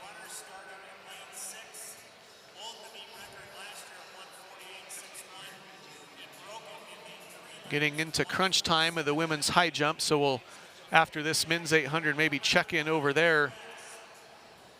We have a couple people over 160, a few people over 160, and then several that have their final jump at 160. And there is a look at the women's high jump. See if we can decipher. Ellie Thorson just missed at 160 for her third. And this looks like Ashley Conneran potentially of North Dakota.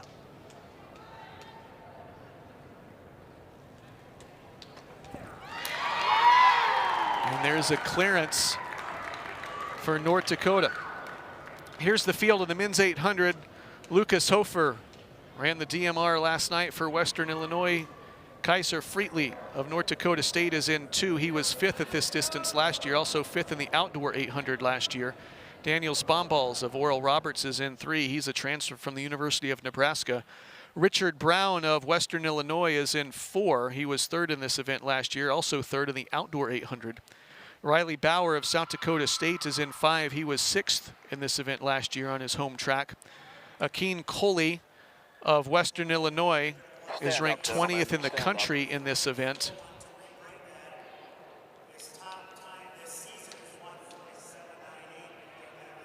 Akeen Coley of Western Illinois is in 6th as the participants back off the starting line. He's 20th in the country this year in this event. He was 6th last year, an indoor All-American, first team All-American for the Leathernecks. Jacob Rodine of North Dakota State is 37th in the country. He's in 7. And Aiden Bauman of Oral Roberts is in 8. 2 2/3 laps in what is considered to be an outstanding field in the Summit League, 800 meters.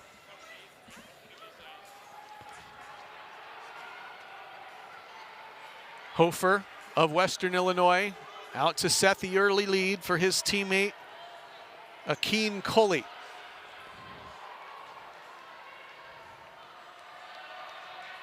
Hofer the leader, Coley followed by Rodine of North Dakota State. Coley of Western Illinois in 2nd, Rodine of North Dakota State in 3rd. Coley of Western Illinois taken through the first 400 in about 51. Rodine of North Dakota State now past Hofer of Western Illinois. So these are the two you would expect to see running 1 and 2.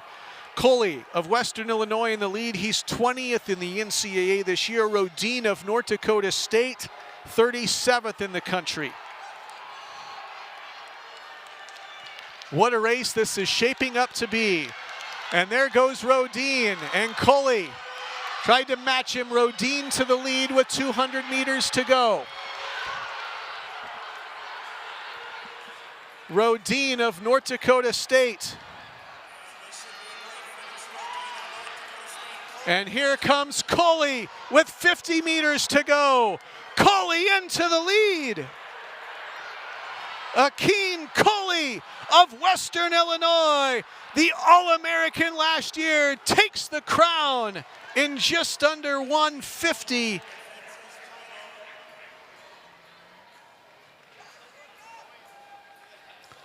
Coley 148.83, Rodine 149.12, Richard Brown of Western Illinois 150. Those are your all-conference performers in the men's 800. And now back to the women's high jump as we're in the 3rd and final attempts here. Erica Benson with a clearance there for North Dakota, and she will move on. We will have 1, 2, 3, 4, 5, 6, 7, 8, 9 advancing plus 10. Daniela Anglin of South Dakota will come in the field, I believe, at the next height. So we're down to 10 in the women's high jump. The next event on the track will start 90 seconds from now. That's the women's 200. So the bar being elevated in the women's high jump. Here's the field in the women's 200. JC Pulse of South Dakota is in lane 1. She was 5th in the Summit League 400 meter hurdles last year. Christiana Collins of North Dakota State out of Thunder Bay, Ontario. She's a freshman for the Bison. Collins in 2. Mo Bruggeman of South Dakota, a freshman in 3. She was a finalist for the 2021 400 meter hurdle World Juniors. Anna Lee Robinson of South Dakota is in 4, a native of Jamaica. Richanne Archer, who blazed a victory in the 60 earlier today for South Dakota State, she's in 5. Aaron Kinney of South Dakota in 6. Kinney was 5th in the Summit 60 last year. Sarah Reifenrath of South Dakota is in 7. We saw her win the 400 earlier today. Reifenrath won the 200 and the 400 last year as a true freshman, both indoors and outdoors. And Gabrielle Gibson of Oral Roberts scheduled to be in 8. Gibson, as we talked about in the hurdles, is 45th in the country in the 60-meter hurdles coming into this weekend. Gibson looking to add points for her team. She's on the outside in 8. I do not see Richanne Archer of South Dakota State scheduled to run in lane 5. Archer won the 60 meters earlier today.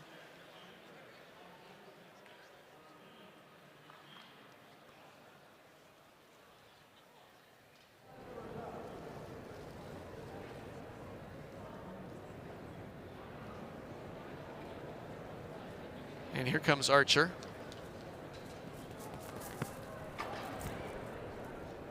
In the women's high jump.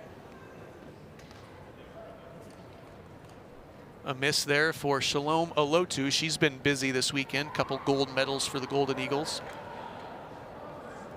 Carly Herring, I believe, will be next for South Dakota in the women's high jump.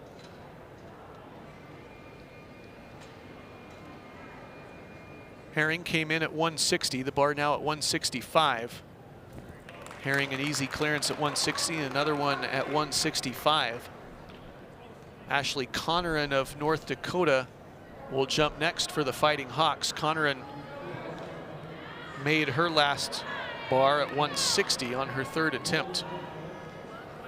This is the fourth elevation of this women's high jump. There's 10 jumpers remaining. Conneran's first attempt at 165 for North Dakota.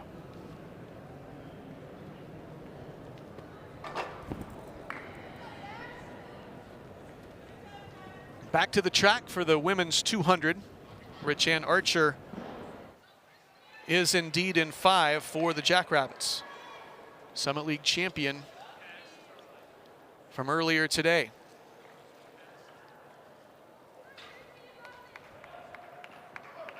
We'll give you an update on the women's team scores. Through 10 events, North Dakota State leading with 114 points. South Dakota second with 96 points, but the women's pole vault still going on. South Dakota State third in 76. But as Sarah Reifenrath talked about earlier, there's 5 coyotes in this 200. So South Dakota looking to pick up a lot of points here, and it's Reifenrath in 7. Richanne Archer of South Dakota State trying to challenge. It's Reifenrath in 7. Archer in blue in 6. Reifenrath and South Dakota goes 1, 2, 4, 5, 6. It looked like. Reifenrath, Richanne Archer, Gibson of Oral Roberts was third, and then a bunch of coyotes. Aaron Kinney fourth at 24:31. Annalie Robinson fifth at 24:67. Brigden of South Dakota 6th, Pulse of South Dakota 7th, and Collins of North Dakota State 8th. So South Dakota makes up a lot of ground on the women's side in that 200. We'll give you an update of the team score as soon as we can. So the men's 200 is on the track as we take a look back at the women's high jump now.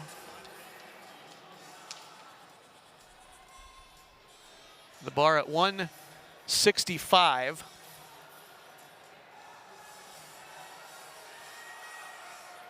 Sheridan Rodriguez of Omaha, the next jumper. She'll come in from the right side of the screen.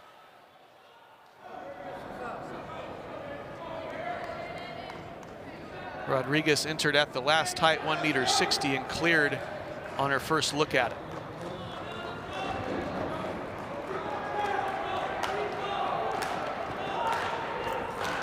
Got that one on the way down with her calf. So the next jumper will be Deja Moss of North Dakota State. On the track, the men's 200 is next. Here's the field. Ardell Inlay of South Dakota is in lane 1. He was 6th in the Summit 60 last year. Eric Duvel of St. Thomas is in lane 2. He was the MIAC Outdoor 200 champion last year.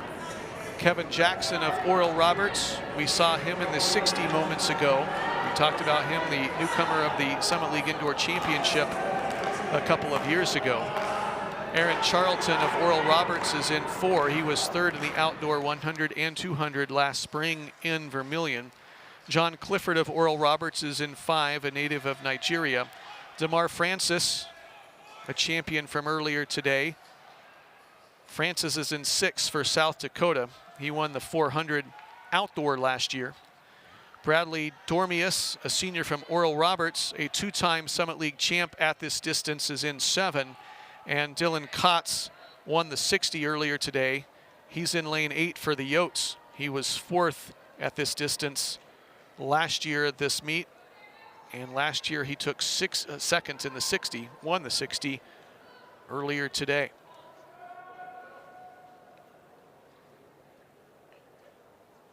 Set.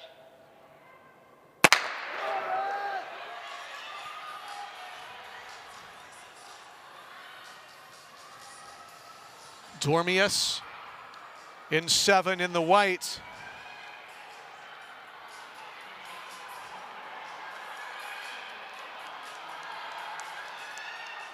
Counts and Francis come on strong at the end.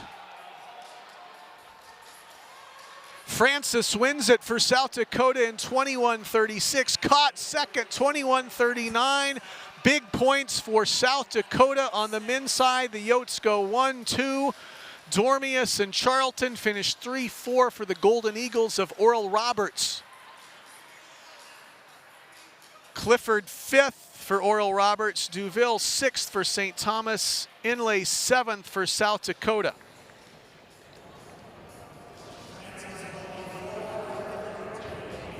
A double champion, Damar Francis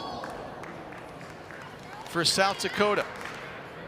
Next up on the track is the women's 3,000, scheduled to begin in 3 minutes. In the middle of the infield is the women's pole vault.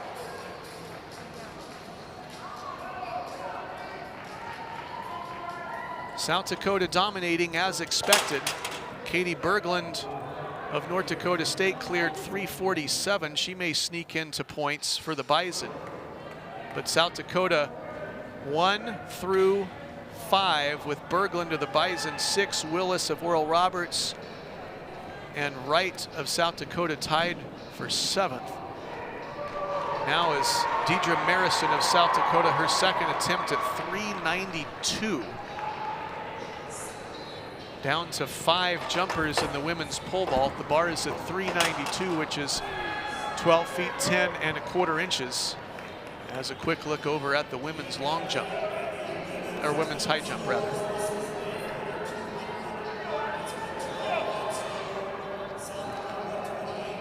So we'll check in on the women's scoreboard. With 12 events in the books, South Dakota now into the lead. The Yotes with 128 points after scoring well in that 200 to take the lead over North Dakota State. The Bison second with 115, and South Dakota State in third with 106, North Dakota in 4th. So we're coming down the stretch of this meet. South Dakota looks to be in control considering the vault hasn't even finished yet. And there's a ton of Yotes still alive in that women's pole vault. Just 2 more running events to go, and you can see all of the competitors of the 5,000.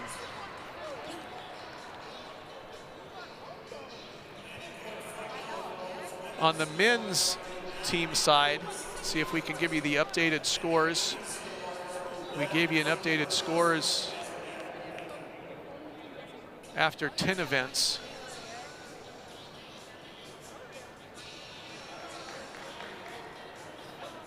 But on the women's team race, like we talked about, South Dakota into the lead with 128. Now with 14 events scored on the men's side, South Dakota leads with 148 points.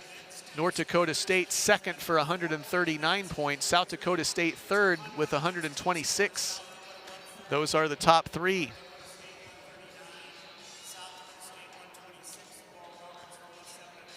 Over in the women's high jump. See if we can get you caught up. A number of jumpers taking their 3rd and final attempt here at this bar. This may be Alotu, who I believe is going to come in from the right side of your screen. The bar at 1.65 meters.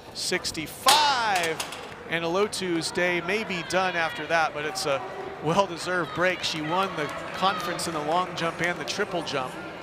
And Alotu does bow out of the competition, so now Ashley Conneran of North Dakota will jump next.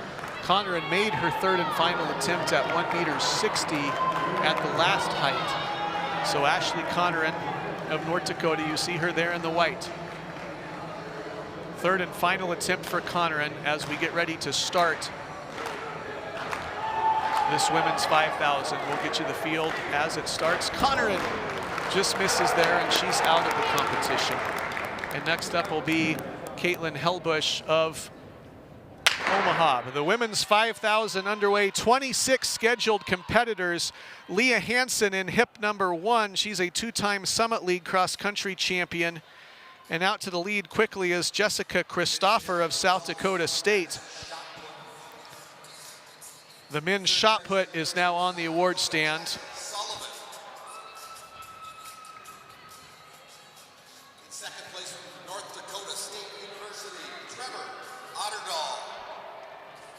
Start of the women's 5,000. Christopher of South Dakota State out to set the pace for Leah Hansen. Christopher Thompson, North Dakota State University.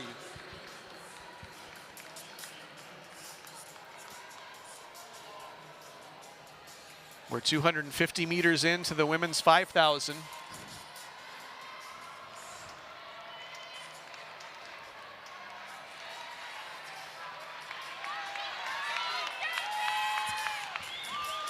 And we'll get a quick word with Christopher Thompson, the winner of the men's shot put.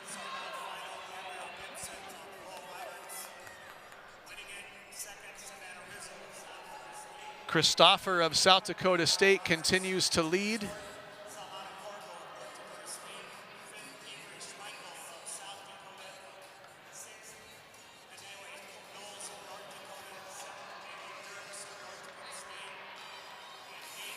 So Christopher of South Dakota State, the early leader. Here's the field. It looks like Thompson maybe got away.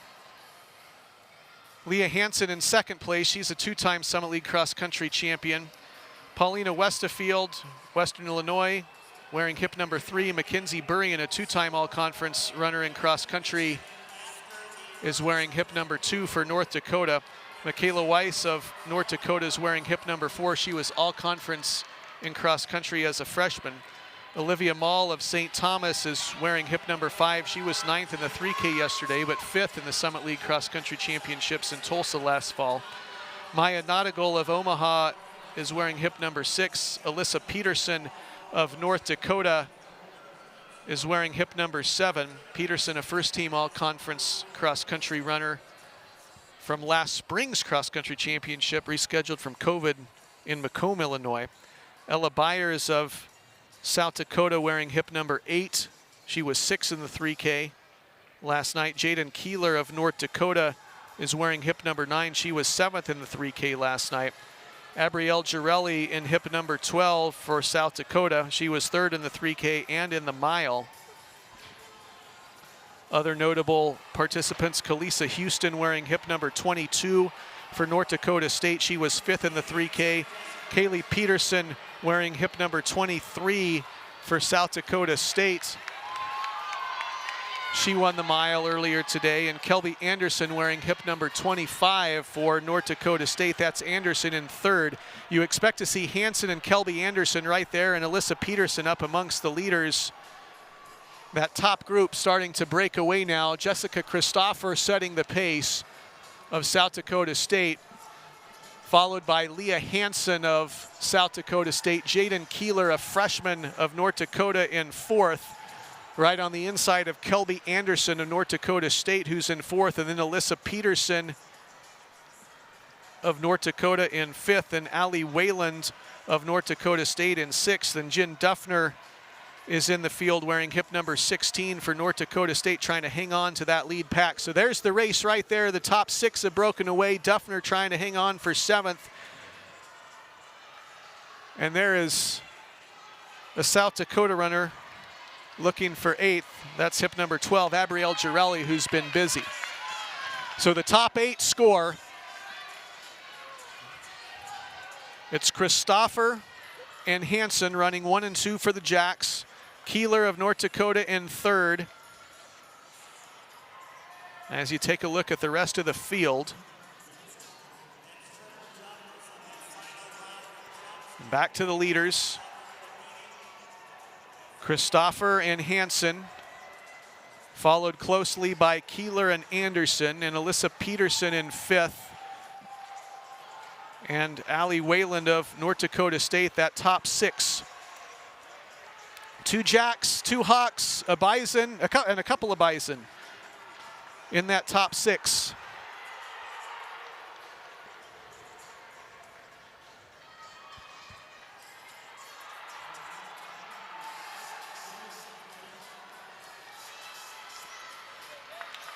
In the women's pole vault, there are 4 jumpers remaining as Leah Hansen and Jessica Christopher continue running first and second.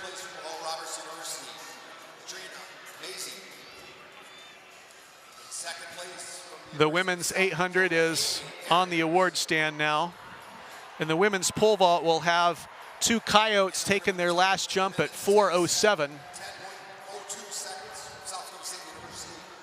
Jessica Christopher continues to lead. Leah Hansen right on her shoulder. Kelby Anderson of North Dakota State in 3rd, and Jaden Keeler in the white over black for North Dakota in 4th, and her teammate Alyssa Peterson of North Dakota in 5th, and Wayland in 6th. That's the lead pack of the women's 5,000. So on the award stand is the women's 800 meters. Oksana Johnson, the winner for South Dakota State, and on the runway in the pole vault, there is the award stand for the 800, and on the runway for the pole vault, it looks as if it'll be Cassidy Mooneyhan.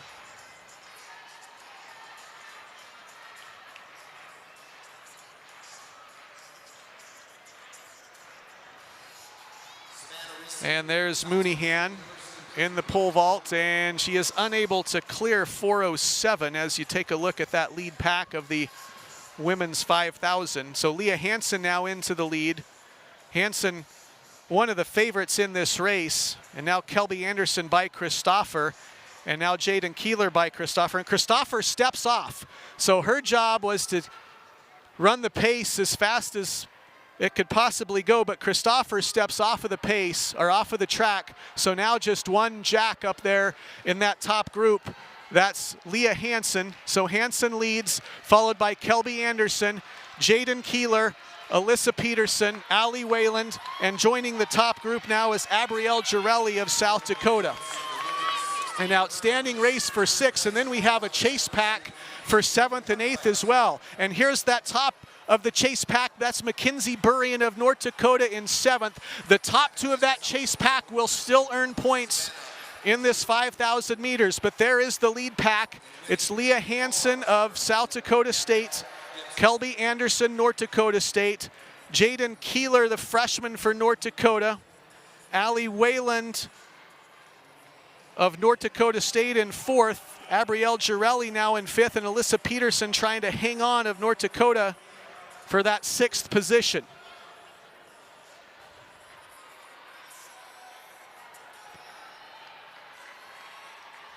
A big gap, as you can see there. That chase pack now, Jen Duffner takes control of the chase pack to move up into 7th. And currently in 8th place for South Dakota State is Caitlin Bright, followed by Mackenzie Burrian. There are the leaders.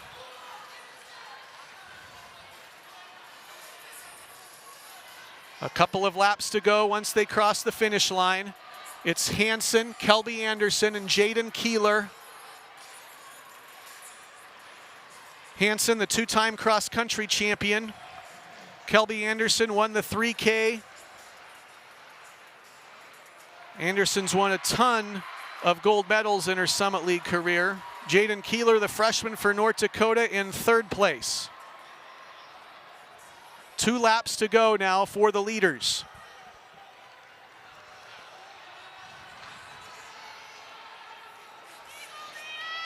Leah Hansen, South Dakota State, Kelby Anderson, North Dakota State, Jaden Keeler of North Dakota are the top 3. Wayland of North Dakota State, Girelli of South Dakota, and then Peterson hanging on there. A big gap behind Peterson. And then the chase pack, key points on the line in the chase pack as well for 7th and 8th. But there's your top 5, and there's Peterson in 6 of North Dakota.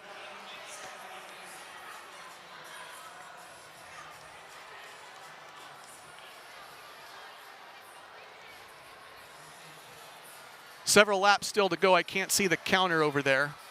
Still several laps to go. Hansen of South Dakota State leads it.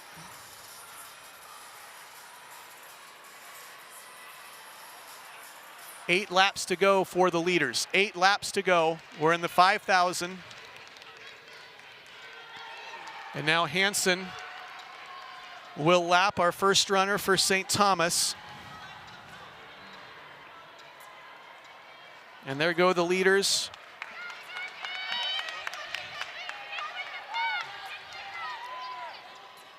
Anderson now gapping between 2nd and 3rd. Hansen starting to pull away. Anderson sticking with it.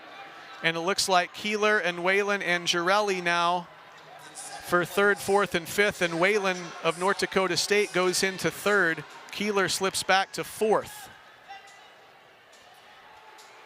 Hansen with 7 laps to go.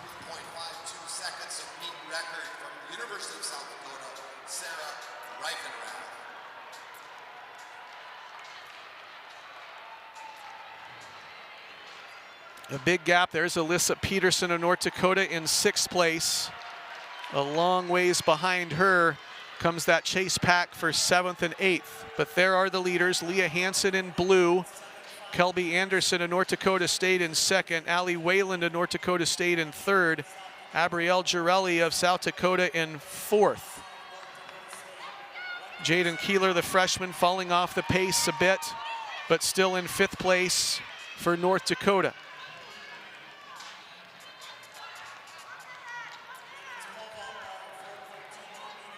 Hansen lapping a St. Thomas runner. Anderson stays right there.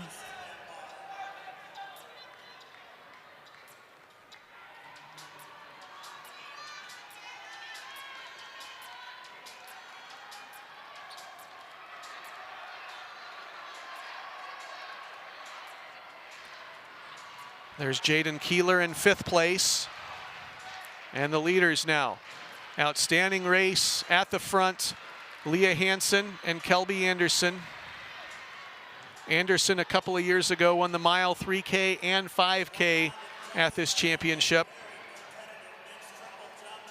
Anderson has been in action already in this meet. Hansen more fresh. Hansen the leader. Whalen in 3rd and Girelli in 4th for South Dakota. The top 2 have broken away, and those are the 2 favorites. On paper, it's what should happen. Hansen and Anderson away from the pack. Whalen dropping off, and now Girelli up into 3rd place for South Dakota. Girelli's having an outstanding meet for the Coyotes. So Hansen there, coming around the 2 purple jerseys. Hansen and Anderson are the leaders. There's Girelli into 3rd and Whalen into 4th.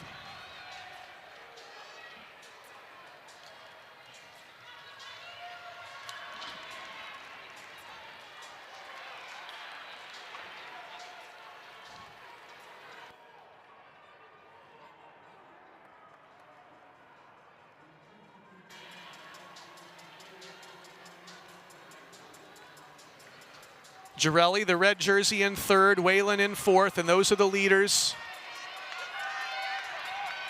Leah Hansen and Kelby Anderson.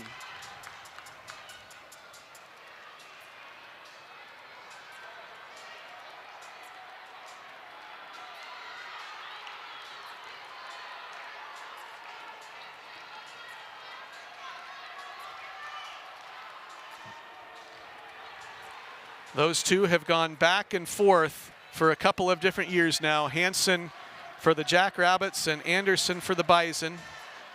And there are the leaders.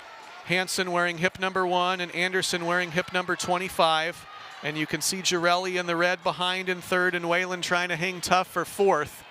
And now a battle for 5th and 6th. It's the two fighting Hawks, Jaden Keeler and Alyssa Peterson. Still a big gap behind 5th and 6th for 7th and 8th. So there goes Hansen and Anderson.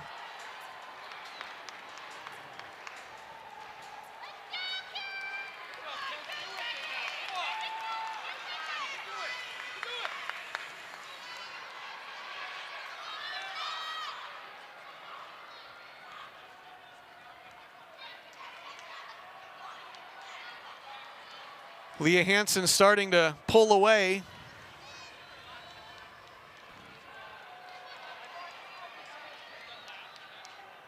There's Girelli of South Dakota in 3rd place in the red jersey. Allie Whalen of North Dakota State in 4th. Two fighting Hawks in 5th, Alyssa Peterson and Jaden Keeler. You can see them on the far side of the track, the two white jerseys.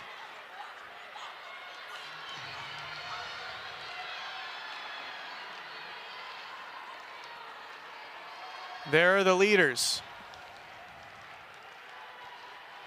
Leah Hansen now pulling away.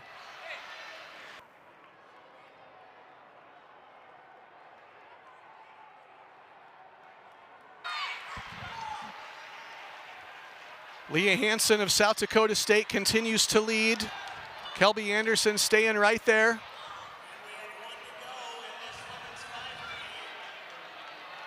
The bell lap. Leah Hansen, hip number 1. There's the leader. Kelby Anderson trying to chase her down. Hansen.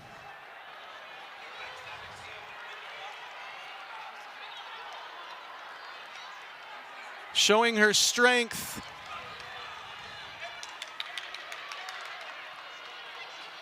There's Leah Hansen.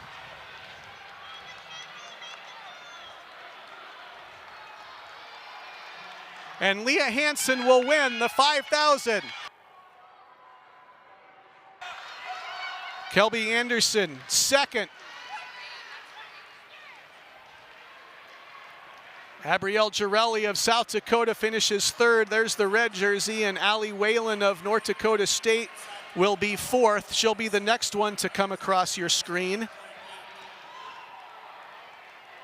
There's Hansen and Anderson.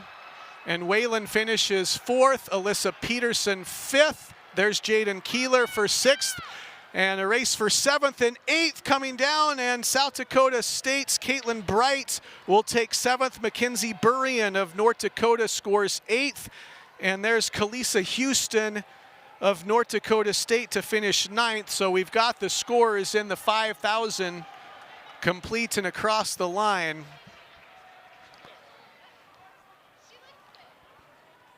Leah Hansen, after trailing her teammate Jessica Christopher, who rabbited and then stepped off.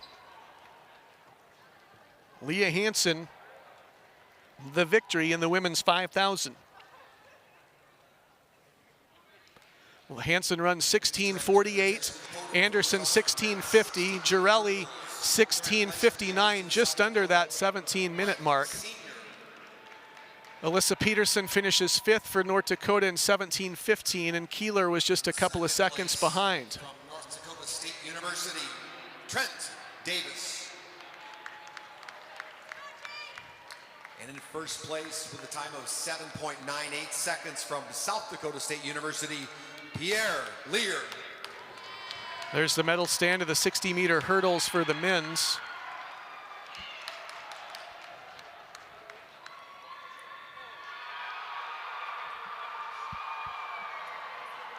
And there's a dog pile on the high jump mat as South Dakota continues to dominate that women's pole vault. Diana Englund over 1.80 meters.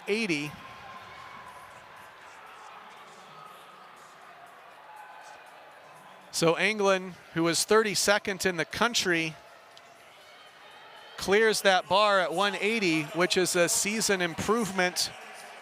And there's Brandon Lewis over in the men's triple jump getting ready to go. Brandon Lewis currently in second. This is his final jump. He trails Jacob Jenkins of South Dakota. Lewis's best today, 14 meters 52. And now one final jump remains for Jacob Jenkins, and then Camille Sloan also yet to jump. So we have two more jumps in this men's triple jump. Jenkins, the leader for South Dakota. Lewis of North Dakota State in second. Trey Manning, South Dakota State, third. Jaden Greene of South Dakota, fourth. And Camille Sloan will be the next jumper, I do believe. He's currently in fifth place. Tristan Hanna in sixth for South Dakota State. Sage Hagan of South Dakota in seventh, and Will Hansen of St. Thomas in eighth.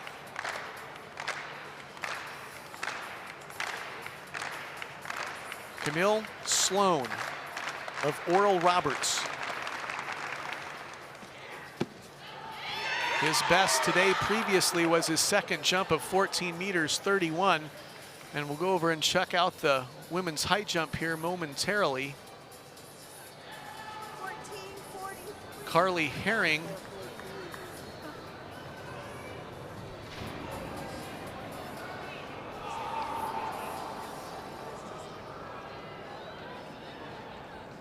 in that women's high jump.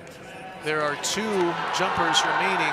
This is Jennifer Harada of South Dakota. That was her second attempt at 4 meters 37. Marlene Mola is already up over the bar at this height. South Dakota dominating this high jump just like they're dominating the pole vault, and all signs are pointing to a South Dakota victory on the women's side at this point.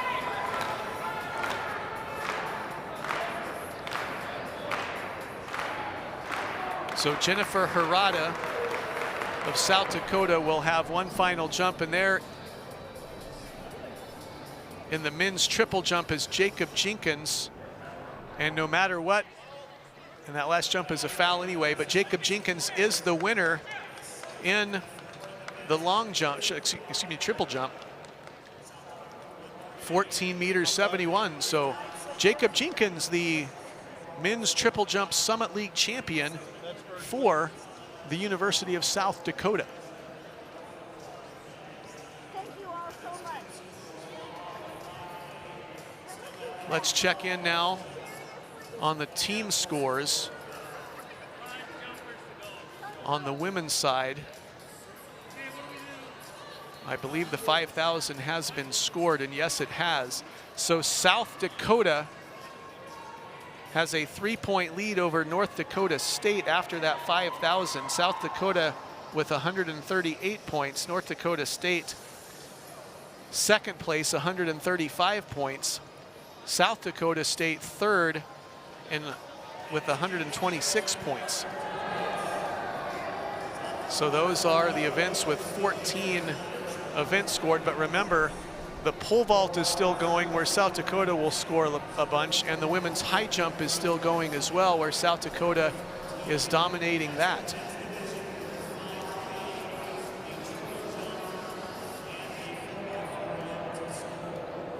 In the women's high jump, as the men's 5,000 gets ready to go,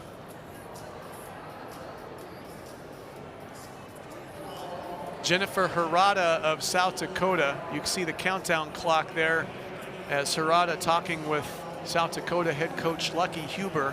This will be her her third attempt at 4 meters 37. But South Dakota already assured a 1 through 5 finish in the women's high jump, regardless of how this goes for Harada.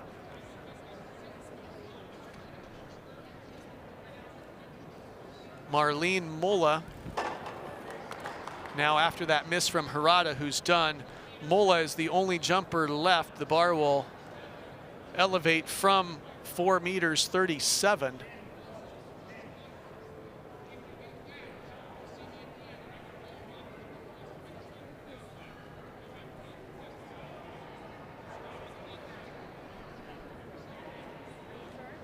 The live results had 2 misses for Harada.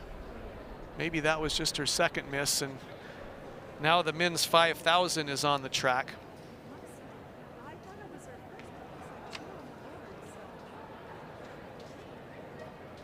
So things are winding down to some degree.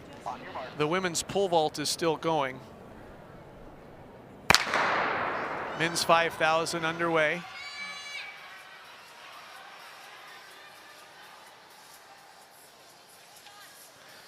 Charlie Babcock in the field wearing hip number 1. He was 13th at the Summit League Cross Country Championships last fall in Tulsa. Max Selbach of South Dakota State is wearing hip number 2. He was 5th in the 3K yesterday. Joseph Minor Williams of South Dakota State wears hip number 4. He was 3rd in the 3K. Joseph Minor Williams, the Summit League 10K champion last spring in Vermilion, and also the 2019 Summit League Cross Country champion. Luke Labatt of North Dakota in the field wearing hip number 5. He was all conference in the spring of 21 cross country, as that was rescheduled due to COVID. Jake Arison of North Dakota State is wearing hip number 6. He was 14th in the Summit League Cross Country Championships. That was hosted by Or Roberts. Ben Olson, the 3K champ and the mile champ, is wearing hip number 9 for South Dakota State. Gabe Peters of South Dakota State, the cross country championships, or the cross country champion, is wearing hip number 10. Daniel Burkhalter of South Dakota State is wearing hip number 24 for South Dakota State. Tom Bruggeman wearing hip number 26 for South Dakota State. And as the men's 5,000 is underway, we'll check in with Leah Hansen of South Dakota State, the winner of the 5,000 meters.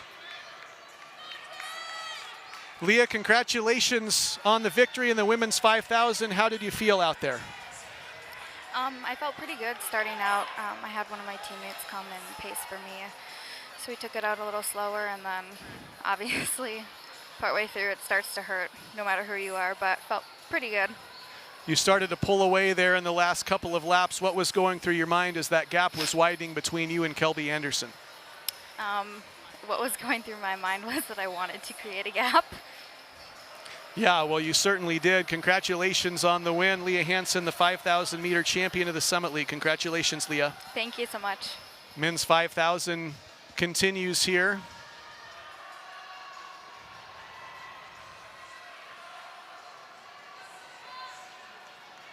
South Dakota State's Josh Becker, the leader. Murga Gameda of South Dakota right behind him. Following Gameda, it's Joseph Minor Williams of South Dakota State, and then Ben Olson of South Dakota State, and Jake Arison of North Dakota State in 6th.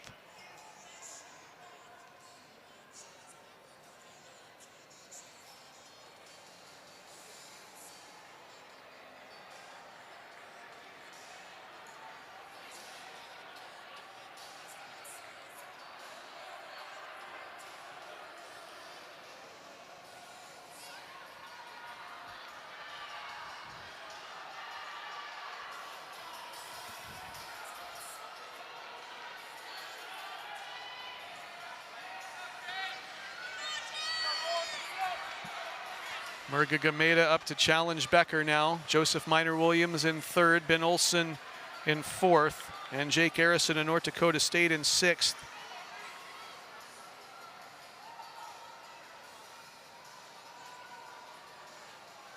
Colton Holla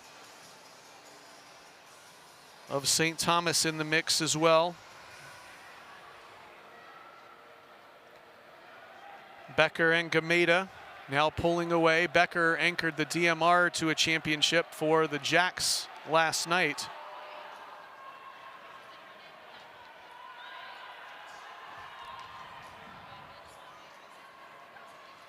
Becker and Gameda.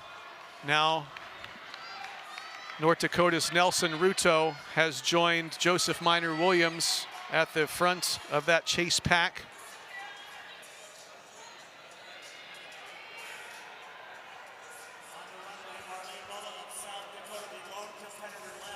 In the women's pole vault, Marlene Mulla is on the runway. This will be her first attempt at the new height, as the men's triple jumpers are on the podium as well. So Gameda now pulling away for the Yotes. Becker slips back into second, so there's a good shot at Gameda, creating some space between him and the rest of the field. And in first place from the University of South Dakota with a jump of 14.71 meters, Jacob Jenkins. Jacob Jenkins there with the gold medal for the men's triple jump. 10 more points for the Yotes.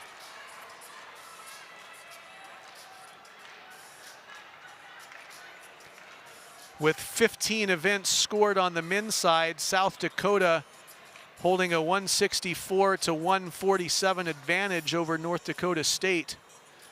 South Dakota State in third, but the 5,000 still remains for the Jacks. Jacob Jenkins will now join us. He's the winner of the triple jump. All right, Jacob, congratulations. Thank you. Take us through that competition in that triple jump. So going into the competition, I knew that there were a lot of good jumpers and that we were all going to be pretty close. It's a new runway, so we didn't really know what to expect from it. But I think we all went out there, we gave it our best. It was a fight for first, but it was good. The energy was high, the audience was in it, and all of the competitors were really humble, and it was just good. And I'm really happy with how everything turned out. Take us inside the team camp for South Dakota here. You guys are battling for the team championship. It's got to be exciting in there. Sir. What's the mindset and the communication right now in that team camp for the Yotes? Yeah, so the mindset that we have going in is that we're it's conference, so there could be a lot of stress, but we're just going in, focusing on having fun, supporting each other, just going in with open minds. We never know really what's happening, but if we go in there and we just do what we know we can do, we're expected to do great things. And no matter what, we're still a team, and we're always going to cheer for each other and for our competitors. Congratulations, Jacob, the men's triple jump champion. Thank you. The men's 5,000 is on the track, but a big development in the women's pole vault. Another bar has been cleared by Daniela Anglin. She's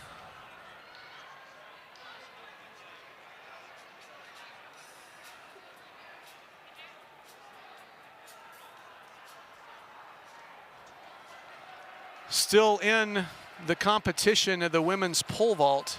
Let's go there. Marlene Mulla just moments ago cleared 437. And there's the chase pack of the men's 5,000. So Gameda of South Dakota is the leader. Joseph Minor Williams, Nelson Ruto, and Ben Olson battling for second, third, and fourth. Jake Arison of North Dakota State ahead of Patrick Kipkenboy of North Dakota.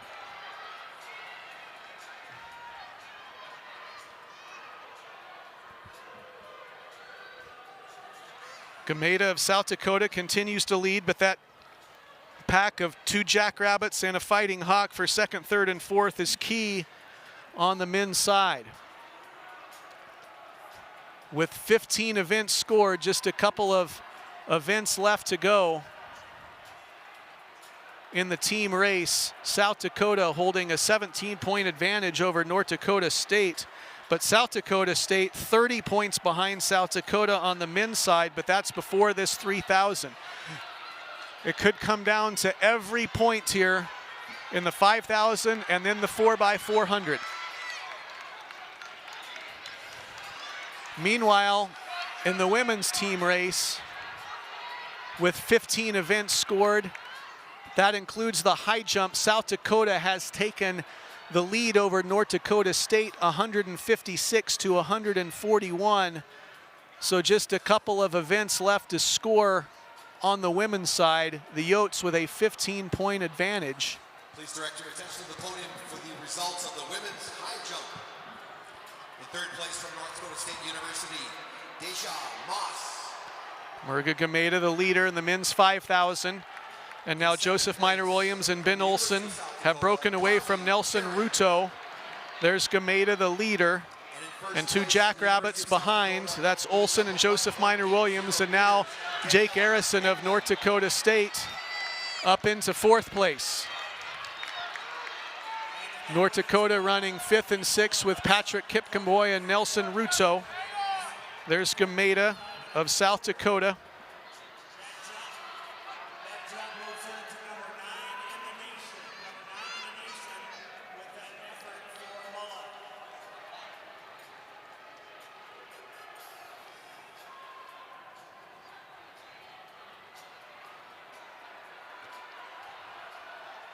Gameda of South Dakota continues to lead the 5,000.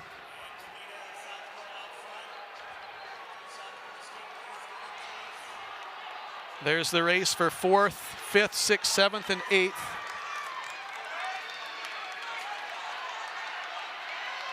South Dakota State coming on strong in that chase pack. The Jacks need every point they can get in this 5,000.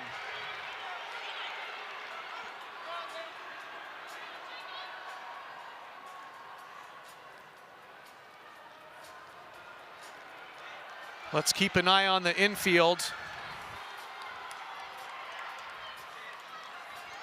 In the women's pole vault, Marlene Mulla has cleared a bar which puts her 9th in the country at 4 meters 40. Now it will be elevated to 4 meters 43. That's 14 feet 6 1/4 inches. As you're taking a look, as a big move has been made by Max Selbach of South Dakota State to move into 2nd place. Or Selbach moves into 3rd place as Ben Olsen has taken the lead now for South Dakota State.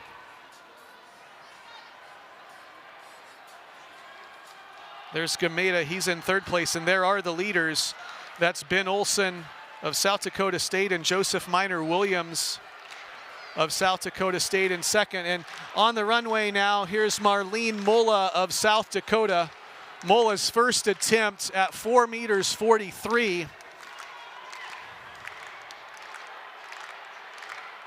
If she makes this, this would be a championship record. Marlene Mulla in the pole vault. First attempt, 14 feet 6 1/4 inches, and the bar comes off. She'll have 2 more cracks at it.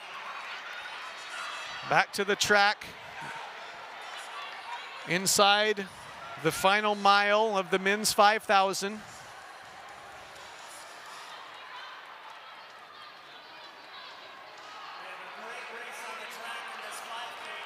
Ben Olsen and Joseph Minor Williams running 1 and 2. Olsen has won the mile and the 3K already this weekend.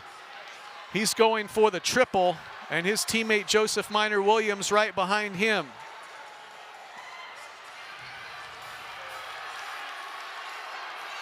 Olsen and Joseph Minor Williams. South Dakota State's Max Selbach in 3rd, and now Gabe Peters and Daniel Burkhalter of South Dakota State have moved into 4th and 5th. So South Dakota State going 1, 2, 3, 4, 5 at the moment, which is a huge team development. Like we talked about, South Dakota State on the men's side prior to this event was down 30 points, but they're looking to make a huge dent in that in this event alone. Olsen and Joseph Minor Williams.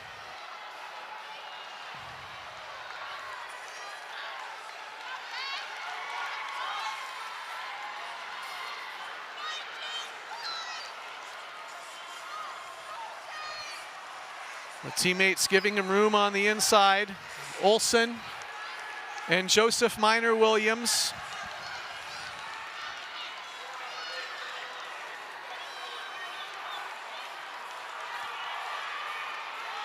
Olsen, Joseph Minor Williams. Joseph Minor Williams comes up late and takes the win over Ben Olsen. Olsen 2 golds and a silver today. And back at the finish line, South Dakota State Selbach 3rd, Burkhalter 4th, Peters 5th. So the Jacks go 1, 2, 3, 4, 5. And there's Murga Gameda of South Dakota. Arison of North Dakota State finishes 7th.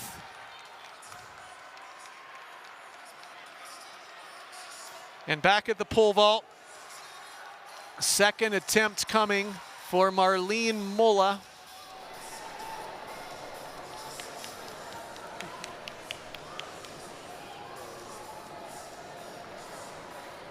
Mulla cleared 4 meters 40 on her first attempt at the last height.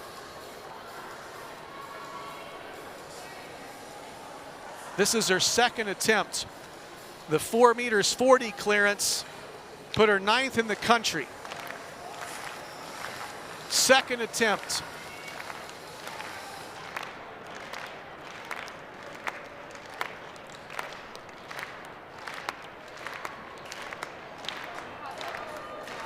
Marlene Mulla for the Yotes.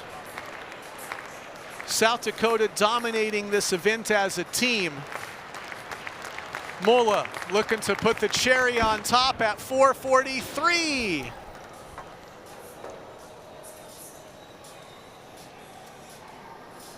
She'll have one more.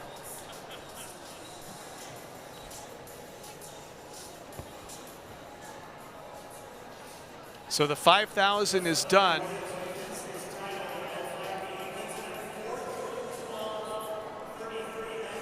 $14.12 is the record, or is the win for Joseph Minor Williams. And that is a championship record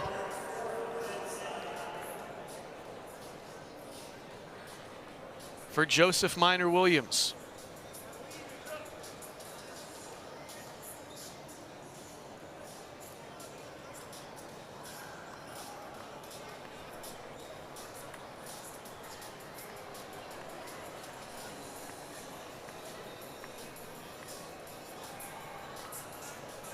We'll keep our eyes peeled right there at the pole vault runway for Marlene Mulla.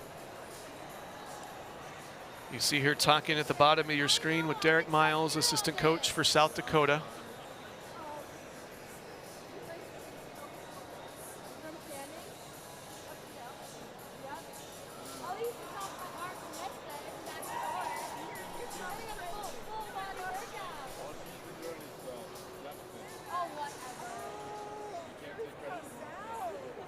There's a look at the bar, resting at 14 feet 6 1/4 inches. 14 6 1/4, 4 meters 43 for Mulla. The only 2 misses she's had so far has been at this height. Before those 2 misses, she was a perfect 5 for 5, starting at 392.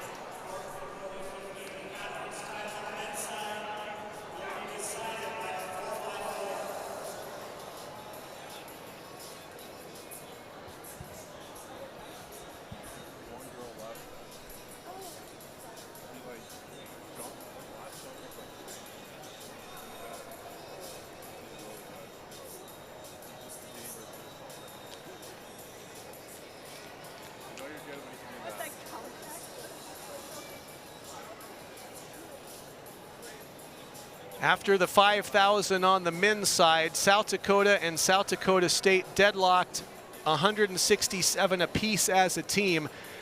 And here's Marlene Mulla of South Dakota.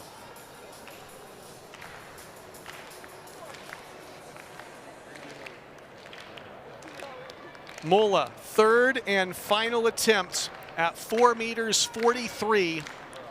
14 feet 6 1/4 inches. Her last clearance at 440 put her 9th in the country. It's a memorable day for the Coyote women for multiple reasons, and Mulla looking to add another one. And she is out of the competition, but what a great run for Mulla.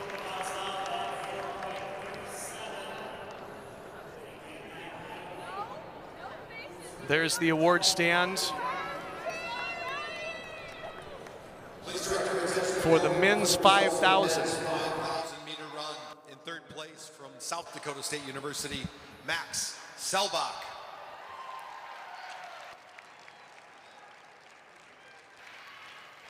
In second place from South Dakota State University, Ben Olson.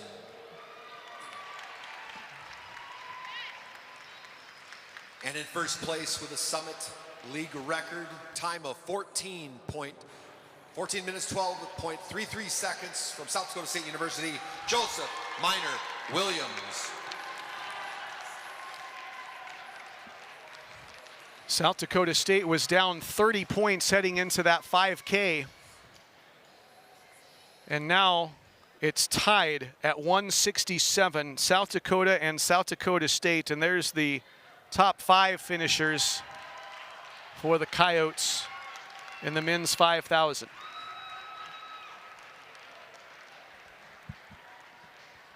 So this team race will come down appropriately to the 4x4.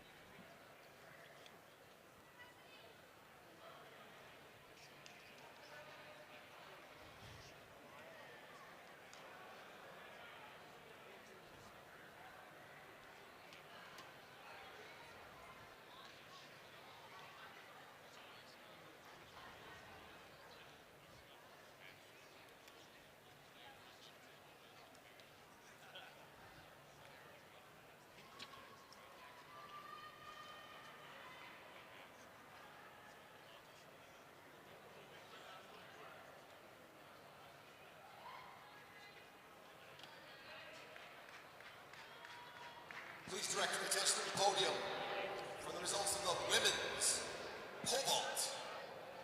In third place from the University of South Dakota, Jaden Garrett. In second place from the University of South Dakota, Jennifer Harada. And in first place with a jump of 14 meters, 5.25. From the University of South Dakota, Marlene Mueller.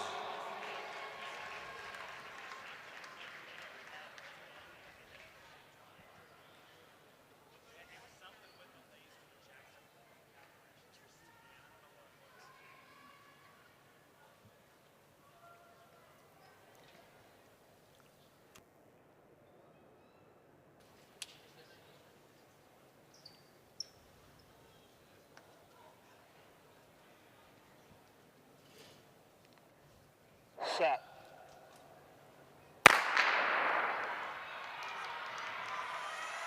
The women's 4x400 is on the track. We never did get relay cards. South Dakota dominating this entire competition as a team. The Yotes will win as a team regardless of the outcome of this 4x400. Oral Roberts out to the lead. And now South Dakota, the Yotes just absolutely pouring it on the competition.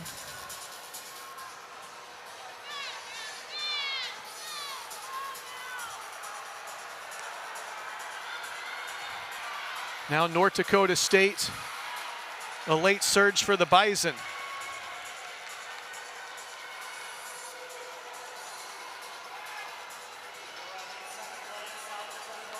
The Jacks in third.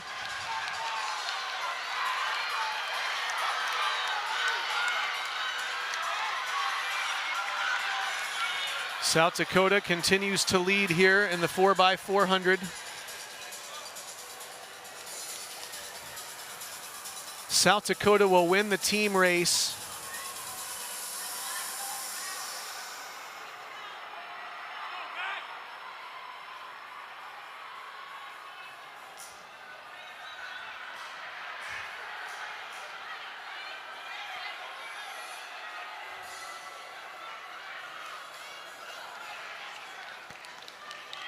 At the midway point, it's South Dakota leading North Dakota State in second, Oral Roberts third, South Dakota State fifth, St. Thomas sixth, North Dakota seventh, and Omaha eighth.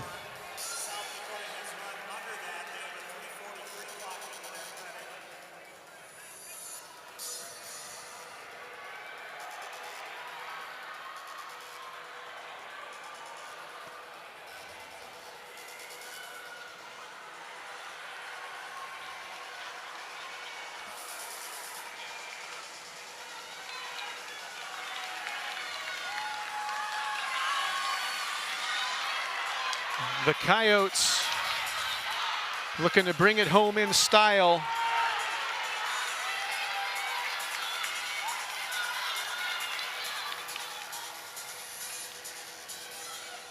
And there's the anchor, Sarah Reifenrath of South Dakota, the champion in the 200 and the 400. And this is about as safe as a lead as you can get if you're South Dakota. Reifenrath is going to bring it home. The Yotes going to celebrate the team championship and the 4x400 championship. It's Angel Pratt of North Dakota State.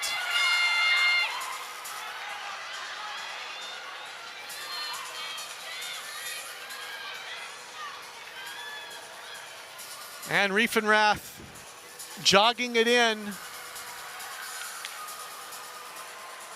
It's been all South Dakota all the time on Saturday in Grand Forks.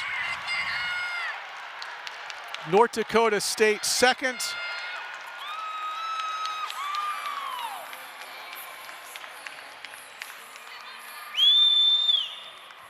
.342 for South Dakota, .345 for North Dakota State.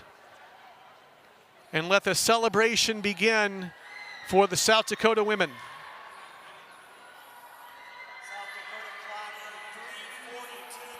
South Dakota State was third in .349 and Oral Roberts in fourth at .350.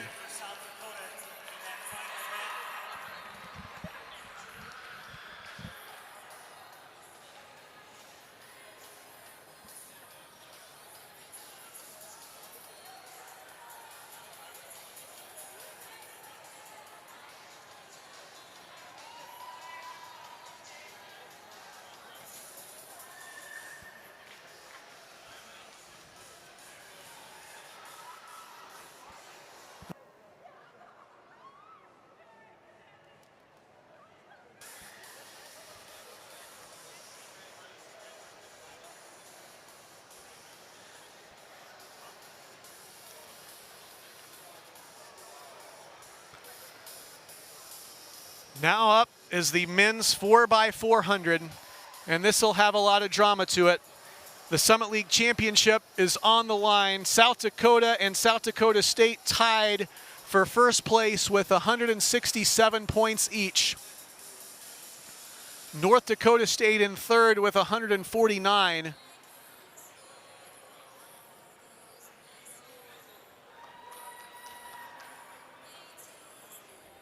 It'll come down to South Dakota and South Dakota State for the Summit League Championship.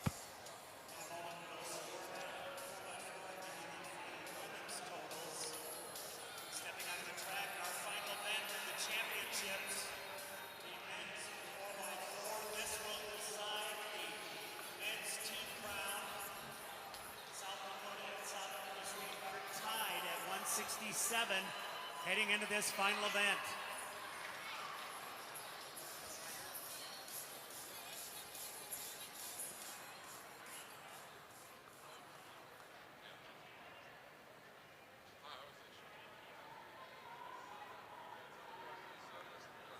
There you can see the starters. South Dakota in the red on the left side of your screen. South Dakota State in the blue.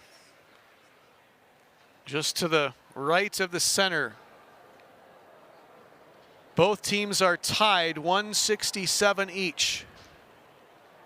Set. Here we go. The Summit League Team Championship. It all comes down to this, the 4x400. South Dakota in the red on the outside, South Dakota State in the blue.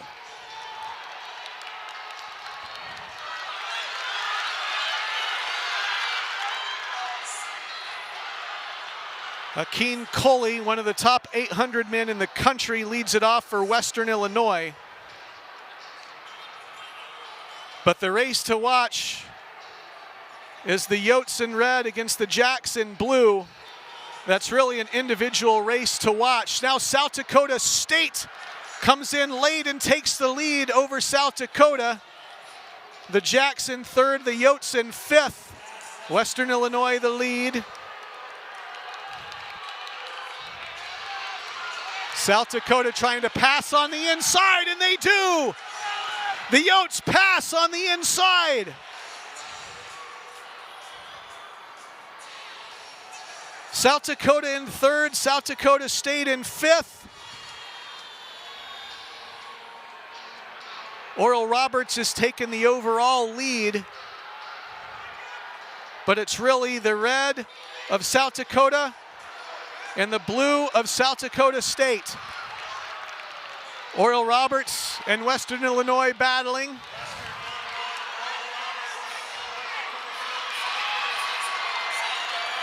Pierre Lear and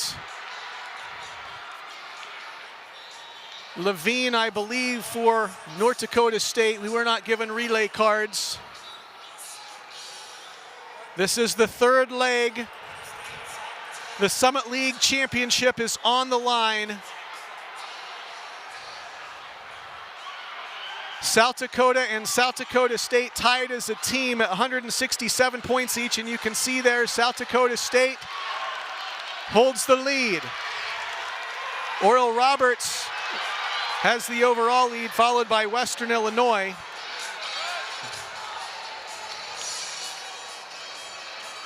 And the pass to the anchors. Dylan Kautz on the carry for South Dakota against Pierzinski, I believe, of South Dakota State. Oral Roberts the overall lead. Cody Roeder trying to chase down Oral Roberts, but the real story is fourth versus fifth right now. South Dakota State and South Dakota going at it. There's Oral Roberts in the lead. Let's get fourth and fifth if we can.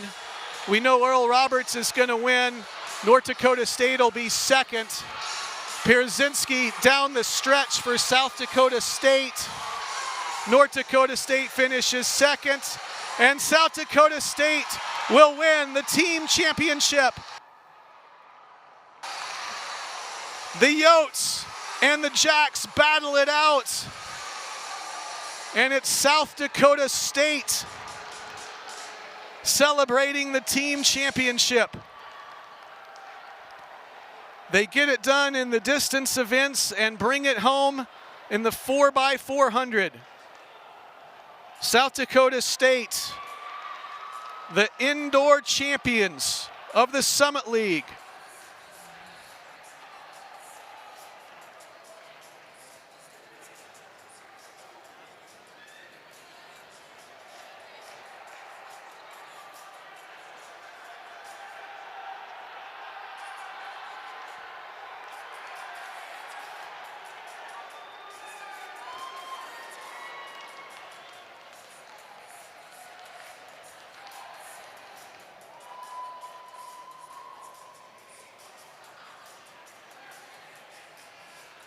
So the South Dakota State Jackrabbits win the men's team championship, and the South Dakota Coyotes win the women's team championship.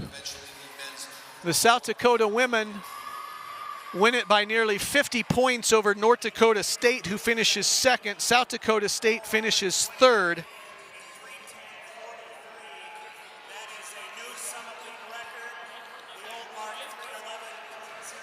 Oral Roberts sets the Summit League championship record at 3:10 in the 4x4. North Dakota State set the record a year ago at 3:11. So a nod to Joe Dial, the head coach at Oral Roberts, in the last event of his last indoor track meet as a college head track coach. His Golden Eagles set the Summit League Indoor Championship record at 3:10 in the 4x400.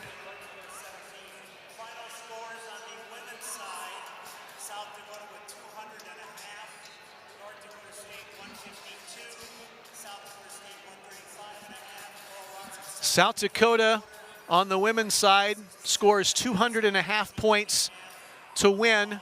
North Dakota State second, 152. South Dakota State third, 135.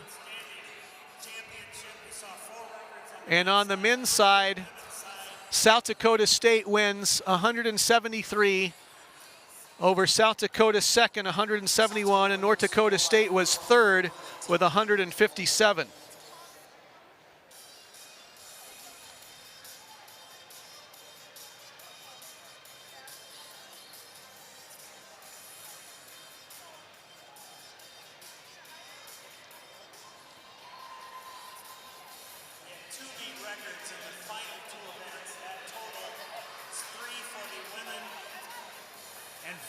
For the men, a total of 8 new meet records established over these 2 days here in Grand Forks.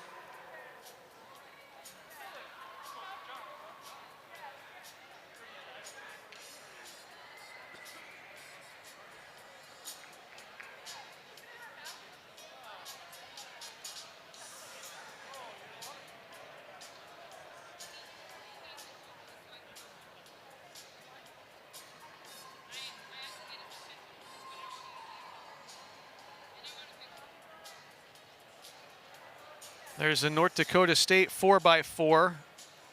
The Bison finished second in 3:45.93.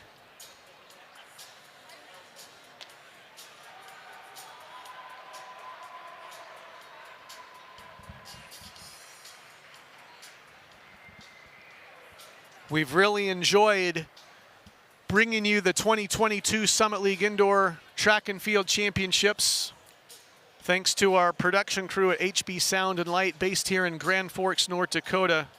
A fantastic job to the crew in the control room and the camera operators. It's not easy covering a track meet with a lot going on at the same time, but we sure appreciate their help and professionalism in bringing you these championships.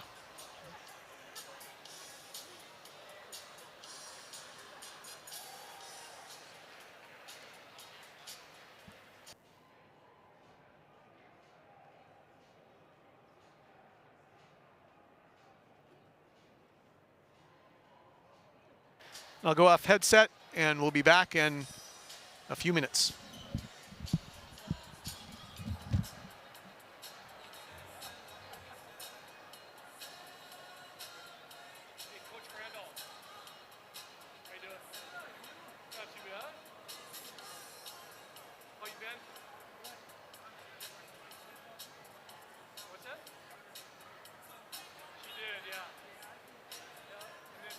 Great race. Yeah, she had a great race. Yeah, lots of sports.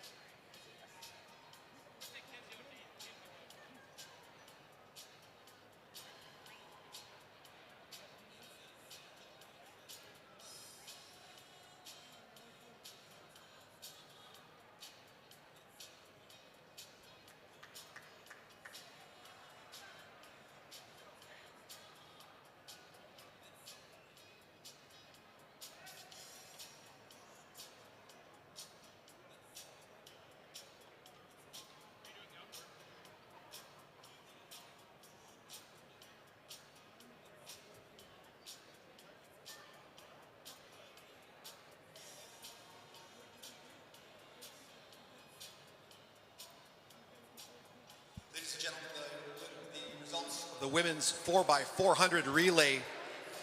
In third place, South Dakota State University, Oksana Johnson, Tori Glazier, Lizzie Gillingham, and Carrington Jones.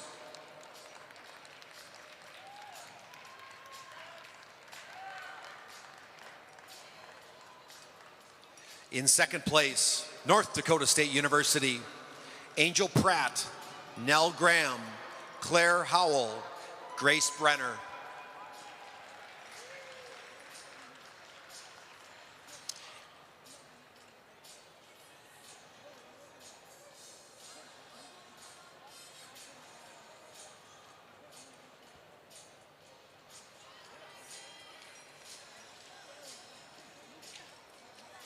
And in first place from the University of South Dakota with a time of 3 minutes, 42.9 seconds.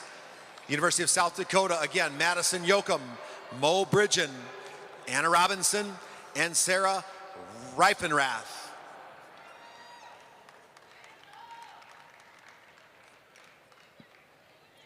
There is the podium for the 4x400 on the women's side. We'll get the men's 4x4s, and then we will have, going to try to track down Lucky Huber, the head coach of the South Dakota women, and Rod DeHaven, the head coach for the South Dakota State men, and do a couple of brief interviews with the championship coaches, and then we will put a wrap on this one. So once again, the final scores on the women's side. South Dakota wins it with 200 and a half. North Dakota State second, 152. South Dakota State third, 135 and a half. Oral Roberts fourth, 72 and a quarter. North Dakota fifth, 67 and a half. St. Thomas sixth, 18 and a half. Omaha seventh, 11 and 3/4. The first, second, and third Western place Illinois teams from the 4x400 relay points. report to the podium, along with the on the men's side, South Dakota State, the winners. The Jackrabbits score 173. South Dakota finishes second with 171. North Dakota State finishes third, 157. Oral Roberts finishes fourth, 63 and a half. St. Thomas fifth, 48 and a half. Western Illinois sixth with 30. And North Dakota in seventh with 17.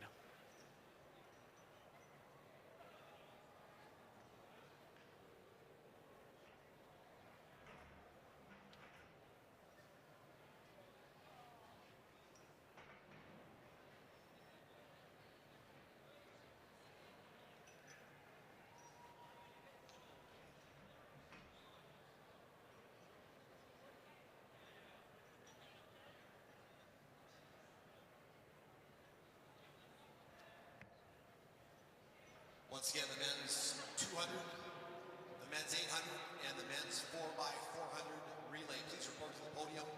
We'd like to get the team awards going as soon as possible.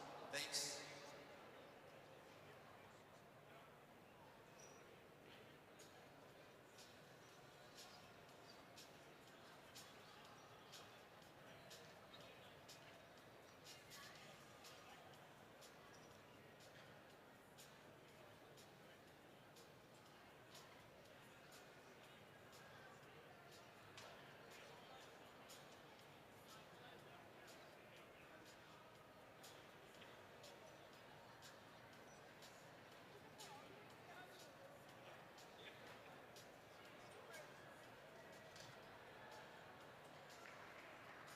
South Dakota State men's 4x400 relay. Please report to the podium.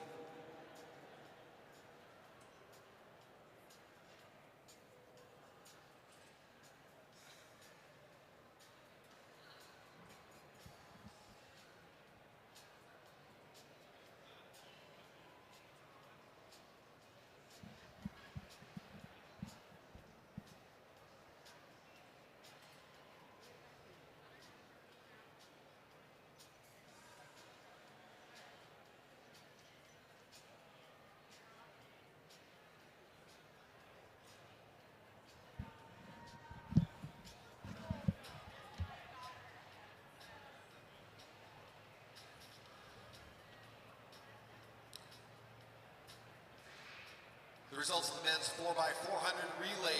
In third place, South Dakota State University.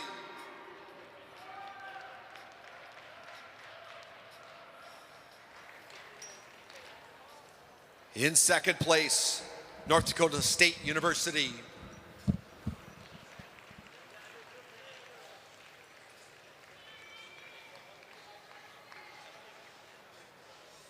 And in first place with a Summit Indoor Championship record with a time of 3 minutes, 10.44 seconds, Oral Roberts University.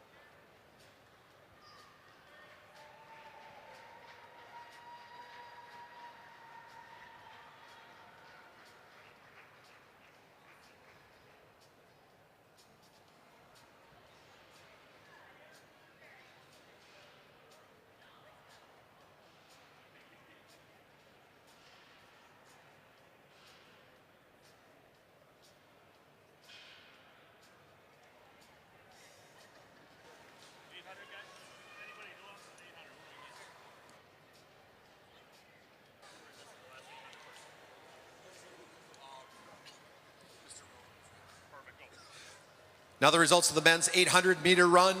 In third place from Western Illinois University, Richard Brown. From North Dakota State University, Jacob Roden in second place. And in first place from Western Illinois University with a time of 1.83 seconds, Akin Kali, Western Illinois University.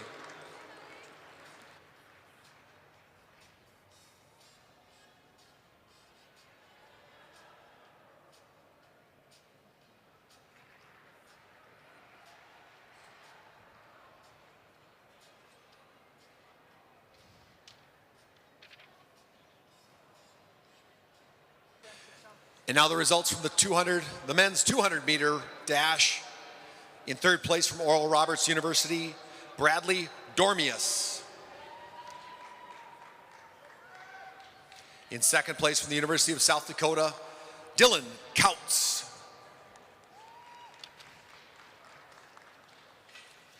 And in first place with a time of 21.36 seconds from the University of South Dakota, Damar Francis.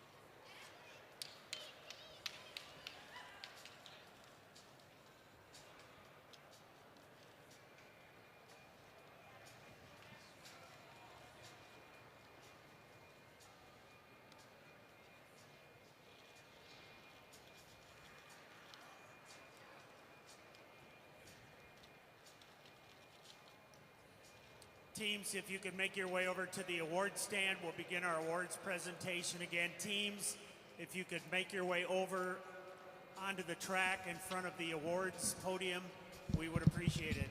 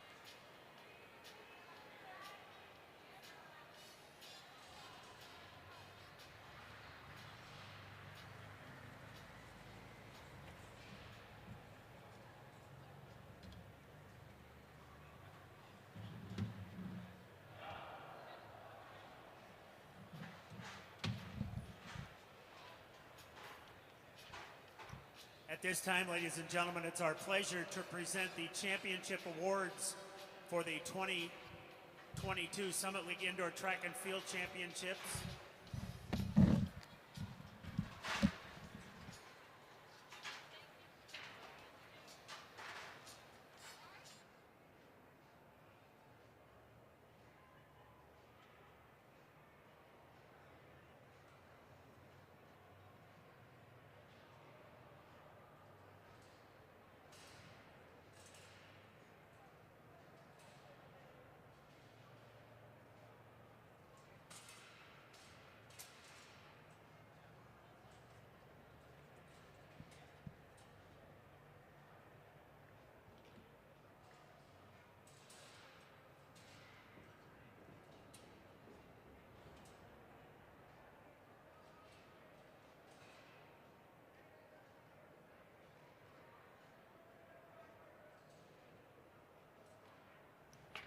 Again, athletes, we'd like to start our awards presentation, so if you could make your way over to the awards area, we'll get started here.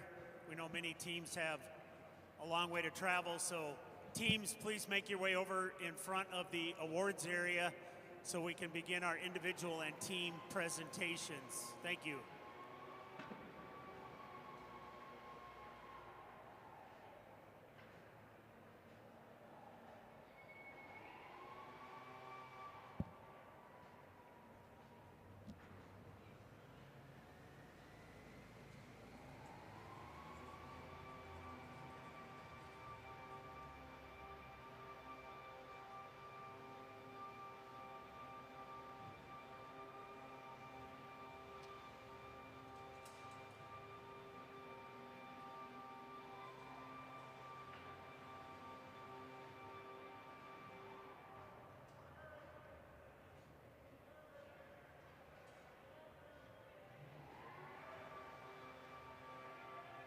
Athletes, again, please help us out. We'd like to get moving with the awards ceremony. If you could make your way over to the awards area. Thank you, athletes.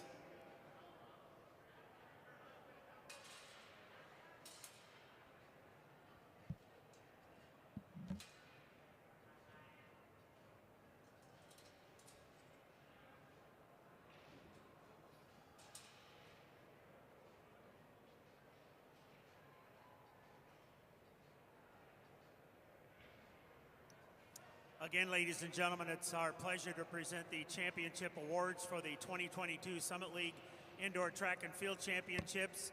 Individual awards will be announced first, followed by team finishes and champions. When your name is called, please approach the awards table, collect your award, and pause for a photo. Before we recognize the award winners, let's show these fine student athletes how much we appreciate their effort during these championships. Congratulations, a great meet. Let's begin with the individual awards for men's indoor track and field. These awards were determined by participating head coaches and are based upon the student athletes' performances this weekend. We start with the newcomer of the championship, which is awarded to the top two freshmen competing. The 2022 Summit League newcomer of the championship from St. Thomas with 8 points is Jack Rosner. Congratulations on an excellent championship.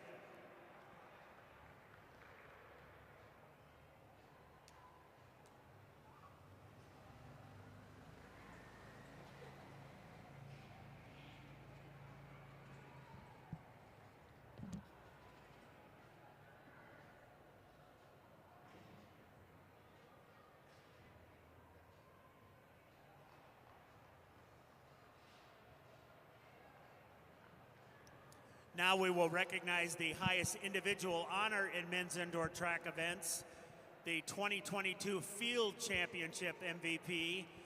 The Field Championship MVP from North Dakota State, he scored 18 points, Trevor Otterdahl. Congratulations on a great championship.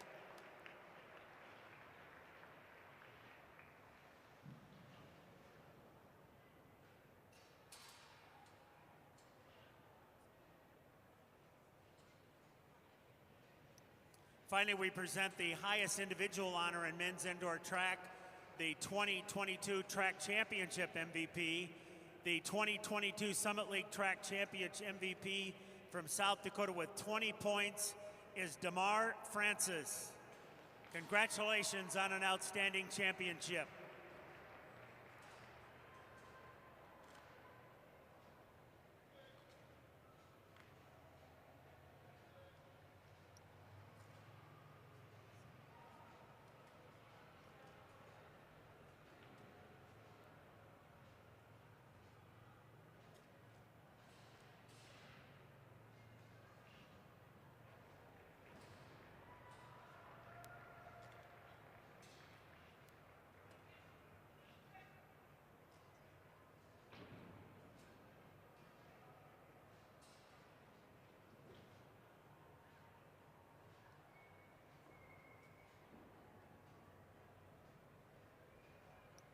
And now for the individual awards for women's indoor track and field. These awards were determined again by the participating head coaches and are based upon the student athletes' performances in this weekend's competition.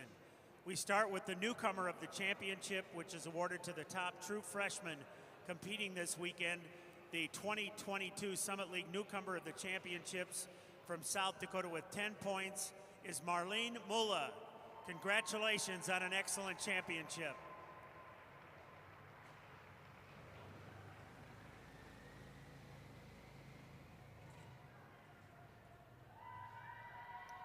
We'll now recognize the highest individual honor in women's indoor track and indoor field events, the 2022 Field Championship MVP.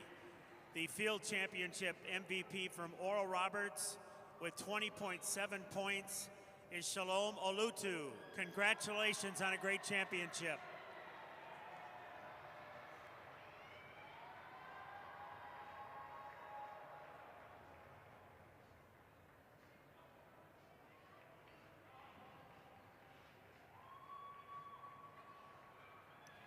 Finally, we present the highest individual honor in women's indoor track, the 2022 Track Championship MVP.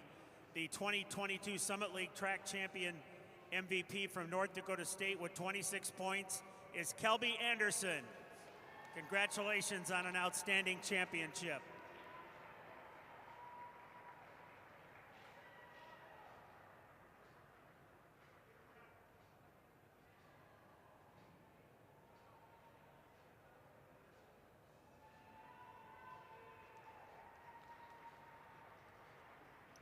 Now it's time to award the 2022 Championship Awards for men's indoor track and field. The men's team awards, finishing in 7th place with 17 points is North Dakota, our host. Finishing in 6th with 30 is Western Illinois. Finishing in 5th with 48.5 is St. Thomas. In 4th with 63.5 is Oral Roberts. Finishing in 3rd with 157 is North Dakota State. And with 171 points, we recognize the 2022 men's indoor track and field runner-up. Congratulations, South Dakota, on a fine performance. A round of applause for the Coyotes.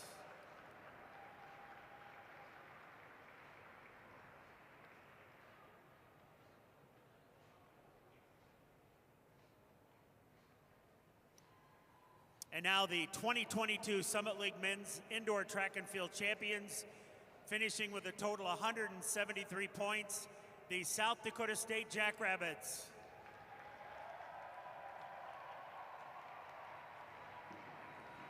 And now we will present awards to each member of the 2022 Summit League Men's Indoor Track and Field Champions. Gentlemen, after your name is called, please step forward to collect your championship medallions from the awards table. From South Dakota State, Riley Bauer, Josh Beck, Tom Bruggeman, Daniel Burkhalter, Daniel Clark, Josh Donahoe, Austin Eppard, Dominic Etherington, Trent Frankham, Tylynn Hallman, Tristan Hanna, Blake Iverson, Matthew Katz, Pierre Lear, Cormac Logue, Trey Manning, Joseph Minor Williams, Andrew Moeller, Ben Olson, Gabe Peters, Manny Poulam Smith, Reid Pierzinski, Dawson Schroeder,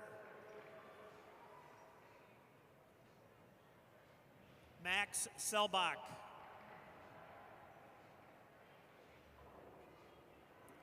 Noah Stewart, Hunter Walster, Jake Werner, Jared Wipf, Assistant Coach Ashley Bach, Assistant Coach Tyler Lippert, Associate Head Coach Aaron Hannenberg, Associate Head Coach David St. John, and Head Coach Rodney DeHaven.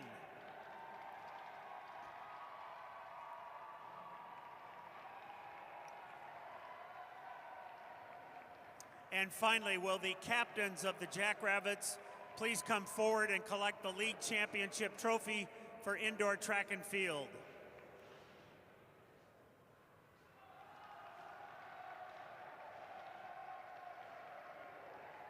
Let's give all these fine student athletes and coaches a well-deserved round of applause for their participation in this weekend's Summit League Indoor Track and Field Championships.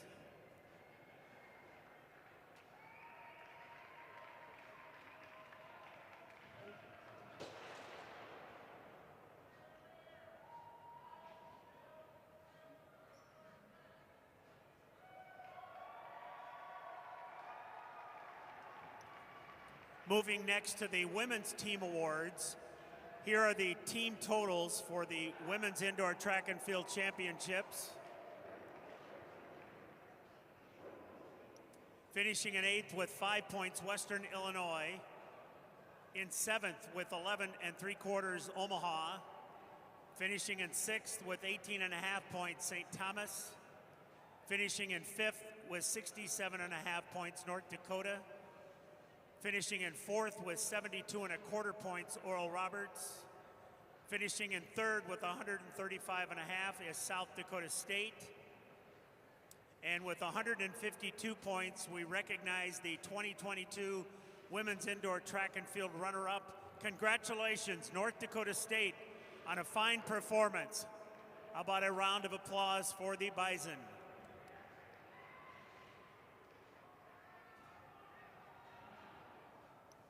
And now the 2022 Summit League Women's Indoor Track and Field champions, finishing with a total of 200.5 points, the South Dakota Coyotes.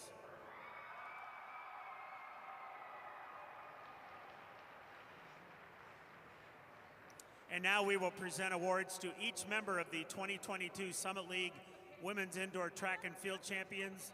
Ladies, after your name is called, please step forward to collect your championship medallions from the awards table.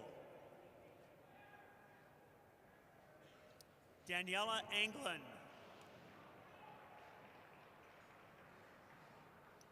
Haley Arns.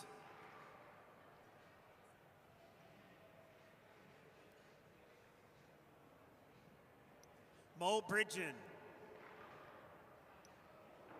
Renee Bremmels. Ella Byers. Meredith Clark. Jaden Garrett. Holly Gerberding. Helen Gold. Carly Herring. Jen Harada. Gabrielle Girelli.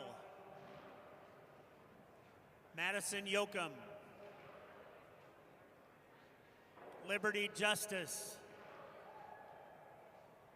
Aaron Kinney. Lydia Knapp. Deidre Marison. Lauren Meyer. Cassidy Munihan. Marlene Mulla. JC Pulse. Sarah Reifenrath. Annalie Robinson. Avery Schmeichel. Delaney Smith. Josephine Starner. Josephina Wright. Allison Roboleski. Director of Operations, Anisha Harris. Assistant Coach Tavaske Lewin. Assistant Coach A.G. Kruger. Head Cross Country Coach Dan Fitzsimmons. Associate Director of Track and Field and Jumps, Derek Miles. And Director of Track and Field and Cross Country, Lucky Huber. And finally, will the captains of the Coyotes please come forward and collect the league championship trophy for indoor track and field.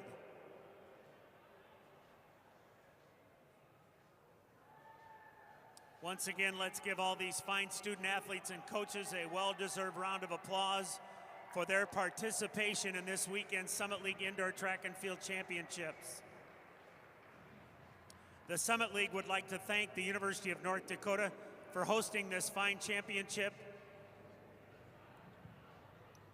including Athletics Director Bill Chaves, Championship Manager Eric Martinson, Associate AD of External Operations Kyle Doprosky, Director of Communications Tyler Wells, and Head Coach Jim Varenkamp. Finally, a special thank you goes out to the officials who took time to officiate this event, as well as the many volunteers who assisted this weekend. Please have a safe trip home. We'll see you May 12th through the 14th at the 2022 Summit League Outdoor Championships in Tulsa, Oklahoma, hosted by Oral Roberts University.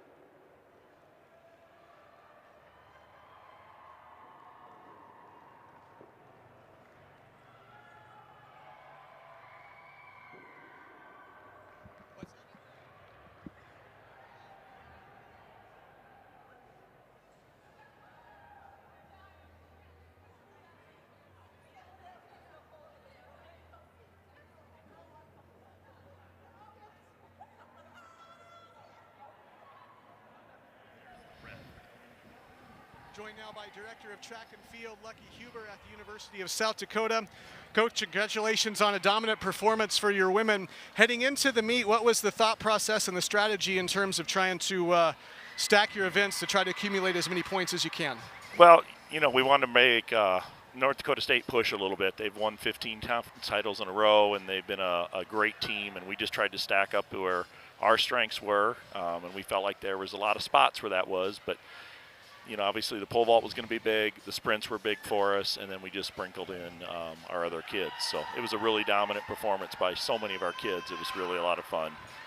Back in December, did you get a sense that this could happen, and when did it really become a reality in your mind? Obviously today it certainly did, but at what point, or was there a point in the season where you really thought that you were going to have a dominating performance today? So honestly, I knew we were going to win when we finished up our conference championship at the outdoor meet.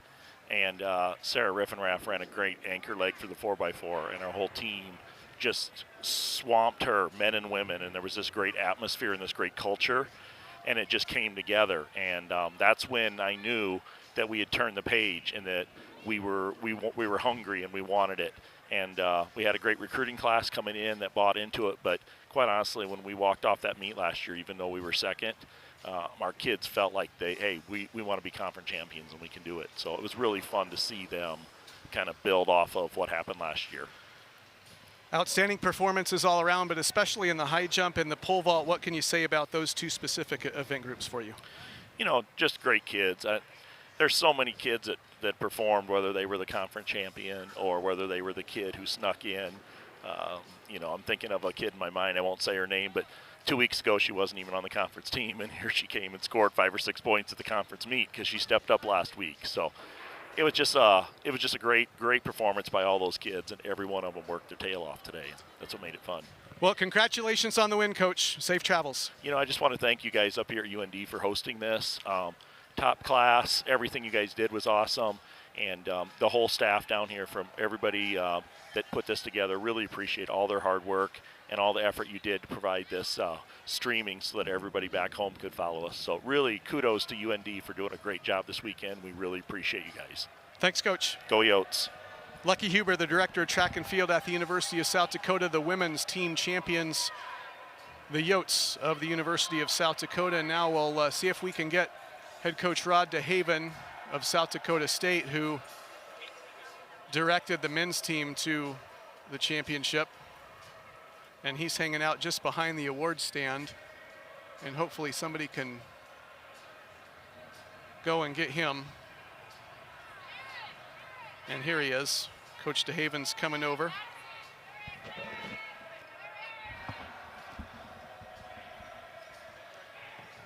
The men's side was much more dramatic than the women. The women, there is really no doubt about it from about midway through the day today. Although if you ask Coach Huber, it wasn't a doubt for the last 9 months, but certainly much more dramatic on the men's side than the women's. It came down to the end. We're joined by Director of Track and Field at South Dakota State, Rod DeHaven. Coach, congratulations on the victory. Going into the 5K, you guys are down 30 points. Obviously a dominant program in the distances. When you see Murga Gameda out there of South Dakota with such a lead early in the race, knowing that you need to rack up as many points as you possibly could, ended up with a 2-point victory. What was going through your mind midway through the 5K? Well, we definitely needed to close that gap, obviously, and you know, fortunately our guys responded really well to my pleas, and one of the big things that I think we talked about before the race was not to overextend ourselves, not get caught up in the moment, which sometimes you know, and just totally from our perspective, we did not want to go out too hard and blow up, that knowing that points can be won just by finishing the race strong, and fortunately a large portion of our men did that. Wasn't quite as perfect as we wanted it, but it was still obviously pretty nice for us. Yeah, 1, 2, 3, 4, 5, I would say so. So you go into the 4x4 tied, so you make up 30 points in one event in that 5,000. In the 4x4, what was the discussion with you and your staff in terms of the order of the relay and the strategy of the relay? Do you want to know the truth? Yeah. I asked to go into the washroom and just tell me when it's over. No, we were fortunate that all of our kids competed with a ton of heart. Pierre Leerer, who essentially gave our team CPR when he wins the 60-meter hurdles. Reid Pierzinski, doesn't have a great 400, but gets off the canvas and comes back to fight. Manny Fulham-Smith, we'd hoped he'd make the final in the 400. Didn't happen. So we had, and every team, that's the ebbs and flows. It never goes as charted. And obviously extremely proud of my staff and student athletes to get this done. And certainly we don't win a lot of these, so we don't take it for granted. And it's very special. And it was a great meet, and UND did a great job hosting. And just glad that it all worked out in the end. Certainly a team victory, but how about the performance of Ben Olsen this weekend, Coach? A victory in the 3K, a victory in the mile, and then comes back and within a whisker of a triple gold medal here, losing to teammate Joseph Miter-Williams there in the last couple strokes of the 5K. He was outstanding for you. Right, and I think the big thing in the 5K is I think Joseph wasn't really ready to commit to chasing Murga down, and I pleaded with Ben to kind of start making that move and pull Joseph through. And then once those guys got up there, and I think that probably psychologically it was very tough for Murga to keep things going, and allowed our other guys to make up that gap. So that was a big thing. So even though Ben didn't win that 5K, he was a huge reason why we were able to go 1, 2, 3, 4, 5. Congratulations, Coach, on the victory, and safe travels back to Brookings. Yep, thank you so much. Head coach Rod DeHaven of South Dakota State, the director of track and field and cross country. The men's championship goes back to Brookings from an indoor track and field perspective. So that'll wrap up our coverage of the 2022 Summit League Indoor Track and Field Championships hosted by the University of North Dakota. My thanks to everybody at HB Sound and Light for providing outstanding video streaming coverage of the events this weekend. So this is Kyle Doporalski for the final time saying South Dakota, the Summit League champions on the women's side, South Dakota State, the champions on the men's side. Thanks so much for being with us this weekend.